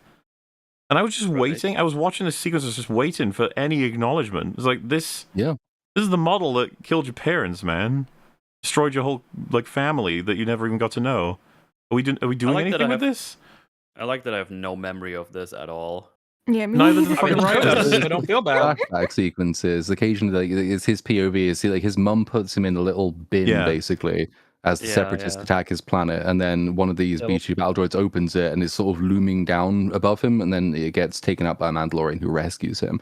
And like the obvious Stranger Things thing to do here is, while he's beating it to death with a rock, you just do like flash cutaways to that flashback. As like it's so cheap, but it's more than we got. It worked fine. Yeah. Well, I mean, you'd expect them to just do more in the story in general. You'd expect a line to reference it earlier. You expect maybe there's something that's going to affect his ability to do judgment based on the fact that there's droids here. This would be the culmination of, what if there was like a modified B2 battle droid that it could, like, it's actually a commander droid, and it fought in the Clone War. You know what I mean? Like, I've just Eddie kind of Eddie thing, and he was like, no. The only things that I can say that I liked about this, I'm not going to call it a film, a movie, is like it's like the tiny little aesthetic things, like how all of Jabba's droids are old battle droids that have been like modified and they're kind of rusted and they have like cloaks and stuff. I'm like, okay, like I guess that's neat in a superficial sense, and it could have very interesting world building implications, because the nature of the way in which the Clone Wars ended, it wasn't through like military victory. It was because of the subversion of Palpatine and everything that ended the Clone Wars essentially prematurely after only 3 years. There are massive standing armies of droids out there that probably number potentially billions. So that is actually their backstory. I think the group is the droid Goptra.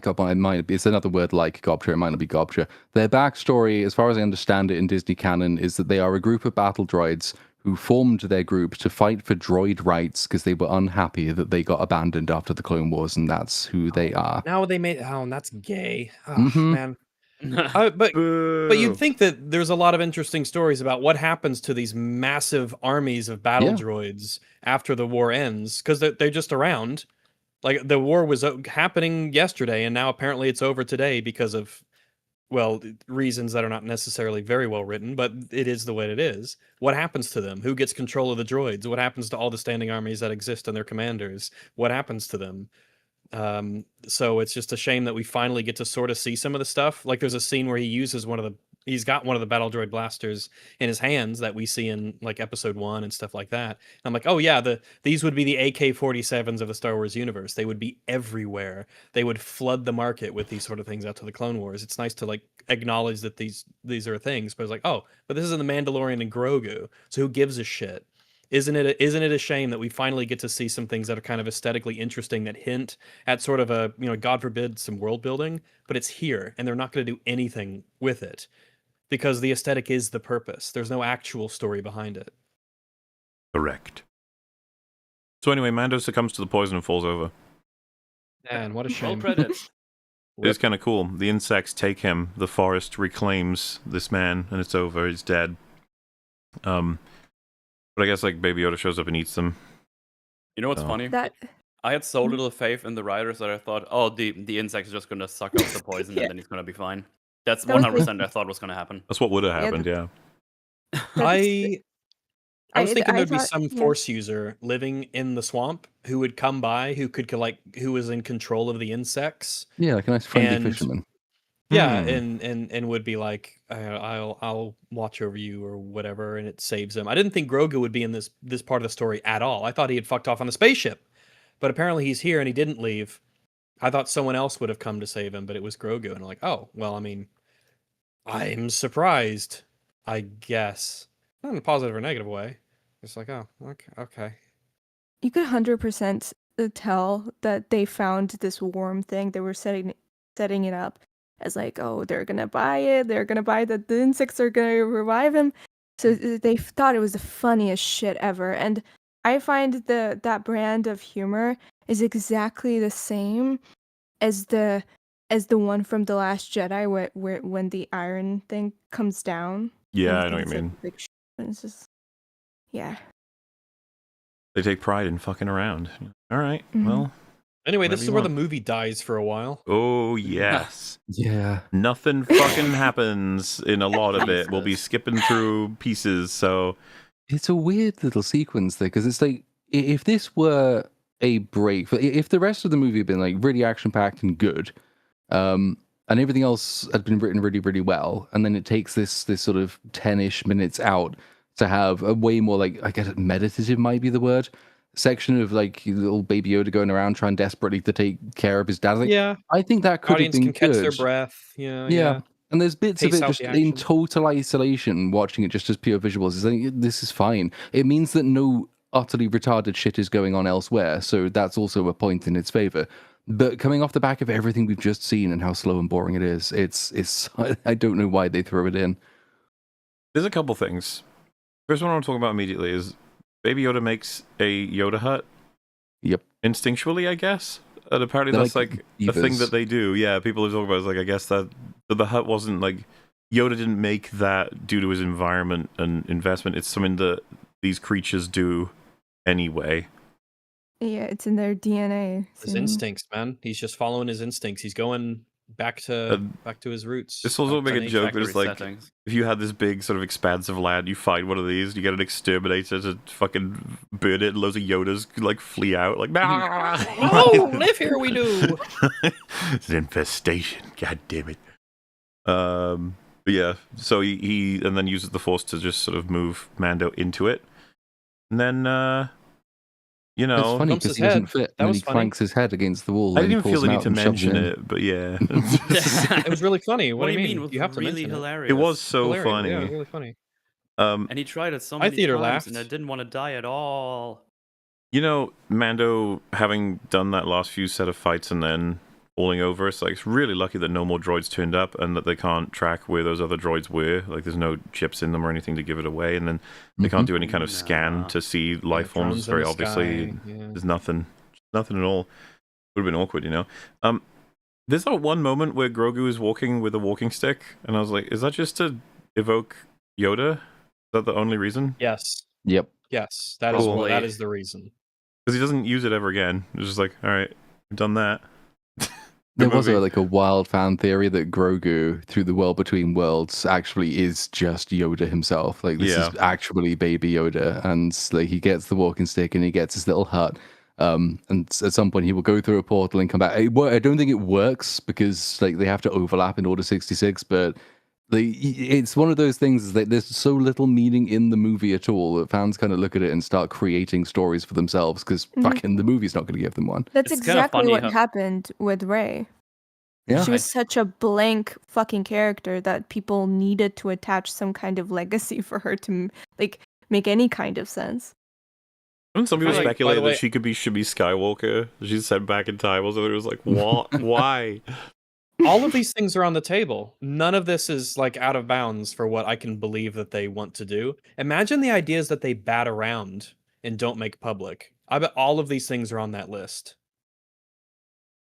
With all these stories being so vapid and devoid of meaning, I feel like these stories are getting more and more treated as ARGs, where people just keep theorizing and putting on their own twists, so they have something to fucking latch onto. Arg.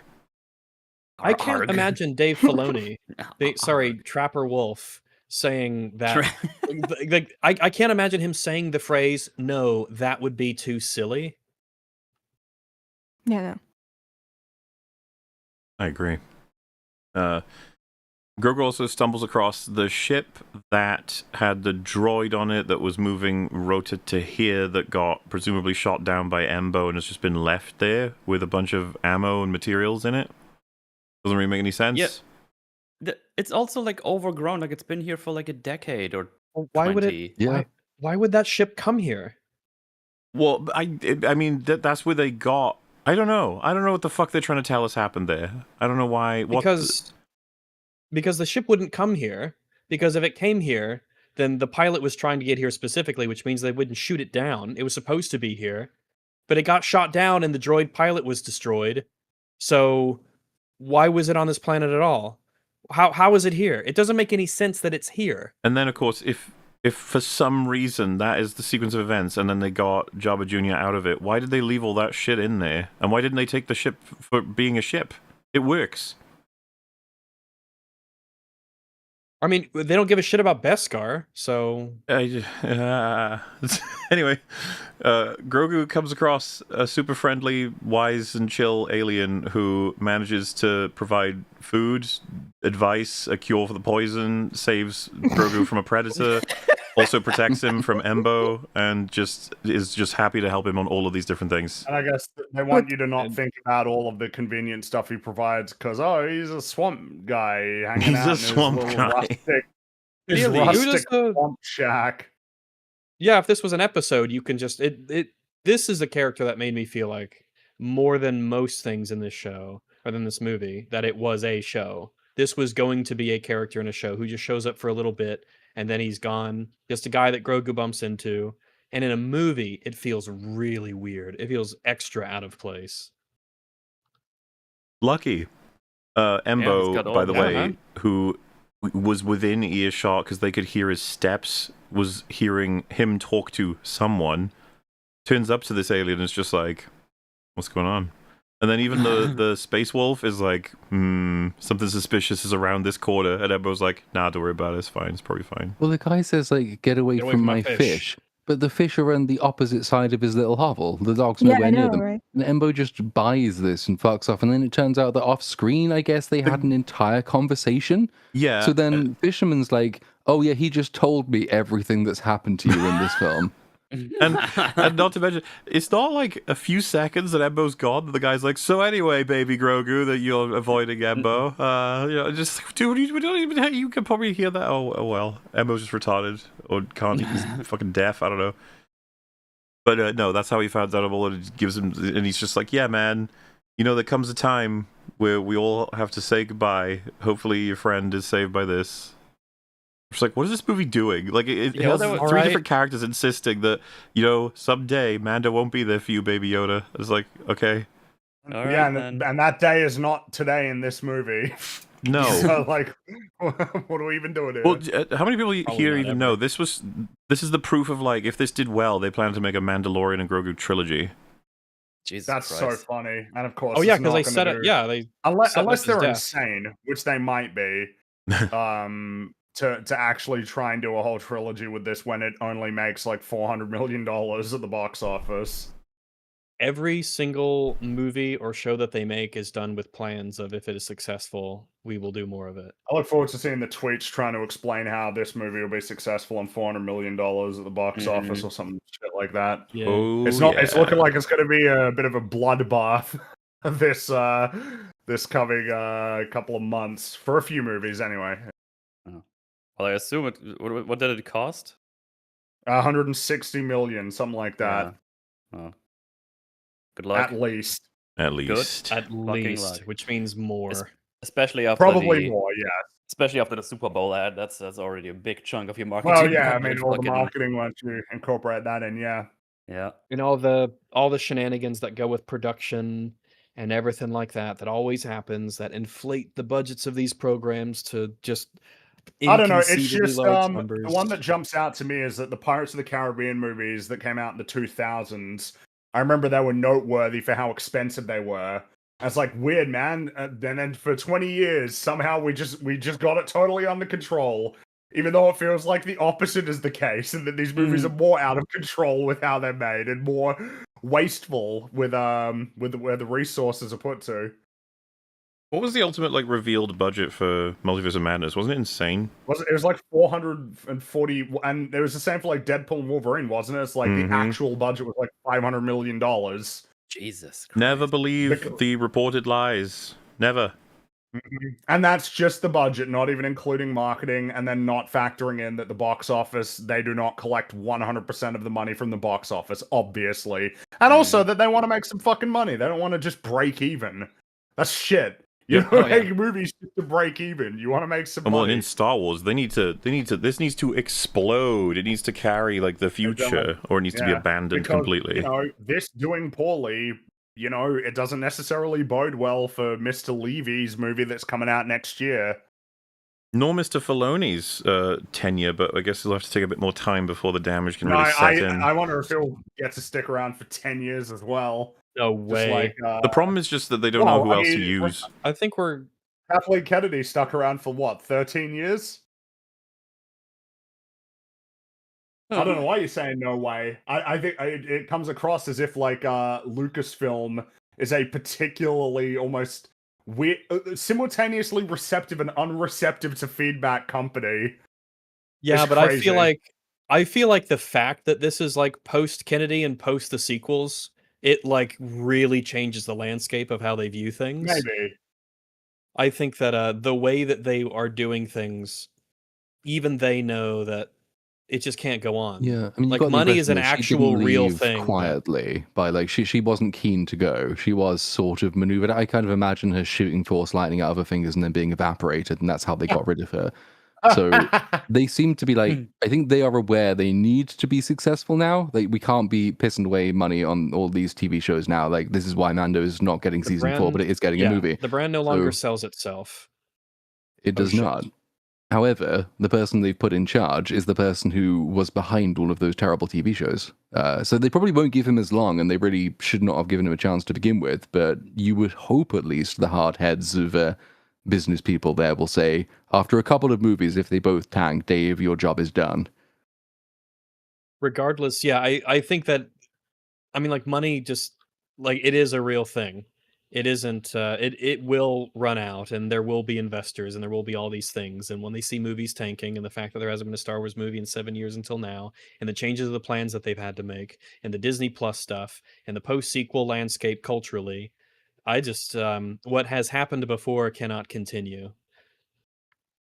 And they seem to, because part of the problem with KK was that she just said kind of yes to everything, and then she did some meddling on stuff like Solo, but like, she fucked up. The problem was, she just said yes to everything, and Gilroy happened to be good. But Filoni's already started to intimate he has the same mindset, because I mean he's given interviews basically saying, "Oh yeah, infinite possibility. The stories now in Star Wars. I'm just looking forward to working with whoever comes through the door." It's like, gatekeepers. You would think statistically there should be some good people there, right? But somehow they just... Oh, yeah, it's a testament to how bad they are. It's either two things. A testament to how bad they are at hiring people, which is obviously true, but also the aspect of something that does kind of need to be restated sometimes, even though we've been saying it for years. Telling good stories and making good movies is an extremely difficult thing to do, and very few people can do it. Even then, they seem to have picked the worst possible people to do it.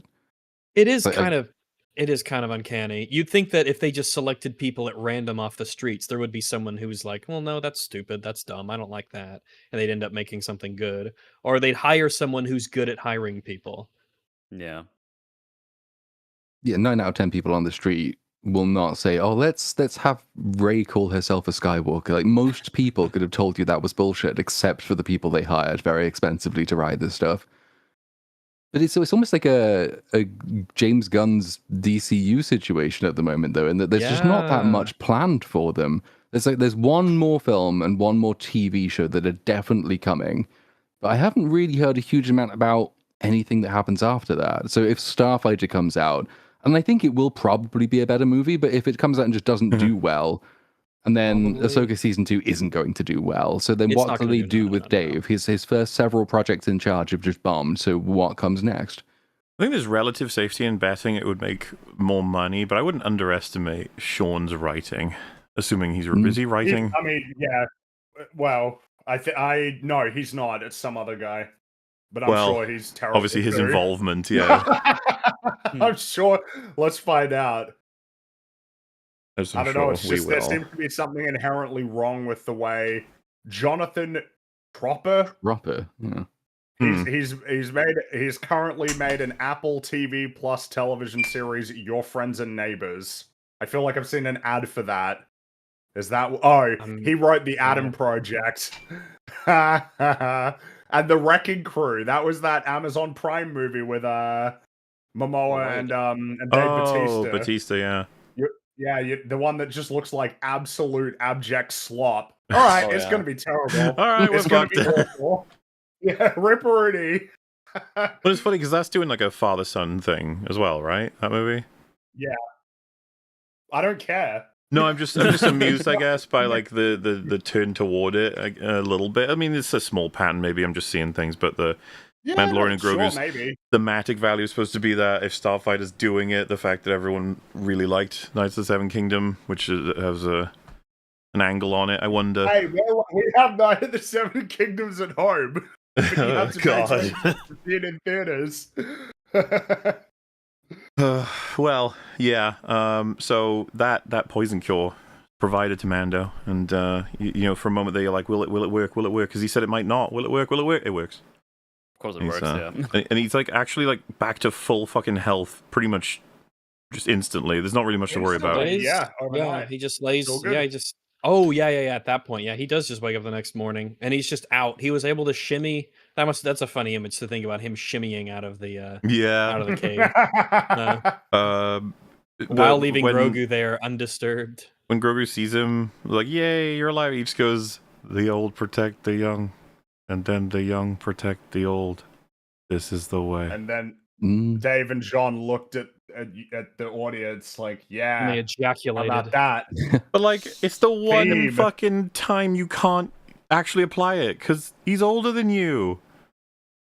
Yeah. Oh, but that's the thing. That's the double meaning of the phrase. You see, right? How old is they never specified which is which? Oh, maybe he's. That's actually kind of funny. Well, yeah. Well, regardless, in universe, maybe that. Because they're about the same age. Because he's 50. Well, but they're not the same age. Because Din Djarin was like child in the Clone Wars. Yeah. Oh yes, true. So he's okay. So he's what, like probably in his late 30s at the latest. Okay, never mind. It's been a rough several decades. All right. Like I don't, you know, like the idea is like, yeah, but that's the meaning of it being blah blah blah. It's like that's clearly not what they're going for. Like it's supposed to be the angle of a parent takes care of their child, and then eventually one day the child's grown up and the parents, you know, aging to the point where they now need care. Not the whole dynamic this whole time is just, you know, at this point it's just like, well, just friends take care of each other. I don't know. What the fuck are we doing? Yeah, what even is our relationship? All they've been talking about is like someday you'll be old and die, and he won't be because of other species. Like maybe it's time to talk about this thematic through line that they're clearly pushing toward the fucking screen. It's like this scene is the only one you could really talk about. Because what's the connection for Rota and Jabba? What are you going to say in relation to that? It's like, well, nothing applies there. Yeah, nothing. It's not a thing. He actually wanted to run away from that connection. You can't even speak to it. Like, there's no reference to how he, you know, raised him or what care. There's just nothing there. It's like, okay, so the twins, like, nothing. Like, Sigourney Weaver? You're like, no. Embo, whatever. Like, nope. Zeb, no. Is there anything else? No, absolutely nothing. It's like, we need a theme. Oh, let's make this. They talked about how he gets old and die at some point. Well, like I said, he may as well have said, friends stand stronger together. Absolute nonsense. Oh, you got it. Nice. It was like, just fuck off when he said that. The themes of the Marvels being the found family is more important than blood and stand taller, stronger together. So you could absolutely have just said that in this movie and you've been like, oh, sure, I guess. And you know what, they might apply more because you like see Rota's like choosing to make his own family instead of sticking with his bloodline, and then Mando and Grogu aren't related by blood at all. They're found family, and then the rebellion is a found family really, and the Empire to fuck them. You know what I mean? It's I kind of hate it at this point, the enshittification of theming. Just whatever. What have we got in the box? Roll the roulette wheel. Oh, it's that old take care of young, and then young take care of old. Has anyone done that yet? You're like, I don't know. Sounds kind of new. Fuck it. It's really just like you get the sense they were just writing for the "this is the way" line as opposed, like, more than the theme. They were trying to hinge a threadbare theme on that line so they could get that line into the movie. They didn't really think about anything. Like they had the vague concept of father and son, anything at all. Yeah. So we have as many "this is the ways" in this film as we have Dank Ferricks. So that's good. True, he says Dank Ferrick. He does say Dank Ferrick. I hope they're I not rolling clapped. I back. clapped when I heard Dank Farrik. I hope they're not rolling it back, because we are big fans of Dank Farrik. It's just the best thing ever. I'm gonna show you my Dank Farrik. Ew. Only the dankest Farrik on this podcast. I like my Farrik's dank. They go to the Jabba Jr. ship and they fight another fucking Splungo creature, whatever the hell those things are. He just kills it. Splungo creature. And then the droid was destroyed, as was mentioned. It's just like, well, and he presses some buttons. It's like, there we go, we can leave now. And then he's like, okay, 2 choices. We can get off world with the ship, leave the huts forever, or we can fight. It's like, well, you could also go to the rebellion and tell them what happened, or the Republic, whatever. Same thing. Yeah, I mean, I didn't understand. The why Republic is this is markedly far worse than the. Why is this the dichotomy? Why did he say this? Like, either why is he asking the child to make the decision? Yeah, why ask the baby?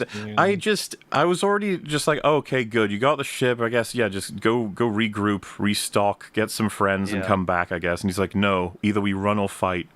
But the Hutts have already told him that they're going to be keeping Rotor alive for centuries, so he's not even in a massive rush. You'll spare him a little bit of pain, but you could definitely go away and just bring back reinforcements. Although, of course, this is outside of New Republic jurisdiction, so that wouldn't work. Oh, damn it. That's true, because of what Jeb said at the beginning about being able to call in. Yeah. Please clap. Please, man. Well, so like, yeah, the choice to stay and fight, they just start fucking, suiting up, and I was like, wait, why are there things in this ship? There are Mando rifles just in the ship. I was like, what? It's so funny because it's like, okay, he found some knives in there, yeah, whatever, and then he gets like the big rifle he always has, and other things. Like, wait, has this all been in here? Like, what? Like, just not only left does the ship look like it's been abandoned for centuries, but baffling, it's also the same one that got. It's the bounty that Embo probably got for doing the job might have been outclassed by the ones in that ship. Just may as well just take that. It's like, and the music. Just leave it in the swamp to decay. Yeah. And the music's going crazy because it's like the hypest thing ever. I was just like, I didn't even realize that like this was the plan. I really didn't entertain that they were going to like, let's grab some shit from that ship and just go assault the base. Like, are you insane? What are you doing? I thought you might try and do something clever, but then I realized what movie I was watching. Because that's the next question. Is that okay? Even accepting that they've decided to stay and fight, how are you possibly getting past an entire droid army and layered air defense systems? And it turns out the answer is we're just going to run. Just through the front door. Through. I don't know how else to capture this for you, Chax. I know many of you haven't seen this movie, but if you just picture a blank battlefield in your head and then put in the center big ol' enemy HQ, think of it as like a dome or a ball, and you're like, how do we breach this? And you have a spaceship, and then you litter the battlefield with all kinds of droids, airships, other buildings, turrets. Man, there's gonna be a tough fight. What if we just go as fast as we can, plow into that center building? And you might think, like, someone will say, well, no, because you'd blow up. But no, what if you didn't blow up? What if instead it worked? Yeah, and also it lands perfectly, so you can still open your hatch and just go outside and start blasting. Yeah, because all the droids see this crashed ship in the middle of the wall, and they're like, what the fuck was this? And then Mando just goes, woohoo, jumps out and starts shooting everywhere, just like, ba-doo-doo. Just like, blah, blah, blah, blah. And of course he's fine, because this is the end battle now, so you're definitely not going to stop him. But he just bypasses the entire, like, all the forces by doing something incredibly stupid for really no good reason. Like I said, he doesn't have to be here. He also, doesn't he also one of those speeders, which I guess he grabbed from one of those guys he knocked over or something, and he just flies through and just ignores most of them. It's like, oh, okay, that was easy. It's great. It was I think it was a 1 in a million, and he got it. It was definitely one of the Star Wars of all time. He's speedrunning the Huttese base. They're not very intimidating, these Hutts. No. That's crazy. They almost sleep through it, through the whole ordeal. Well, yeah, they are, because they're sleeping. Yeah, they're still sleeping. They're still 69ing in the royal chamber. It looks more like it was like they were almost like the yin yang symbol, which obviously is meaningless if that's what Dave Filoni or Jon Favreau were going for. I assume that's purely incidental. Yes. That they kind of look like they were sleeping in a yin yang arrangement. That didn't even cross my Nice mind of you that to that call was it that. even. Nice of you. They have a different name for that position. So yeah, like what is there to say? He's just killing everything. The only notable thing to me is the Phil Tippett stop motion robots, and it's just admiring the work. But it's only here. Yeah, it's like Jesus Christ. Yeah, it's like, hey, that looks really cool, guys. Shame about like everything. It's only there so that they can say that that's what it is. It's got nothing to do with anything else. Like it's exactly what Nuts has said before about Baby Yoda doing the puppet thing. It's like it's to emulate a thing that people like, not because you think that there's any value in the tools themselves.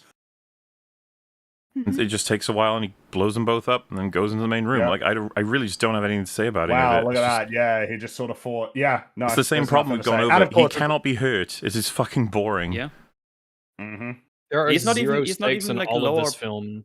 He's not even lower powered from the poison, so anything. Because as you said, he's just back to full power. It's normal. No. He hit the checkpoint for the full reset of all stamina and HP, and now he's good to go. I will say, everyone here is a big fan of one-liners, right? Where your hero's facing down the villains, and this environment is that he's fought through, and he's undone all of their plans, and he's even gotten over the poison, and here he is. He's got his gun, his vaporizing gun. They're just sitting there, defenseless. What does he say, chat? What do you think we got here as an epic quote? Because those doors open, and in he comes. He's about to aim that rifle, and he says, "You saw my face. Now it's time to die." Ooh.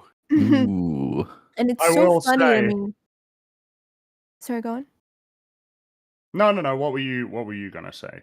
I was gonna say, like, it's so funny to me that they keep teasing that. They're like, they want to imply that the Mandalorian is so badass, right? That he has all these rules and he's definitely capable and willing to kill these guys, right? They keep teasing. They're like, oh, he's about to go off. But then again, Filoni has no balls. So we're gonna feed them to a giant kind of snail instead. Yeah, so you thought is exactly what I was thinking about, which is like it's kind of weird, like the angle that they're going with for the Mandalorian. They are very much. If there was ever a time that they wanted to present him as morally ambiguous, which let's be real, he never really was. Like he never really did anything that was like overtly evil or selfish. A lot of the time, he is essentially just like sort of paragon or neutral. Yeah, or he does something that's evil and they don't realize it. I find it really weird that a big payoff is that he's going to execute essentially two people that are currently defenseless. Especially when they're trying to do a storyline where it's like he's basically just a New Republic, like he betrayed them. I'm just saying. He betrayed them and now he's come back to execute them while they have no means of defending themselves. I will say, I thought that just kind of occurred to me. Do you guys remember a cool film called The Killer? Yeah, you've got our contract killer, our bounty hunter, assassin, right? And as he gets more and more emotionally, I guess, invested in what's happening around him, his behavior changes and his efficiency changes. And I think that would be really neat to do for, Din Djarin, where he is very, very methodical and he goes by the book and he's a machine in terms of his efficiency. But once you introduce Grogu and Grogu being endangered and stuff, he gives into more of his emotional side and he starts beating droids with rocks and being vengeful on the Hutts and stuff like that. That'd be a really good kind of story to see unfold in a different universe. That'd be really neat, a well executed sort of version of what we saw in that other film. Oh well. But he's just always flat. He only has one mode, and it's boring and dull. It's stoicism. No, shut up. Kill yourself. It's not. Well, that's not what it is. He's just a boring asshole, constantly. I was going to say, the line's bad enough, but having him go, "No, it's time to die." Like, oh. And then Dave's like, "Yeah, good job, Pedro. No need to be a little bit more enthused in your delivery." Which is funny. Would be a time. You gotta leave. All right. It's really awkward when you hear about the interviews of Pedro Pascal. It's like, yeah, I want to play this character until the body can take it. I'm sorry, you haven't been there like for most of this fucking shooting, I imagine, because you're busy with other things. Well, to the point that the film even feels like it really needs to credit the two guys who actually are there most of the time doing most of the work. Yep. They get like proper credits in this movie compared to usual. Good on them.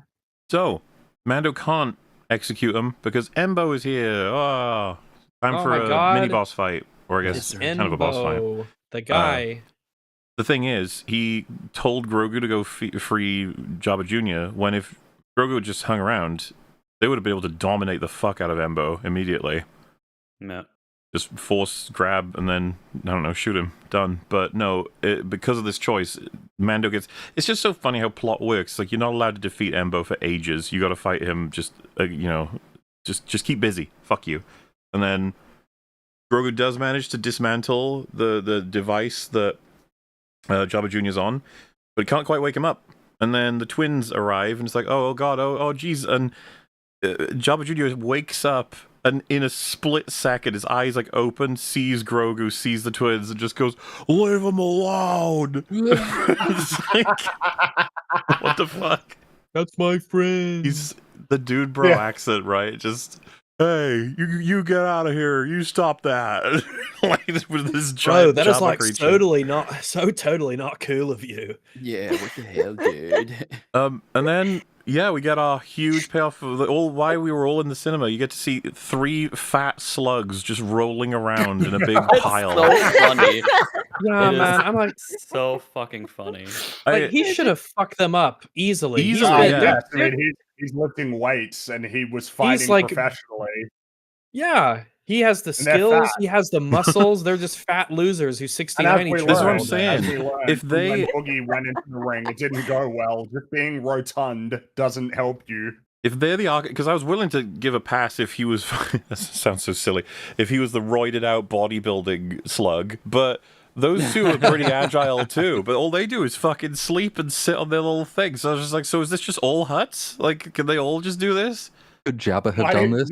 Yeah. Jabba. Hence, Jabba fucking got choked he was just. by Well, people in chat will say maybe he liked it. It's like, oh, just a little bit. No, you went too far. One last. He just wanted one last hurrah, so to speak, before. Well. So Grogu's got. It looks so silly. Imagine just thinking. Do you think of people who watch like The Empire Strikes Back or something, and they just go back to 1977, Star Wars comes out, fast forward to today? Do you think we'd ever get to this point after watching that movie? Just to put them side by side. Holy shit! What happened? So well, I get there's no real like. I'm trying to make sure it's understood, but it's just so stupid. So like, Embo gets electrocuted, like he does the little stun thing from his rifle on him. And then the space wolf is like, no, and heads over, while the 3 slugs have damaged the sort of hole that they're dropping people through, and basically all of it means it breaks and everyone falls through, except, as sort of mentioned earlier, Grogu prevents... How does the floor in a Hutt palace not survive Hutts being on it? Well, it was 3 of them, okay, they never bro? Accounted for they never accounted for a 3rd Hutt. But yeah, Grogu grabs Jabba Jr. to prevent him from going down. The twins get eaten by the snack. And honestly, I brought this up, I think, on FNT, but I was just like, could you... Fucking hell, they like swallowed whole into a snake. You just got... And they can't do much. Yeah. They're just going to have to sit there until they melt away or suffocate. Or the Snoke chokes. Can't breathe or something. I don't know. It's probably got... It's got 4 stomachs or something. Who knows? Yeah, probably 4. And yeah, so then things get really weird. So it's the end of the Hutts are dead, and so the droid army stands down, and then Mando and Grogu and Rotta, they just walk off and go home. Well, I was just going to mention, Embo does do a little. I'm sneaking away, but as I mentioned, that creature has seen Mando's face, so he is currently what do they call you when outcast? Was there a better name for that? There was another word that fucking Paz Vizsla used. Yes, Paz Vizsla. Does anyone remember Paz Vizsla? Anyone? Is that the blacksmith lady? No, that's a different. Paz Vizsla is the Jon Favreau one. Armorer. Oh, she's the armorer. Yeah, he's Jon Favreau. I didn't the know fat she has one. the name. Yes, who gets the heroic death? Do you think this is because of what was his name, the blue guy in Boba Fett? Because people like, wow, so he's just dead, huh? Oh, yeah. That's the word I was looking for, by the way. Apostate. So he's an apostate now. He's got to fix it. Yes. Unless he just lies. He could just lie, but he doesn't seem to do that. He has the opportunity to do that before, but he never does it. So I think got to be in character here, Star Wars. Also, just why do you even value the thing of just like being so unhinged? And this is coming from me. I am the pro mask, pro helmet in stories guy, but the Mandalorians are insane. Yeah. Like, yeah, you got to wear the whole point of you should wear the mask or the helmet is because it's useful. Not that you wear it in instances where it's not useful anymore. That's the whole point. Keep it on when you're in trouble. And then when you're not in trouble, sure, you can take it off, get some air. But yeah, it's kind of what Platoon was alluding to there. The end of that big battle is almost completely disconnected from what is now about to happen, which is the doors start to bust open. You're like, huh? Who's that? And you're like, it's the droids. They're coming. The droids are going to get us. And you're like, what? What? Where were they before? And you're like, they weren't around. On their way. They were on their way, man. And so they're here now. The big robot had to reset, so they couldn't come in. There, fixed it. So Mando's like, oh my goodness, Jabba Jr., Grogu, you go. I'll stay and hold him back, which amounts to him just... He goes with them anyway eventually and catches up, so it doesn't even fucking matter. Yeah, it was like... But I was just screaming at the almost. The funny bit for me was... Go with them. They're this like... time. Like figuring that out, and then he just goes, go. And you're like, dude, you can emote. You don't have to do this. He's more. If you watch the first episode of Mandalorian, specifically the fight he has with IG-11 versus all the other dudes, listen to him in that fight. Much more emotional than you'll ever hear him ever again in this shit. The later it goes on, the more stupid it gets in terms of his like, I will not emote in any way. Go. Which means it implies. Well, it implies that they thought it was a mistake to have him speak with any kind of like expression or emotion because they dialed it back. They changed it over time. You would think that the whole point is that he becomes a bit more in touch with his emotions now that he's away from that funky fucking dipshit cult and he's got a son figure and everything. You'd think like, oh, it's a mistake to be that way, but no, they're leaning into it. So like he starts sniping and disintegrating the droids as they're coming in. All very scary. Will he make it? And you're sort of like, have we defeated all the villains? Like, what is the payoff going to be now? Like, I was kind of confused. I thought it was just leave, bro. Just get in your ship and leave. Why are we drawing this out even further? Turns out the Fricks are back, and they've brought the Republic with them. Hey! It's the second time that the Fricks have returned with the Rebel Alliance. It happened in the Rise of Skywalker. At the end, he came back. It's such with all the Rebel I'm sorry, army. What? So you're telling me the Fricks went to that planet with the Republic, went up to Sigourney Weaver and said, so Mando has been captured, and she's like, can we go get him? We're like, yeah, no, actually. You're not using the Fricks voice. Well, they're saying it in their crazy, their little squeaky, weird voice. Because they do actually sometimes use words properly, right? Or sort of. They normally do. Yeah. But the one thing to take into consideration is that Coin had revealed to Sigourney Weaver at this point that the twins had been fucking with them, taking money from both sides or whatever. I find this very interesting in the sense of like, does that matter really? Like, if they were gonna pay you, or rather, like, get paid from you to get the information, but also get paid from him to be given a heads up. Just like what you're both in opportunistically like trying to figure out how to counter each other as two, I guess you could say like ex-governments that are both trying to get more control. Yeah, I don't know. Is it that big? Like, does that mean you need to glass their planet? Yes, that's the logical escalation of what happens next. We try to we double cross you, and you're double crossing us kind of through proxies. This Mandalorian guy. Now it is open warfare. That is the next logical step. With that in mind, you'd also assume it's just like, so why was the introduction to the Hutts then that you can never trust them and you're never safe with them? And then your reveal of like, turns out we couldn't trust them. Time to kill them all. It's like, I guess you should have done that before. But then, of course, on top of all of that, can we trust this source of information? Who was it? And it's like, as an ex-Empire guy, one could assume he might just be telling us this because he considers them enemies, which is actually kind of viable considering they were the ones giving up his identity in theory. He's only told us that they would have betrayed us. And so now we're going to destroy them all, and he gets credit with what exactly? Revealing a secret we can't prove?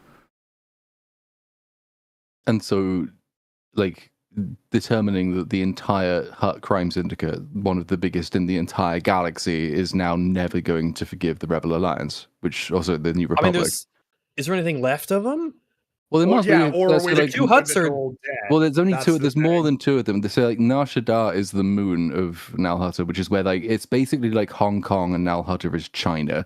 So most of their business is actually on the moon. There's loads more of them, and all of their resources is up on the moon. This planet's just where they like to live because it's hot and marshy, I guess. So there's loads more of them. They've just killed the twins, which is now going to lead to potentially like temporary power imbalance, you would assume, while a new Hutt takes charge. But then whoever takes charge is probably not going to look very favorably on the New Republic after this. And let's be clear, the story can easily be told because it's kind of true. The Republic and the twins were building a relationship so the Hutts and the Republic can kind of have an uneasy connection, not necessarily alliance. And then they sent a dude to do a job for them who betrayed them, and then they tried to sort of punish him, and the Republic got so pissed off that they napalmed the entire fucking area and wiped them off the face of the galaxy. Like, that sounds pretty bad, guys. Yeah. I mean, because I see that we're somewhat jumping ahead, just to be clear, right? So they arrive, and they're like, hey, Mando, we're gonna lay after you, and Mando's just like, bomb my location, bomb it right now, bomb it, and then they're like, and Sigourney Weaver, this is so funny, she's like, we can't do that, and he's like, don't worry about me, I'll get out. I was like, oh no, I thought she was saying you can't do that, like, politically. Like, we can't just blow it up. This is an insane, everyone in the Outer Rim is going to be like, the repercussions of this will be insane. And so he's just gonna get out and with the others, and then they just nuke the whole fucking thing and just fire and explosions everywhere. And to be clear, there's a lot of civilians potentially. Yep. We don't really know.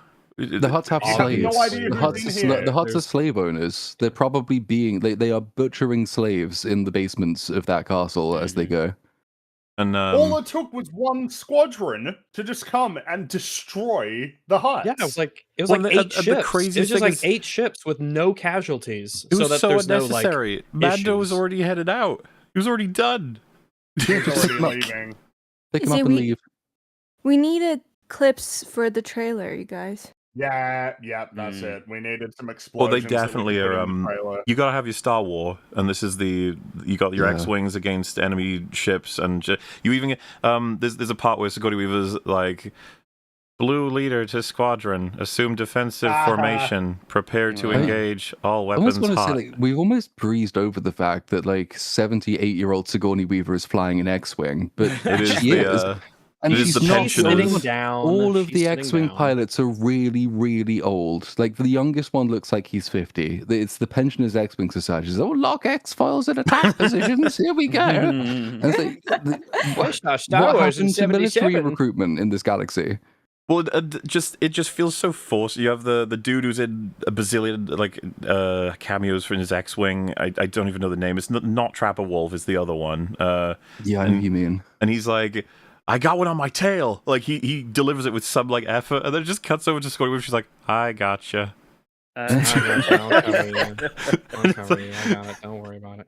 I was having a moment of like, listen, Slicky's like, someone's on my tail, and Fox is like, yep, I'm on him. It's like, are you really, or are you lying to me? Are you setting me up to die? Are you telling me flying, you Fox.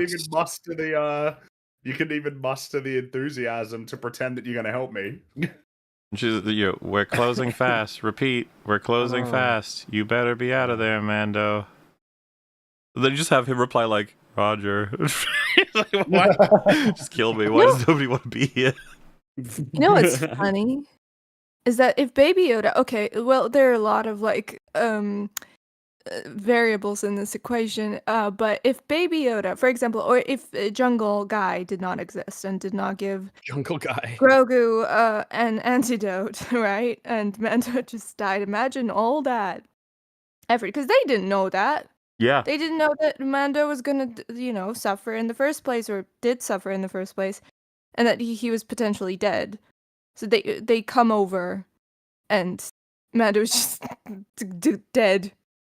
I mean, she was just coming in to fucking strike him anyway. It's like, Mando, can you read me? It's like, I'm afraid he died. She's like, well, fuck it. Blow it up anyway. Boom, boom, boom. Gosh. It's so shitty. They all jump out, it's a real high drop onto water, but the film's convinced they're all fine, so don't worry about it. And then they're like, yay. We got armor, it's fine. I think that's Filoni's cameo. He's like, anybody got eyes on Mando? There they are. And you're just like, ugh. Pain. The legendary Zeb picks him up, gets him in the ship. I think I saw a clip from Red Letter Media where I don't know who of the three it was. It's like when I saw Dave, I just got upset that he was in there. Got angry. It's just so lame. Putting And yourself in your work and calling yourself cool bad who does cool things. It's like, dude, stop. When I saw him sitting there, I was like, oh, fuck off. Yeah. This entire movie was just an effort to get him into that cockpit. And so then they have the little back and forth, Sigourney Weaver and good old Din, Mr. Jaren, Mr. Pascal, Mr. Mandalorian, Mando. Goes by so many names. None of those mostly are in universe. But we talked about a few of the things about like the information coming from Coin and stuff, but broadly, she says, we don't leave our own behind, and he says, I'm independent. And then she says, sure you are. And I was just like, sorry, you can be an independent contractor, but also be a part of the team if that's the contract. As in I was stunned by her delivery of that line itself. It was very unenthusiastic again. Well, everyone's noticed this. She was terrible in this film to the point where you wonder if she's sabotaging it. It's like, why do you surely you're capable. Kind of unreal. She just did not give a fuck. But no, I mean, yeah, Rota says he's going to work for the Republic now. Okay, yeah, sure. Doing what? I don't know, man. What's funny is, surely you want to address, would there not be an arc of him inheriting the Hutt Empire and making it better? You would think so. And they would have to hope so, because otherwise they're really screwed, because the Hutts are extremely powerful. Well, a great ally to undo the damage of what they just did politically, and then also, he's a good person, in theory anyway. But it's like, it's got no time. The film just puts them both in the ship, they hyperdrive, and it's like, hey, credits. You're like, whoa. Okay. That's the movie. Yeah. And it's really long. It's like 2.5 hours. Yeah. So much This happened. movie felt really long. It's a combination of the bad pacing and how there's nothing in the movie to care about. It is a deadly combination of apathy. Mm-hmm. Oh god, it's not even 2.5 hours. It's 2 hours and 15 minutes. Spiritually, it's 7 hours. It does feel long, though. It does, but it doesn't feel as long as watching like Mandalorian when it's on the TV show. Of course, the TV show was longer, but I mean, honestly, it felt like it was a little bit brisker. Yeah, again, you could stretch this out into, what would it average, about 6 hours and a half or something for a season? Yeah. Something like that.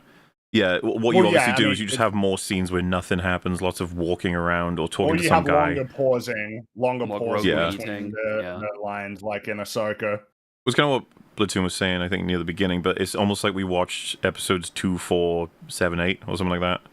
Mm-hmm. Yeah.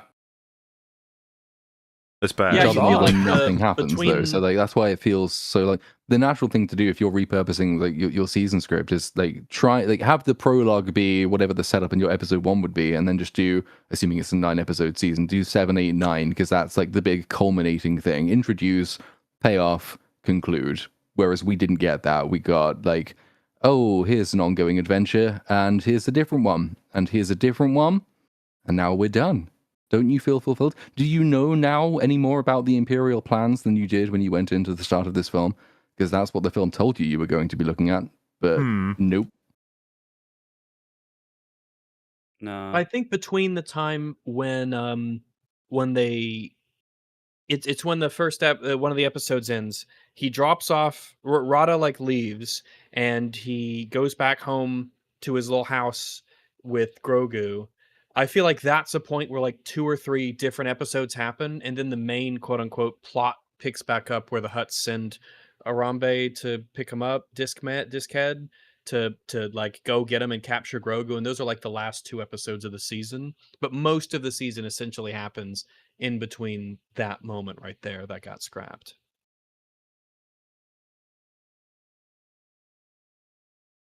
Everyone needs to calm the fuck down. Let people speak.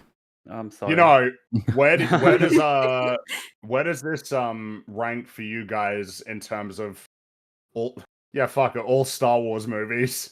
Every single one of them. I mean, I think you were right.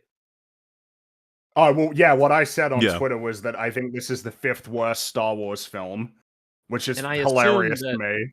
Yeah. I assume what you mean by that is you have the 3, not that you're... Well, the fun of it is that people could imagine whatever they want, but yes, the actual answer is all of the sequels and Solo are worse than this film, and Rogue One is better than this movie, and all the prequels are better than this film, and all of the OT is better than this film, obviously. That does when I saw that tweet and you said that, I'm like, oh, okay. And it actually took me a bit to remember Solo existed. I mean, seriously, I had to actually think, like, stop and be like, okay, the sequel, that's 3. I know, right? And then there's forget about it too. Yeah, it stumped me. I was like, wait, what's where? Because Rogue One is better than this. But what's the other? Like, and I was like, oh right, there was a Solo movie. There was a whole movie that existed, and I forgot about it. Like, you know, and obviously to explain the rationale behind that, you know, as has sort of been illuminated after this last, you know, several hours of talking about, this film is like absolute dog shit. It's it's not it's not merely that it's slop, it is like thoroughly incoherent. In much the same way that, you know, basically every Disney Star Wars movie, even Rogue One's got its incoherency, despite its third act. But yeah, like the problem is this film, for the damage that it does do to the world, which is significant, it kind of just cannot approach the level of damage that the sequels did. No. And you know, to some extent, the damage that Solo does, if you are to treat it as canonical, which I obviously don't, and I don't even really treat the sequels as canonical, and I don't even really treat this movie as canonical either.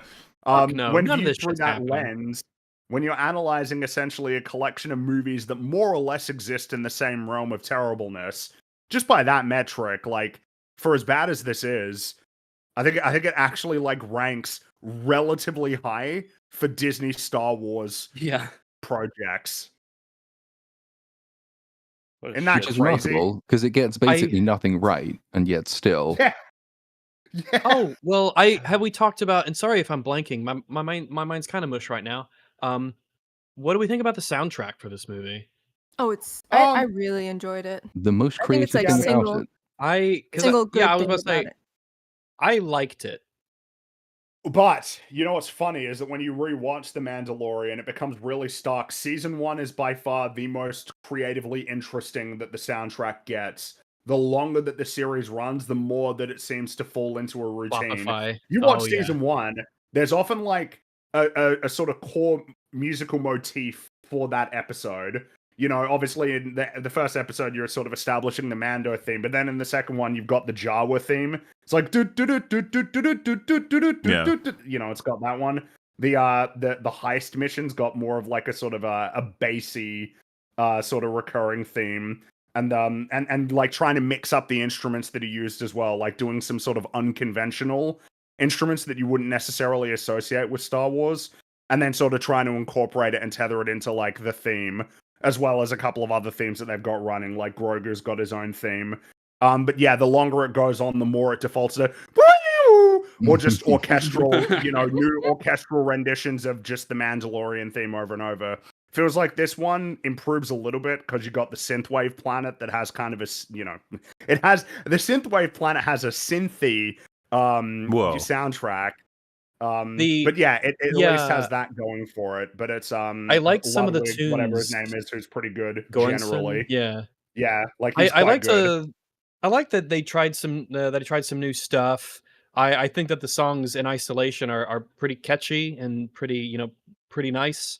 I don't think they necessarily fit a lot of the time with what's going on tonally super well, but I'm glad that we didn't that we're trying something new, and I did kind of like some of It's the just I the notice the that was music playing. sometimes, which is nice because I don't tend to with most Disney Star Wars stuff except for Andor. Even the sequels, I don't tend to notice the music except in negative ways, like when they play Kylo Ren's theme. It's like, yeah, fucking here we go again.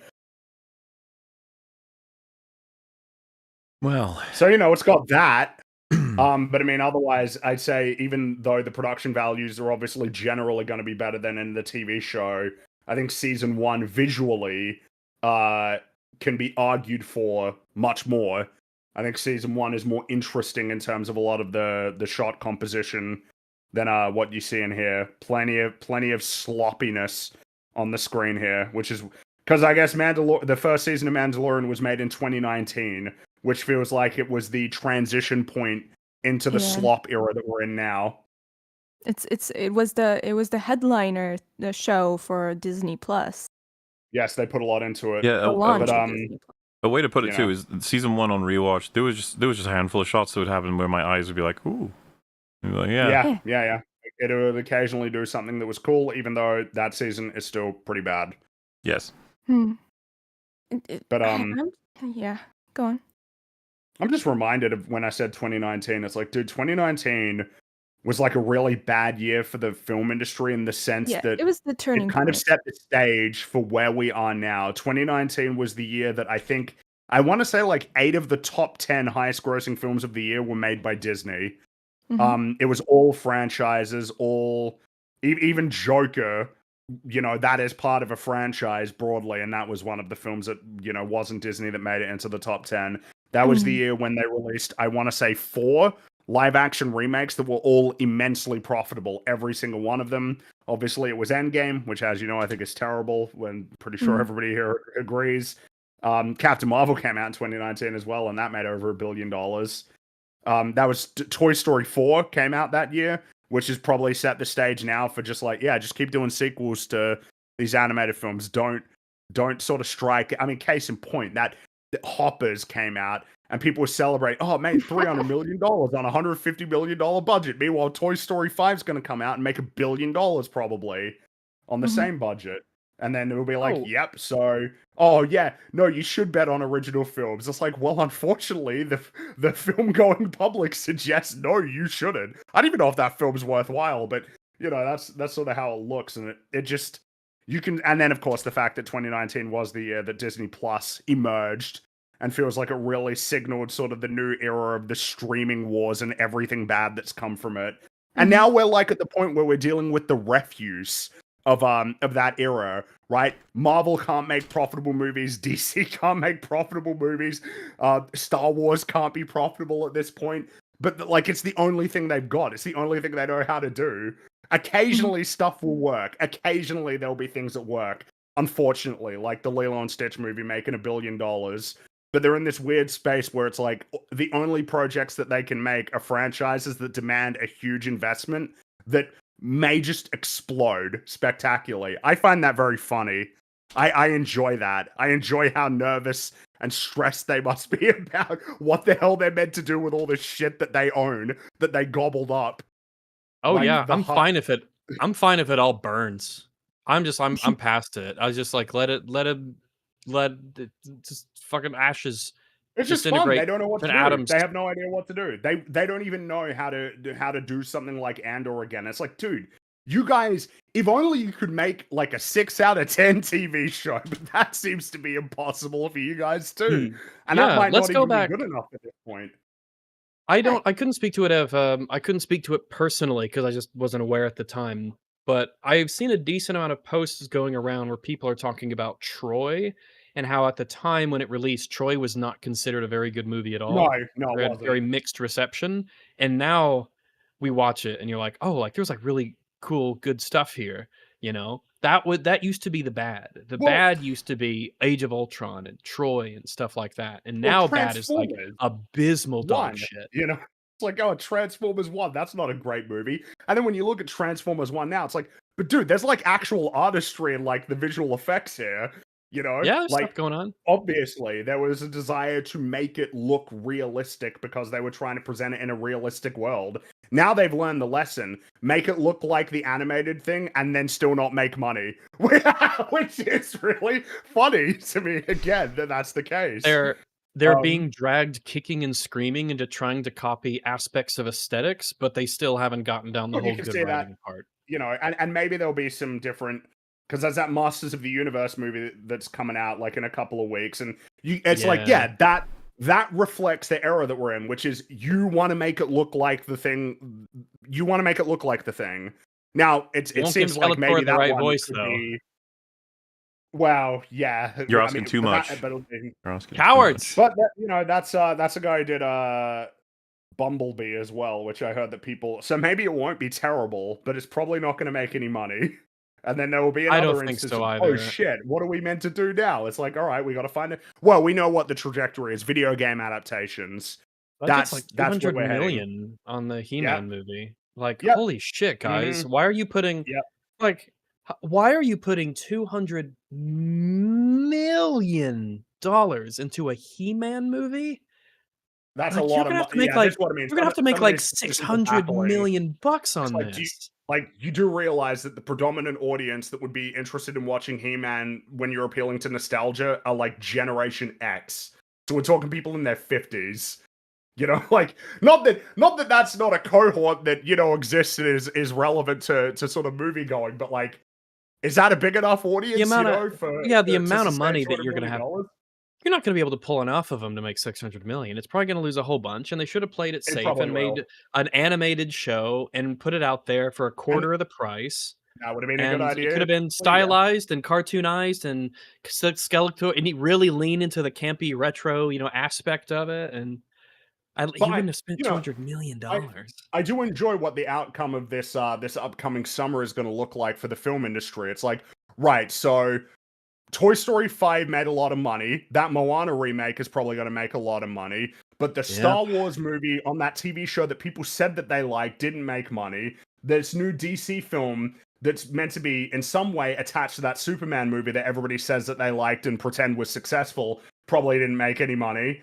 And then we went and did this Masters of the Universe movie as well that didn't make any money. And then also there was a movie that had like a Obsession, like a less than $1 million budget that looks like it might 100x return on investment. And then they'll be like, well, wait, so what do we do? What are we supposed to do? Are we meant to do, original films? Are we meant to do franchises or reboots? Because some of those didn't work, but some of them did. And it's hard to tell because people are saying that they liked it or they didn't like it, and it doesn't correspond with how much money it made. What do we do? And I like that. That's fun. It's the only joy that I could get out of the grim state of the big budget film industry. Yeah, I'll enjoy watching it burn and crash and have to pick up the pieces of itself. And for as long as they like the matches, I'll watch it burn. Yeah, it's like not what's happening. What's happening is that they keep fucking up, but enough things are successful enough that it keeps them going.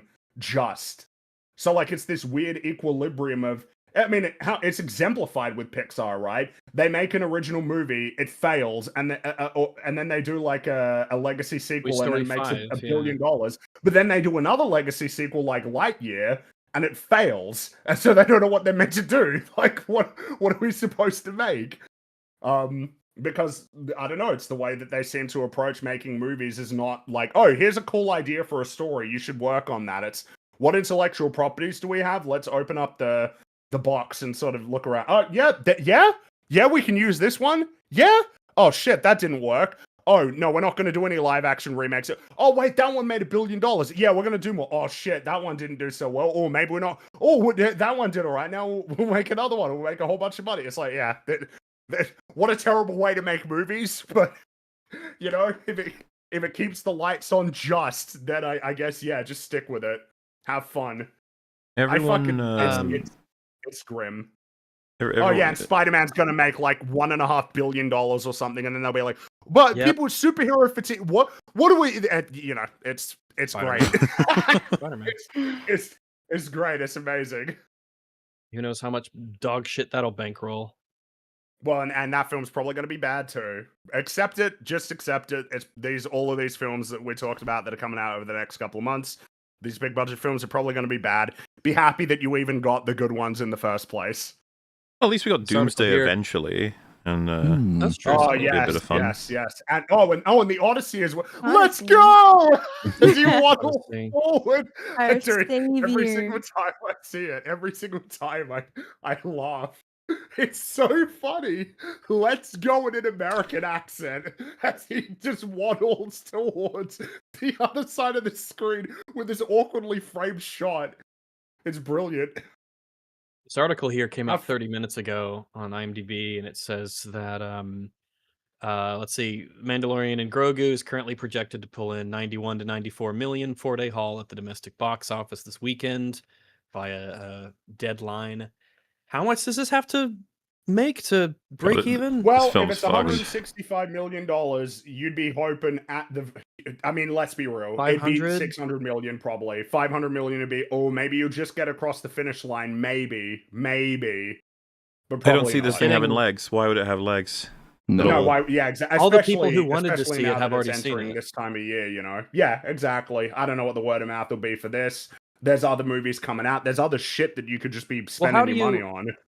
How do you convince someone to go see The Mandalorian and Grogu if you didn't give a shit about them in the first place? All the people who care about The Mandalorian and Grogu, they're seeing it this weekend.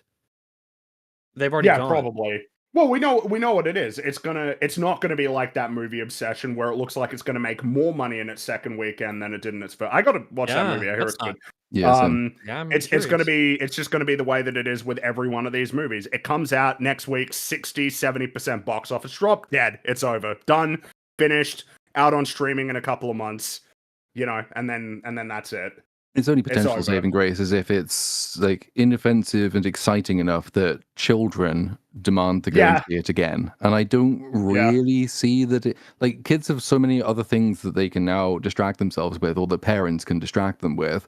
I don't really see much. This movie's aimed at kids. Obviously, is aimed at kids. It's designed to be appreciated by very tiny people, and that's basically it. But I don't really see anything in this movie that's going to be getting that many kids to say, "Oh, I have to go see that film again." Like, they'll probably watch it and enjoy it, and then forget it. And of course, bearing in mind that somebody is like, "Yeah, but Toy Story 5's coming out in like 3 weeks. We'll just go watch that instead," because going to the movies as a family could cost you over $100. You know, people have to make choices about. There isn't an infinite amount of money. It's a tough economy out there, you know, and there's other things you could be doing, whether it's, you know, watching movies, paying to go, you know, watch fucking sports, or buying video games, or, you know, all sorts of things. It's just a grim prospect. It's kind of hilarious that they thought that this was a good idea at any point, even back in, you know, 2024 when this film started shooting. It's like, dude, you guys it's just nuts, really. But they must have had the internal numbers, because there was the story about all the various performances of different Star Wars TV shows for like the Star Wars Day last year, and then I think the year's streaming figures from Nielsen were released as well. And like Mandalorian wasn't on that. I don't think it was on the list, was it? Or it wasn't high on the list if it was anywhere. No. I don't think so. And this was like, I think that was over the year's figures, and this was last year. So they must have known already. It's like people just babies and boomers like The Mandalorian, and not very large numbers of them. I love that. That's so fucking funny that it loops back around like the horseshoe theory. You know, millennials and Gen X are watching Andor, Zoomers are watching the Clone Wars, which is funny, and then Generation Alpha and Boomers they converge on The Mandalorian as their favorite Star Wars TV show. But not in great enough numbers to make a top 10 list a year out from the movie. This is how you've chosen to revive your cinematic franchise, is this film. And you went for something that doesn't chart by your own metrics. So great decision all around. They should probably do something with the prequels if they want to make money. Find something that you can do in the prequels. Oh, they will do that with Ahsoka Season 2. When that comes out, the number of Obi-Wan in his clone trooper armor flashbacks you'll get, Anakin and Obi-Wan training again. They'll keep trying that. Showing up. Yeah. Those are always good. You have an in-universe reason to have them like constantly be showing up all the time, and you could chop them to bits, mercilessly. I don't know, the impression I get, especially and talking about the state of Star Wars, it felt particularly illuminated when I saw very briefly people talking about the Darth Maul TV show, and saying that it was amazing. I've watched that final episode, by the way, with Darth Vader in it. Holy shit, it's terrible. It's just 30 minutes of incoherent action. It's garbage. I don't know why anybody. I think it's got like a 9.8 on IMDb. Insanity, crazy. But this sort of thing of everybody sort of, I say everybody, people on the internet sort of collectively, oh, it's so great. Yeah, Star Wars is great. Oh, it's looking so great. I was just struck by the people saying this to themselves are becoming an increasingly smaller and more insular fan base, which is not the kind of fan base that you can have sustain something as big as Star Wars. You can't, with stuff like Star Wars or Marvel, sustain those franchises off of like niche, like, so you need the casuals. Yep. The casuals are what keep it, because all the fans are going to show up all the time no matter what, pretty much. There's conversations to be had about how you can destroy the long-term success and health of a franchise by appealing to casuals to the detriment of a hardcore audience. But in this case, the casuals are necessary and they're gone. It's over. They're not interested anymore. And we know what happens when shows or movies rely on the sustained support of that tiny niche of the audience that you mention. They get cancelled. The Acolyte had one of the most rabid pro-Acolyte communities. You'll still see it to this day occasionally pop up from the depths of hell. Restore the Acolyte. And what happened? No, not even a season 2. Most Starfleet Academy got a second season. The Acolyte didn't. So what does that tell you? No, that's actually true. I mean, it was notable in that it was actually cancelled, which is not something that they often, will sort of publicly announce. But there are many Star Wars projects that have been announced that are, I think, officially just in development. Like a lot of them are still just in development, I think even Rogue Squadron is still considered in development, even though that's probably about as, close as any of them would ever get to being cancelled. What's the guy who did fucking Dial of Destiny? James Mangold, like his, ultra prequel Jedi thing. I mean, that's as real as the Swamp Thing movie that he's apparently supposed to be doing for DC. It's real bad out there, lads. It's looking real grim. I may, right? Yes. Because I was mentioning how the conversation has turned, and I don't mind this, onto Dave Filoni's talents. Everyone's been ripping him apart on Twitter. I don't know if anyone saw, but they've been sharing scenes from Book of Boba Fett and making fun of his dialogue. It's been very funny. Like the one where he's like, "I have armor." The response is, "Let's see." It's like, let's see. It's like, yes, without eyeballs right now. Yes, he does have armor. On this topic, this is not a, well, I'll just start with this, okay? And I think only Fringy's going to know where I'm going with this until it's obvious. There's a film in 2014 where the story is, and I'm remaining vague on purpose for a moment, just let me ramble. It's about a chef who's just making food. My gosh, is he invested in making his food, and he's just making that food, and he gets praised for it, and he's kind of found by different reviews, and just lots of people are impressed, and he gets himself a job at a pretty big restaurant. He's doing some good jobs, and keeps making the food. And the higher ups are like, you gotta keep making your signature dishes, the things that you're known for, all your good food. You can't be doing any crazy shit, and none of that like switching things around, and no new stuff. Just make sure you're making the food everyone comes for. And so he's not too happy about that, and tries to break out of it every once in a while, but it's to no avail. And then eventually he gets a really bad review, a scathing review of the food that he's continued to make of his own kind, and he's kind of accused of being a uncreative coward that's like insecure about almost everything. And so he melts down. It's not good. He's very publicly on the old internet. I think it's Twitter, funnily enough, and makes a big public scene, and basically kind of losing everything. He's not got the opportunity with the job anymore. He didn't have a huge amount of money to his name, and he's forced to essentially try and make ends meet by, he starts like a food truck, just a little tiny thing up, and he's with his like son, trying to make it work. And so they do some jobs, and with this avenue and having just trying to make things work with a lower budget, they are experimenting more.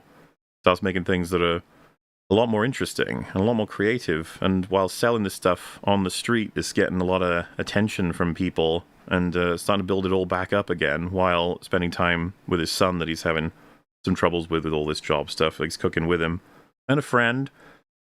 And things are going really well. It's like inspired, experimental, like I said, and a lot of it gets shared online as well. It's almost like a comeback. And that same critic that sort of wrote that horrible review that nearly cost him his whole career offers him that he's like, you've got it back, whatever it is, and he wants to give him a chance to like run a place where he gets to experiment all the time and choose his own way, and don't just rehash what made you what you are, sort of thing. And the story seems to be about how you could apply this to any creative endeavor, right? But like artistic expression, and part of like the importance of it to share it with people.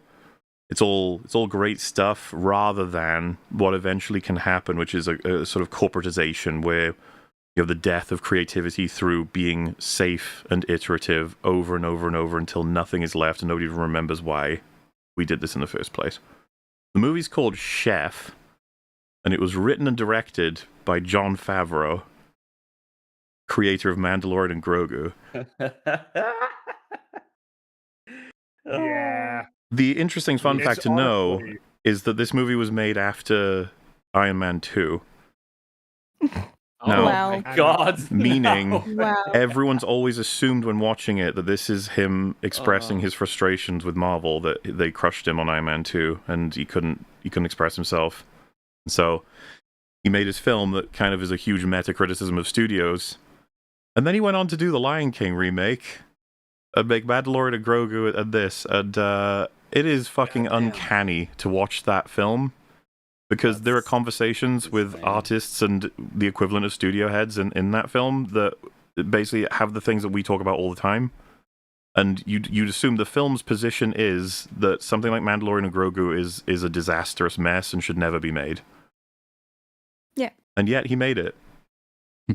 Well, and it's worth noting, like, he is something of a spearheader of the ruination of franchises.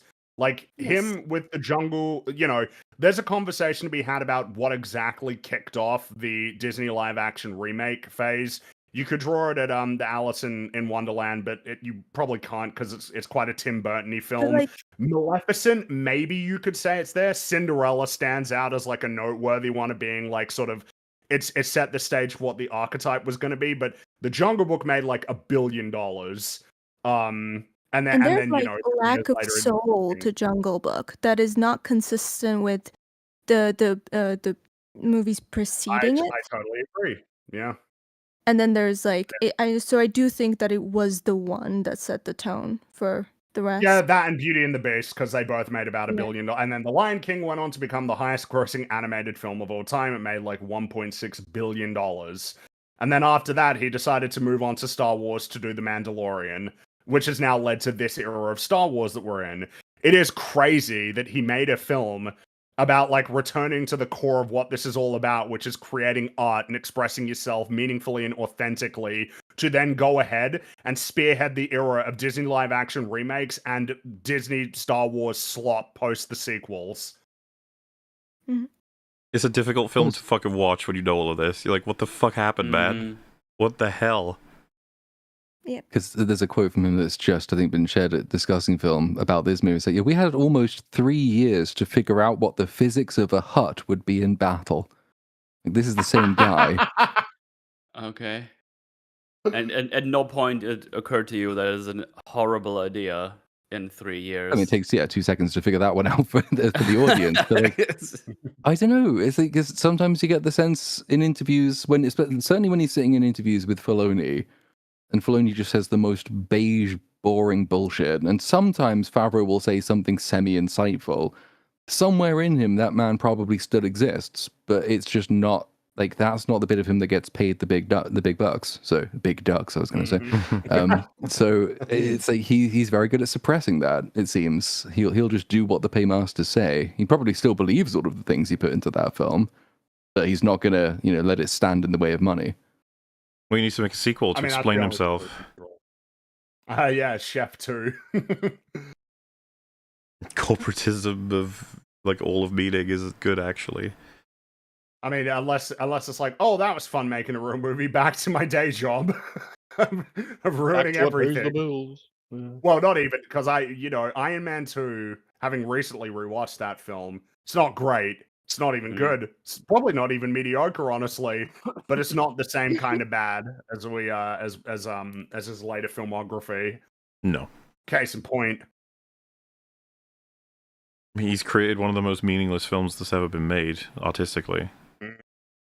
And I suppose the point of what Muller was talking about is, yes, blame Dave Filoni. Absolutely. I'm not going to stand in the way of that. Jon Favreau is the director of this film. However, he was there every day on set, coming up with. Just imagine that man standing behind the camera on the set of this movie, like making all of this, or on set. Yeah. How was he not embarrassed? I would just die. He owns a really big house, I guess. He does. I mean, this is the guy who put his name on the Book of Boba Fett and apparently never visited the set once, was completely unreachable by anyone who was giving him good ideas because of how terrible that direction was going.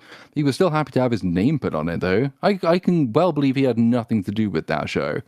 But, it's the reputation that counts. I think he was probably thinking of all the green paper. Oh, I thought you meant the green screens and how much he enjoys being. Oh yeah, that one too. And the green creatures. Walk into his big house and hear the echo, and then go, "Well, this is valid." I mean, the greater the echo, the greater the reverberation, the better job I'm doing. Yeah. I wouldn't put it past him to shoot the entire movie through Zoom. Like that's the vibe that I'm getting. Exactly. Everyone was through the Zoom. The only people on the set were the puppeteers of Baby Yoda. Pedro was there. Exactly. Nobody was on set, which is really, really funny when you think about it. And John was probably through the fucking phone. I wouldn't doubt that. I don't think even he was on that set. I don't think anyone gave a shit about this movie. It was just a side project. For the cinematic return of Star Wars after a 7-year absence. This is what you get for all of your waiting. Very, very stupid move. This is what you have to come back to. Whatever budget this can pull back from box office, I hope they understand that a lot of that will come from the 7-year hiatus that is now gone. That benefit's dead. Whatever you do next will make less money in all likelihood, but it will probably cost more money to make. It's probably what's going to emerge with this next Superman movie. It's like it'll probably cost more to make, and it will almost certainly make less money. It's funny. It's like, oh shit. In the Red Letter Media discussion, Mike says, as part of his advice for what they should do, he says they need to go on a 5-year break, and then Rich is like, they just went on a 7-year break. That's well, true. how dare we underestimate the power of the Rey movie? That's never gonna happen. Yeah. Maybe because there's a constant stream of shitty, terrible TV shows. Then that's why Mike was thinking that it never left. No, that's what he says. Yeah, it's the TV shows, but that's gonna make a fucking difference. My sister and most normal people don't even know what the fucking state of the TV shows are. And also, they will never do that. DC went on a break, and that wasn't even a break. They had shit come out in 2024. And if you discount that, which they tried to pretend that you should, because Superman is the real start of the DC universe, except Creature Commandos is the actual one, but also Blue Beetle is going to be a DC character. But yeah, Superman 2025, that was 2 years. 1.5, really. And not even. And that was for a universe that was, comically fucked. Compared to Star Wars, which is not exactly quite there. You could say that maybe it's a greater fall, but I mean, as we're going to see, right, this film is probably still going to be able to bring in more money than the average DC film can do. And they only went on a 1-year break. These studios have no tolerance for not sapping these properties for all they're worth unless you get like a Tron Ares level failure for a franchise that was never that successful in the first place. For as long as they can think back, gamble. It was really stupid. But for as long as they're, you know, you even see it with something like Terminator, right? That's been dead now for about 6 or 7 years. But I mean, it won't take long before they think like, yeah, but May as fuck, well give it a people shot, those, yeah. you know, Terminator 2. Indiana Jones, it'll be the same way with that. Yeah, they'll give it a break, try later. give it a rest. They'll say we'll never do it without reboot. Harrison Ford, but that's not true. Eventually, they'll have no choice but to try and get someone else because they got to try and make some money with something that they own because they're too afraid to make something new. And maybe they should be afraid because a lot of the time when they make new stuff, whenever they do, you know, the results are very inconsistent. This insistence to have gone to streaming, like I'm really not kidding. I don't know, like the average person, how far do you think they're going to get with naming these shows? Like Mandalorian is probably maybe the highest likelihood, but how many of them naming Acolyte, Ahsoka, Andor? Or Book of Boba Fett. There's just Obi-Wan Kenobi is more likely, I suppose, but at the same time, it's just like most people. Even then, I wonder how many people forgot that show. We're just at a point culturally where they've achieved their goal. It is now a streaming TV show that no one even fucking watches. It's like, well done. Mm-hmm. That's crazy, that, huh?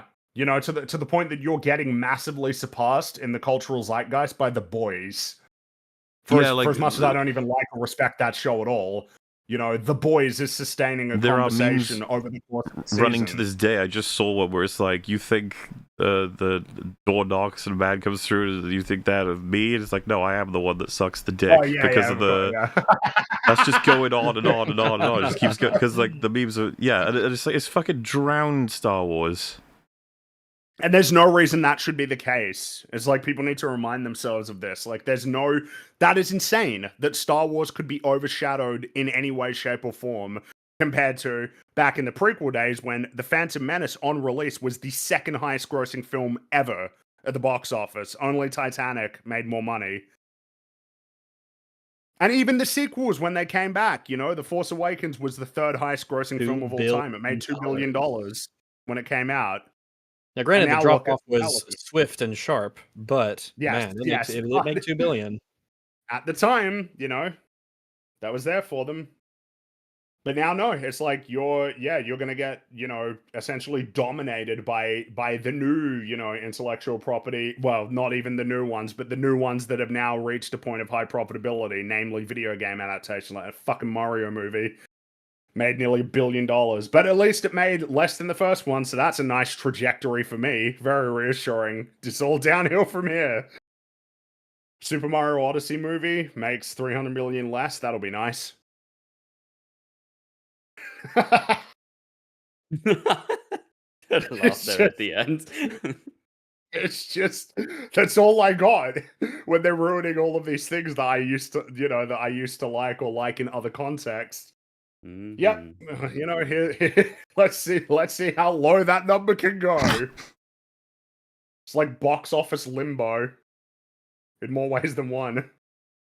Dude, I'm not kidding about the fucking culture shit. I was just gonna see if I can find any new ones, and you've got it's a picture of Saruman. It just says, "A great dick rises in the east, wreathed in flame."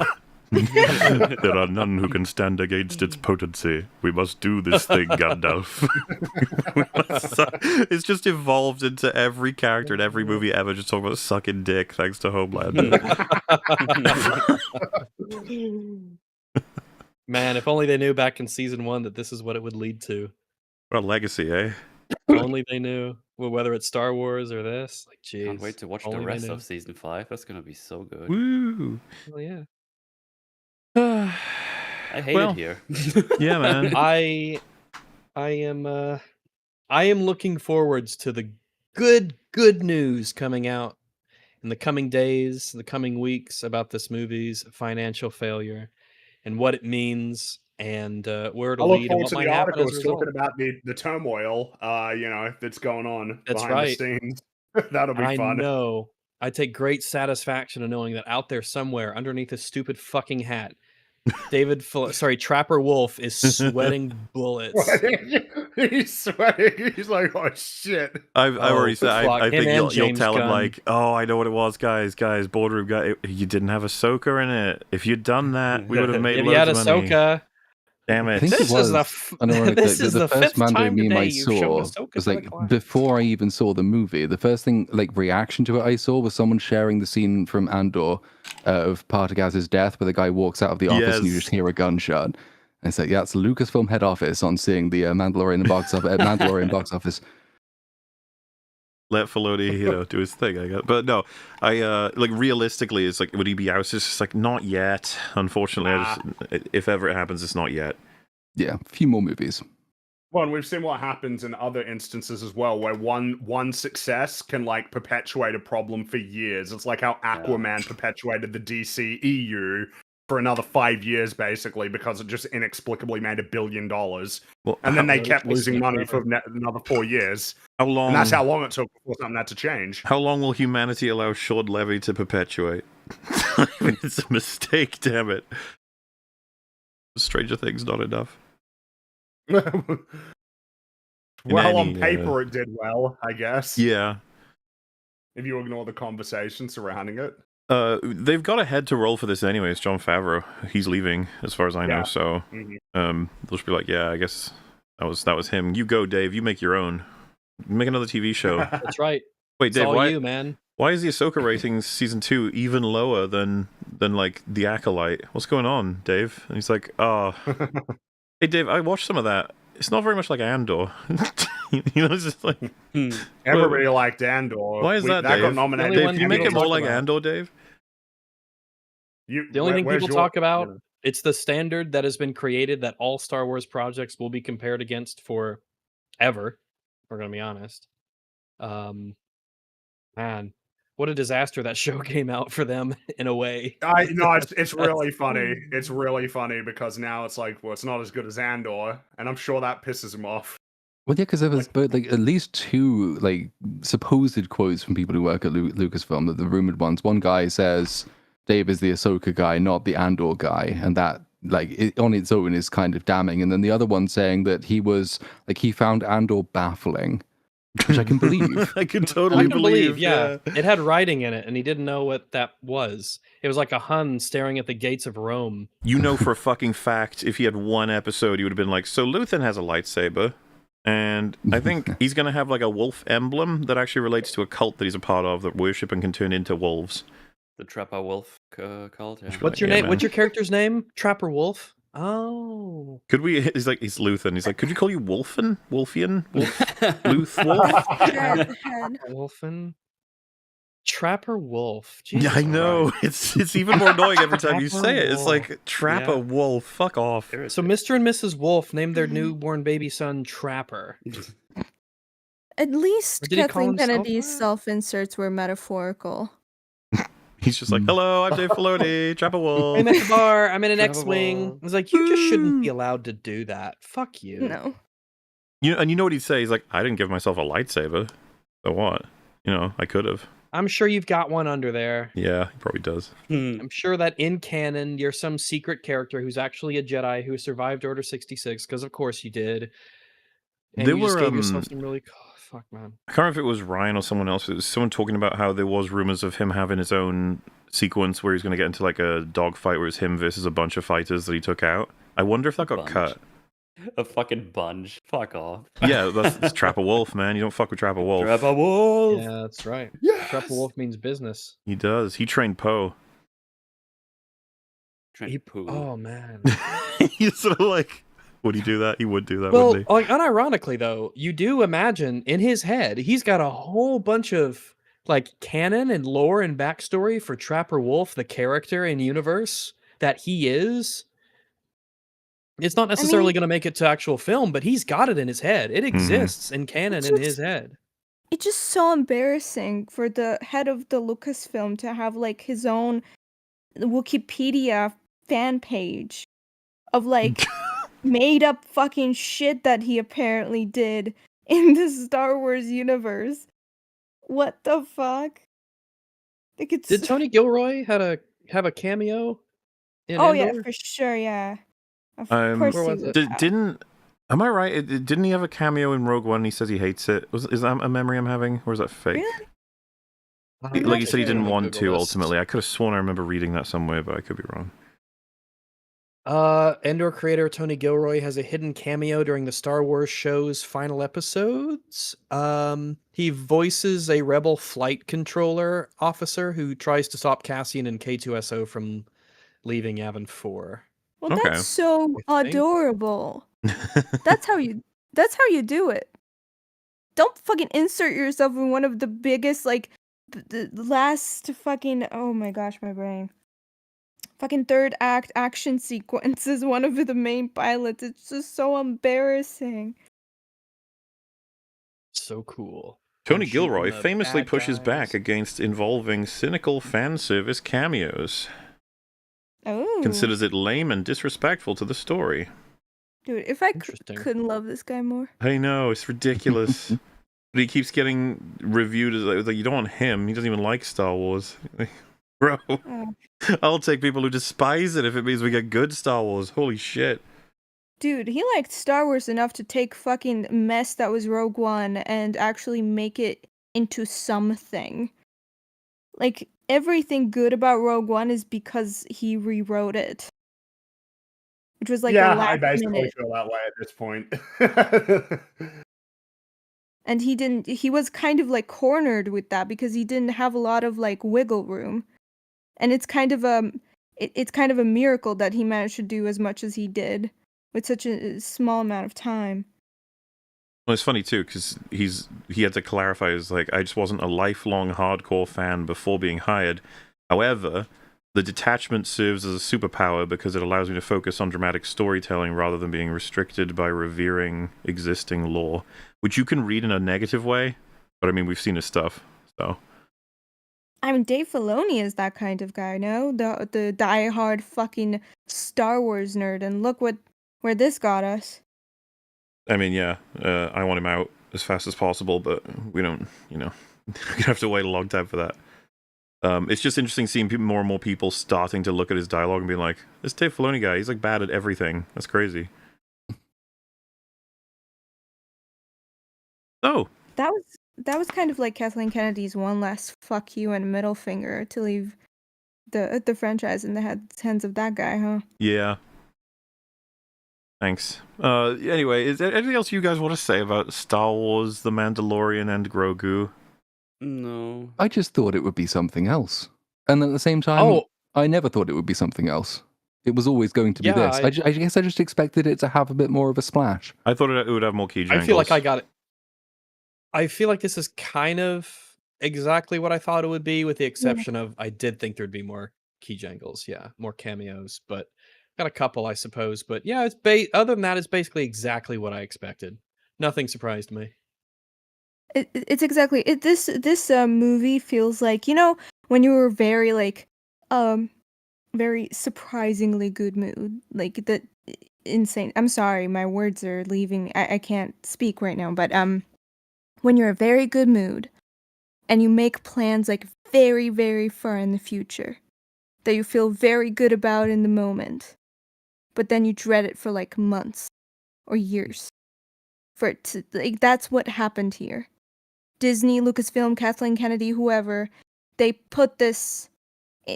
pre-planned this. They were like, oh my gosh, wouldn't it be cool to have like Baby Yoda movie? Because it would be such a good marketing ploy to have a Baby Yoda movie. And they planned it. But then, Kathleen Kennedy left. Star Wars kind of is a shit now. I mean, not that it wasn't before, but still, they got closer to this deadline. And you can see from the marketing how exhausted they were. They really didn't even want to market this movie. They didn't want to put effort into this movie. They didn't feel like anything about this movie. They were like, okay, let's get it over with. We were stupid to plan this in the first place, but now we don't have anywhere else to go.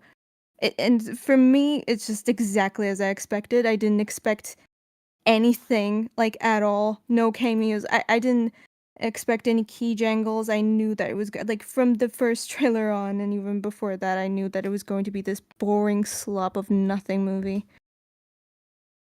Yeah. Well, yeah, anyway, it sucks. Don't watch it. Don't watch it. Don't waste your time on it. It's boring. It's dull. It's empty. It has nothing to say.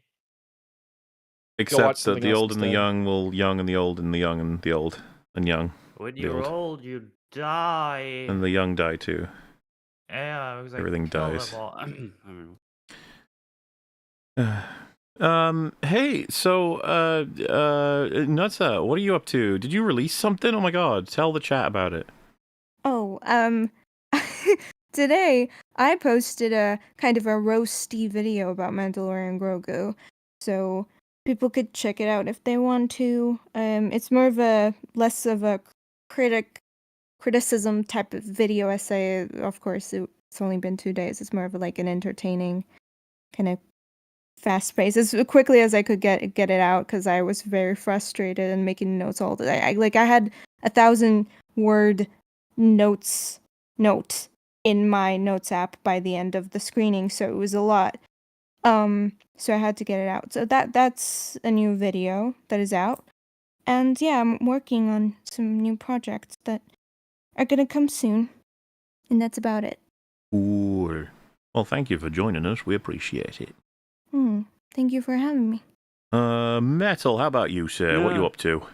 All kinds of things. So much shit coming out right now. I was thinking about doing something with Mando and Grungus, but after today, I think I can't be bothered to go back to that one. It's just so fucking boring. So probably not gonna do anything with that. But yesterday, we have released the Metal Suffering supercut that was cooked up by Joe Danger for a while.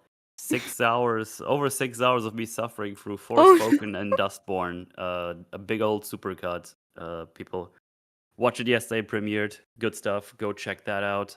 Also, like 3 weeks ago, I did my video on those two movies. That's another 3 hours of stuff you can watch. And also, I streamed a mixtape this week, which was 2 days ago. So I got like half a day worth of content you can watch live on the channel right now. And more, obviously.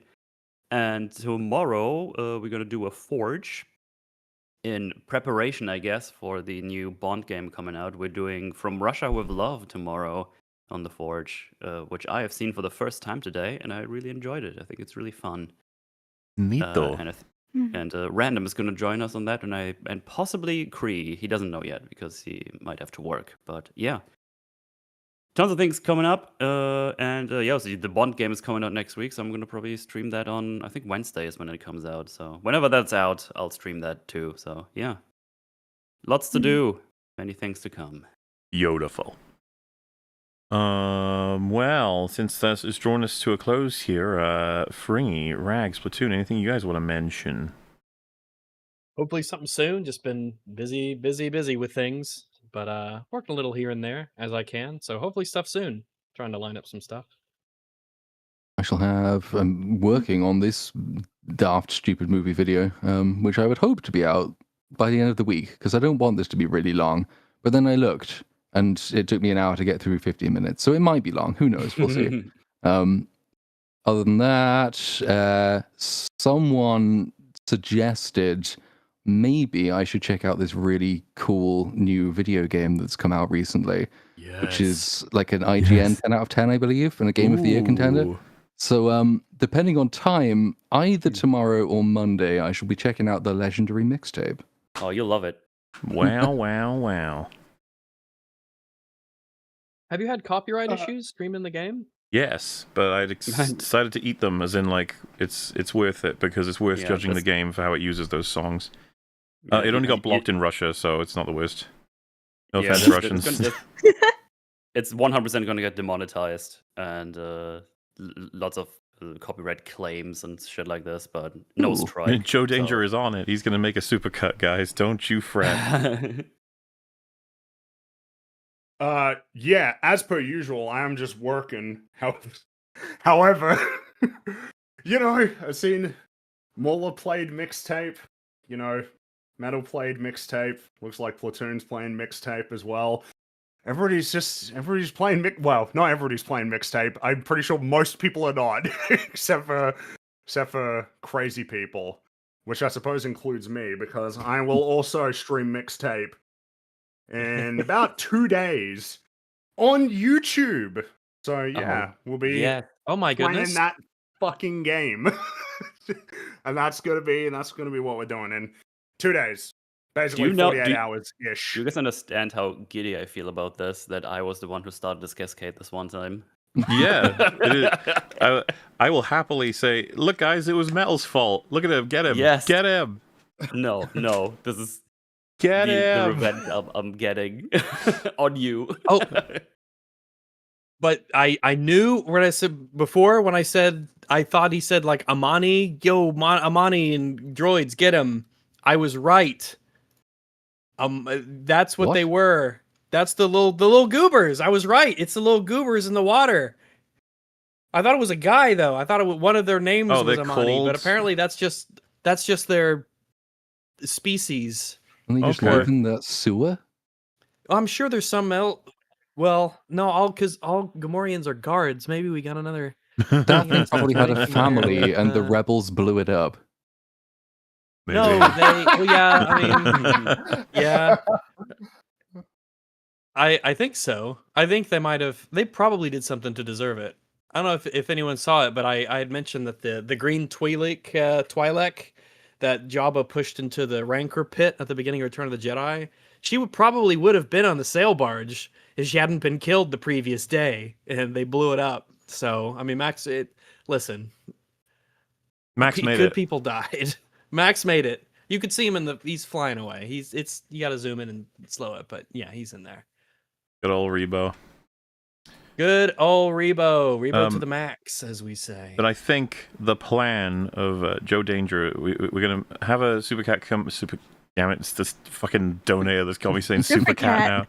Super cut of me playing Mixtape, and then we're going to start collecting souls on Mixtape. So obviously in the collection so far is myself, Metal, and wait, is that well? You got souls to come, like friggin' Platoon apparently, but the more the merrier. Just grabbing them up, get them, funnel them in, get them into a big bottle of souls, and we'll have a wonderful EFAP supercut of everyone playing one of the greatest games ever made. Honestly, wow. Is this going to be a situation where when you collect the souls, I'm like Bart in that episode, where it's just ruins everything? The doors won't open. The automatic doors won't open anymore when I want to go to the shops. Well, I mean, we've all got to suffer in our own ways. It's important. Suggesting Theo play it would be fucking hilarious, but best of luck, okay? You've got to... I just don't think he would fall for such things. I don't think he would survive that game. It is only 3 hours, but it's a grueling 3 hours. It's pretty rough. We are ruling out. We're not doing an episode on that game, right? Just to be, like an EFAP episode on it. I mean, I can't answer you that question. That was a suspiciously long silence. Does a bear shit in the space if it was shot out of a cannon? I don't know. Space bear. Maybe. Does Jabba save the Rebel Alliance? Who can say? So anyway, anything else anyone want to talk about before we head out here? No. Nope. Oh, that's it. 2 days from now, pretty much. On my channel, Fringy. All right then. With that, we wrap up this wonderful new chapter in Star Wars cinematic history. Thank you all for joining us. I guess we'll send you. It looks like Nick Diorio is streaming. Go say hi to him, I suppose. We're gonna head out of here. Let him know that he really needs to watch the Mandalorian and Grogu. I mean, really tell him tell him he promised he would play Mixtape. I was about to say play Mixtape. Hold up, that works as a good segue for a question I've had. When that's Metal and his stream saying, "Hey, thanks for sucking my balls." How did that? How did that come about? Was that intentional, or did you? We were streaming I think it was Simpsons Hit and Run, right? And someone in the super chat said, "Say that meme from his channel." We both.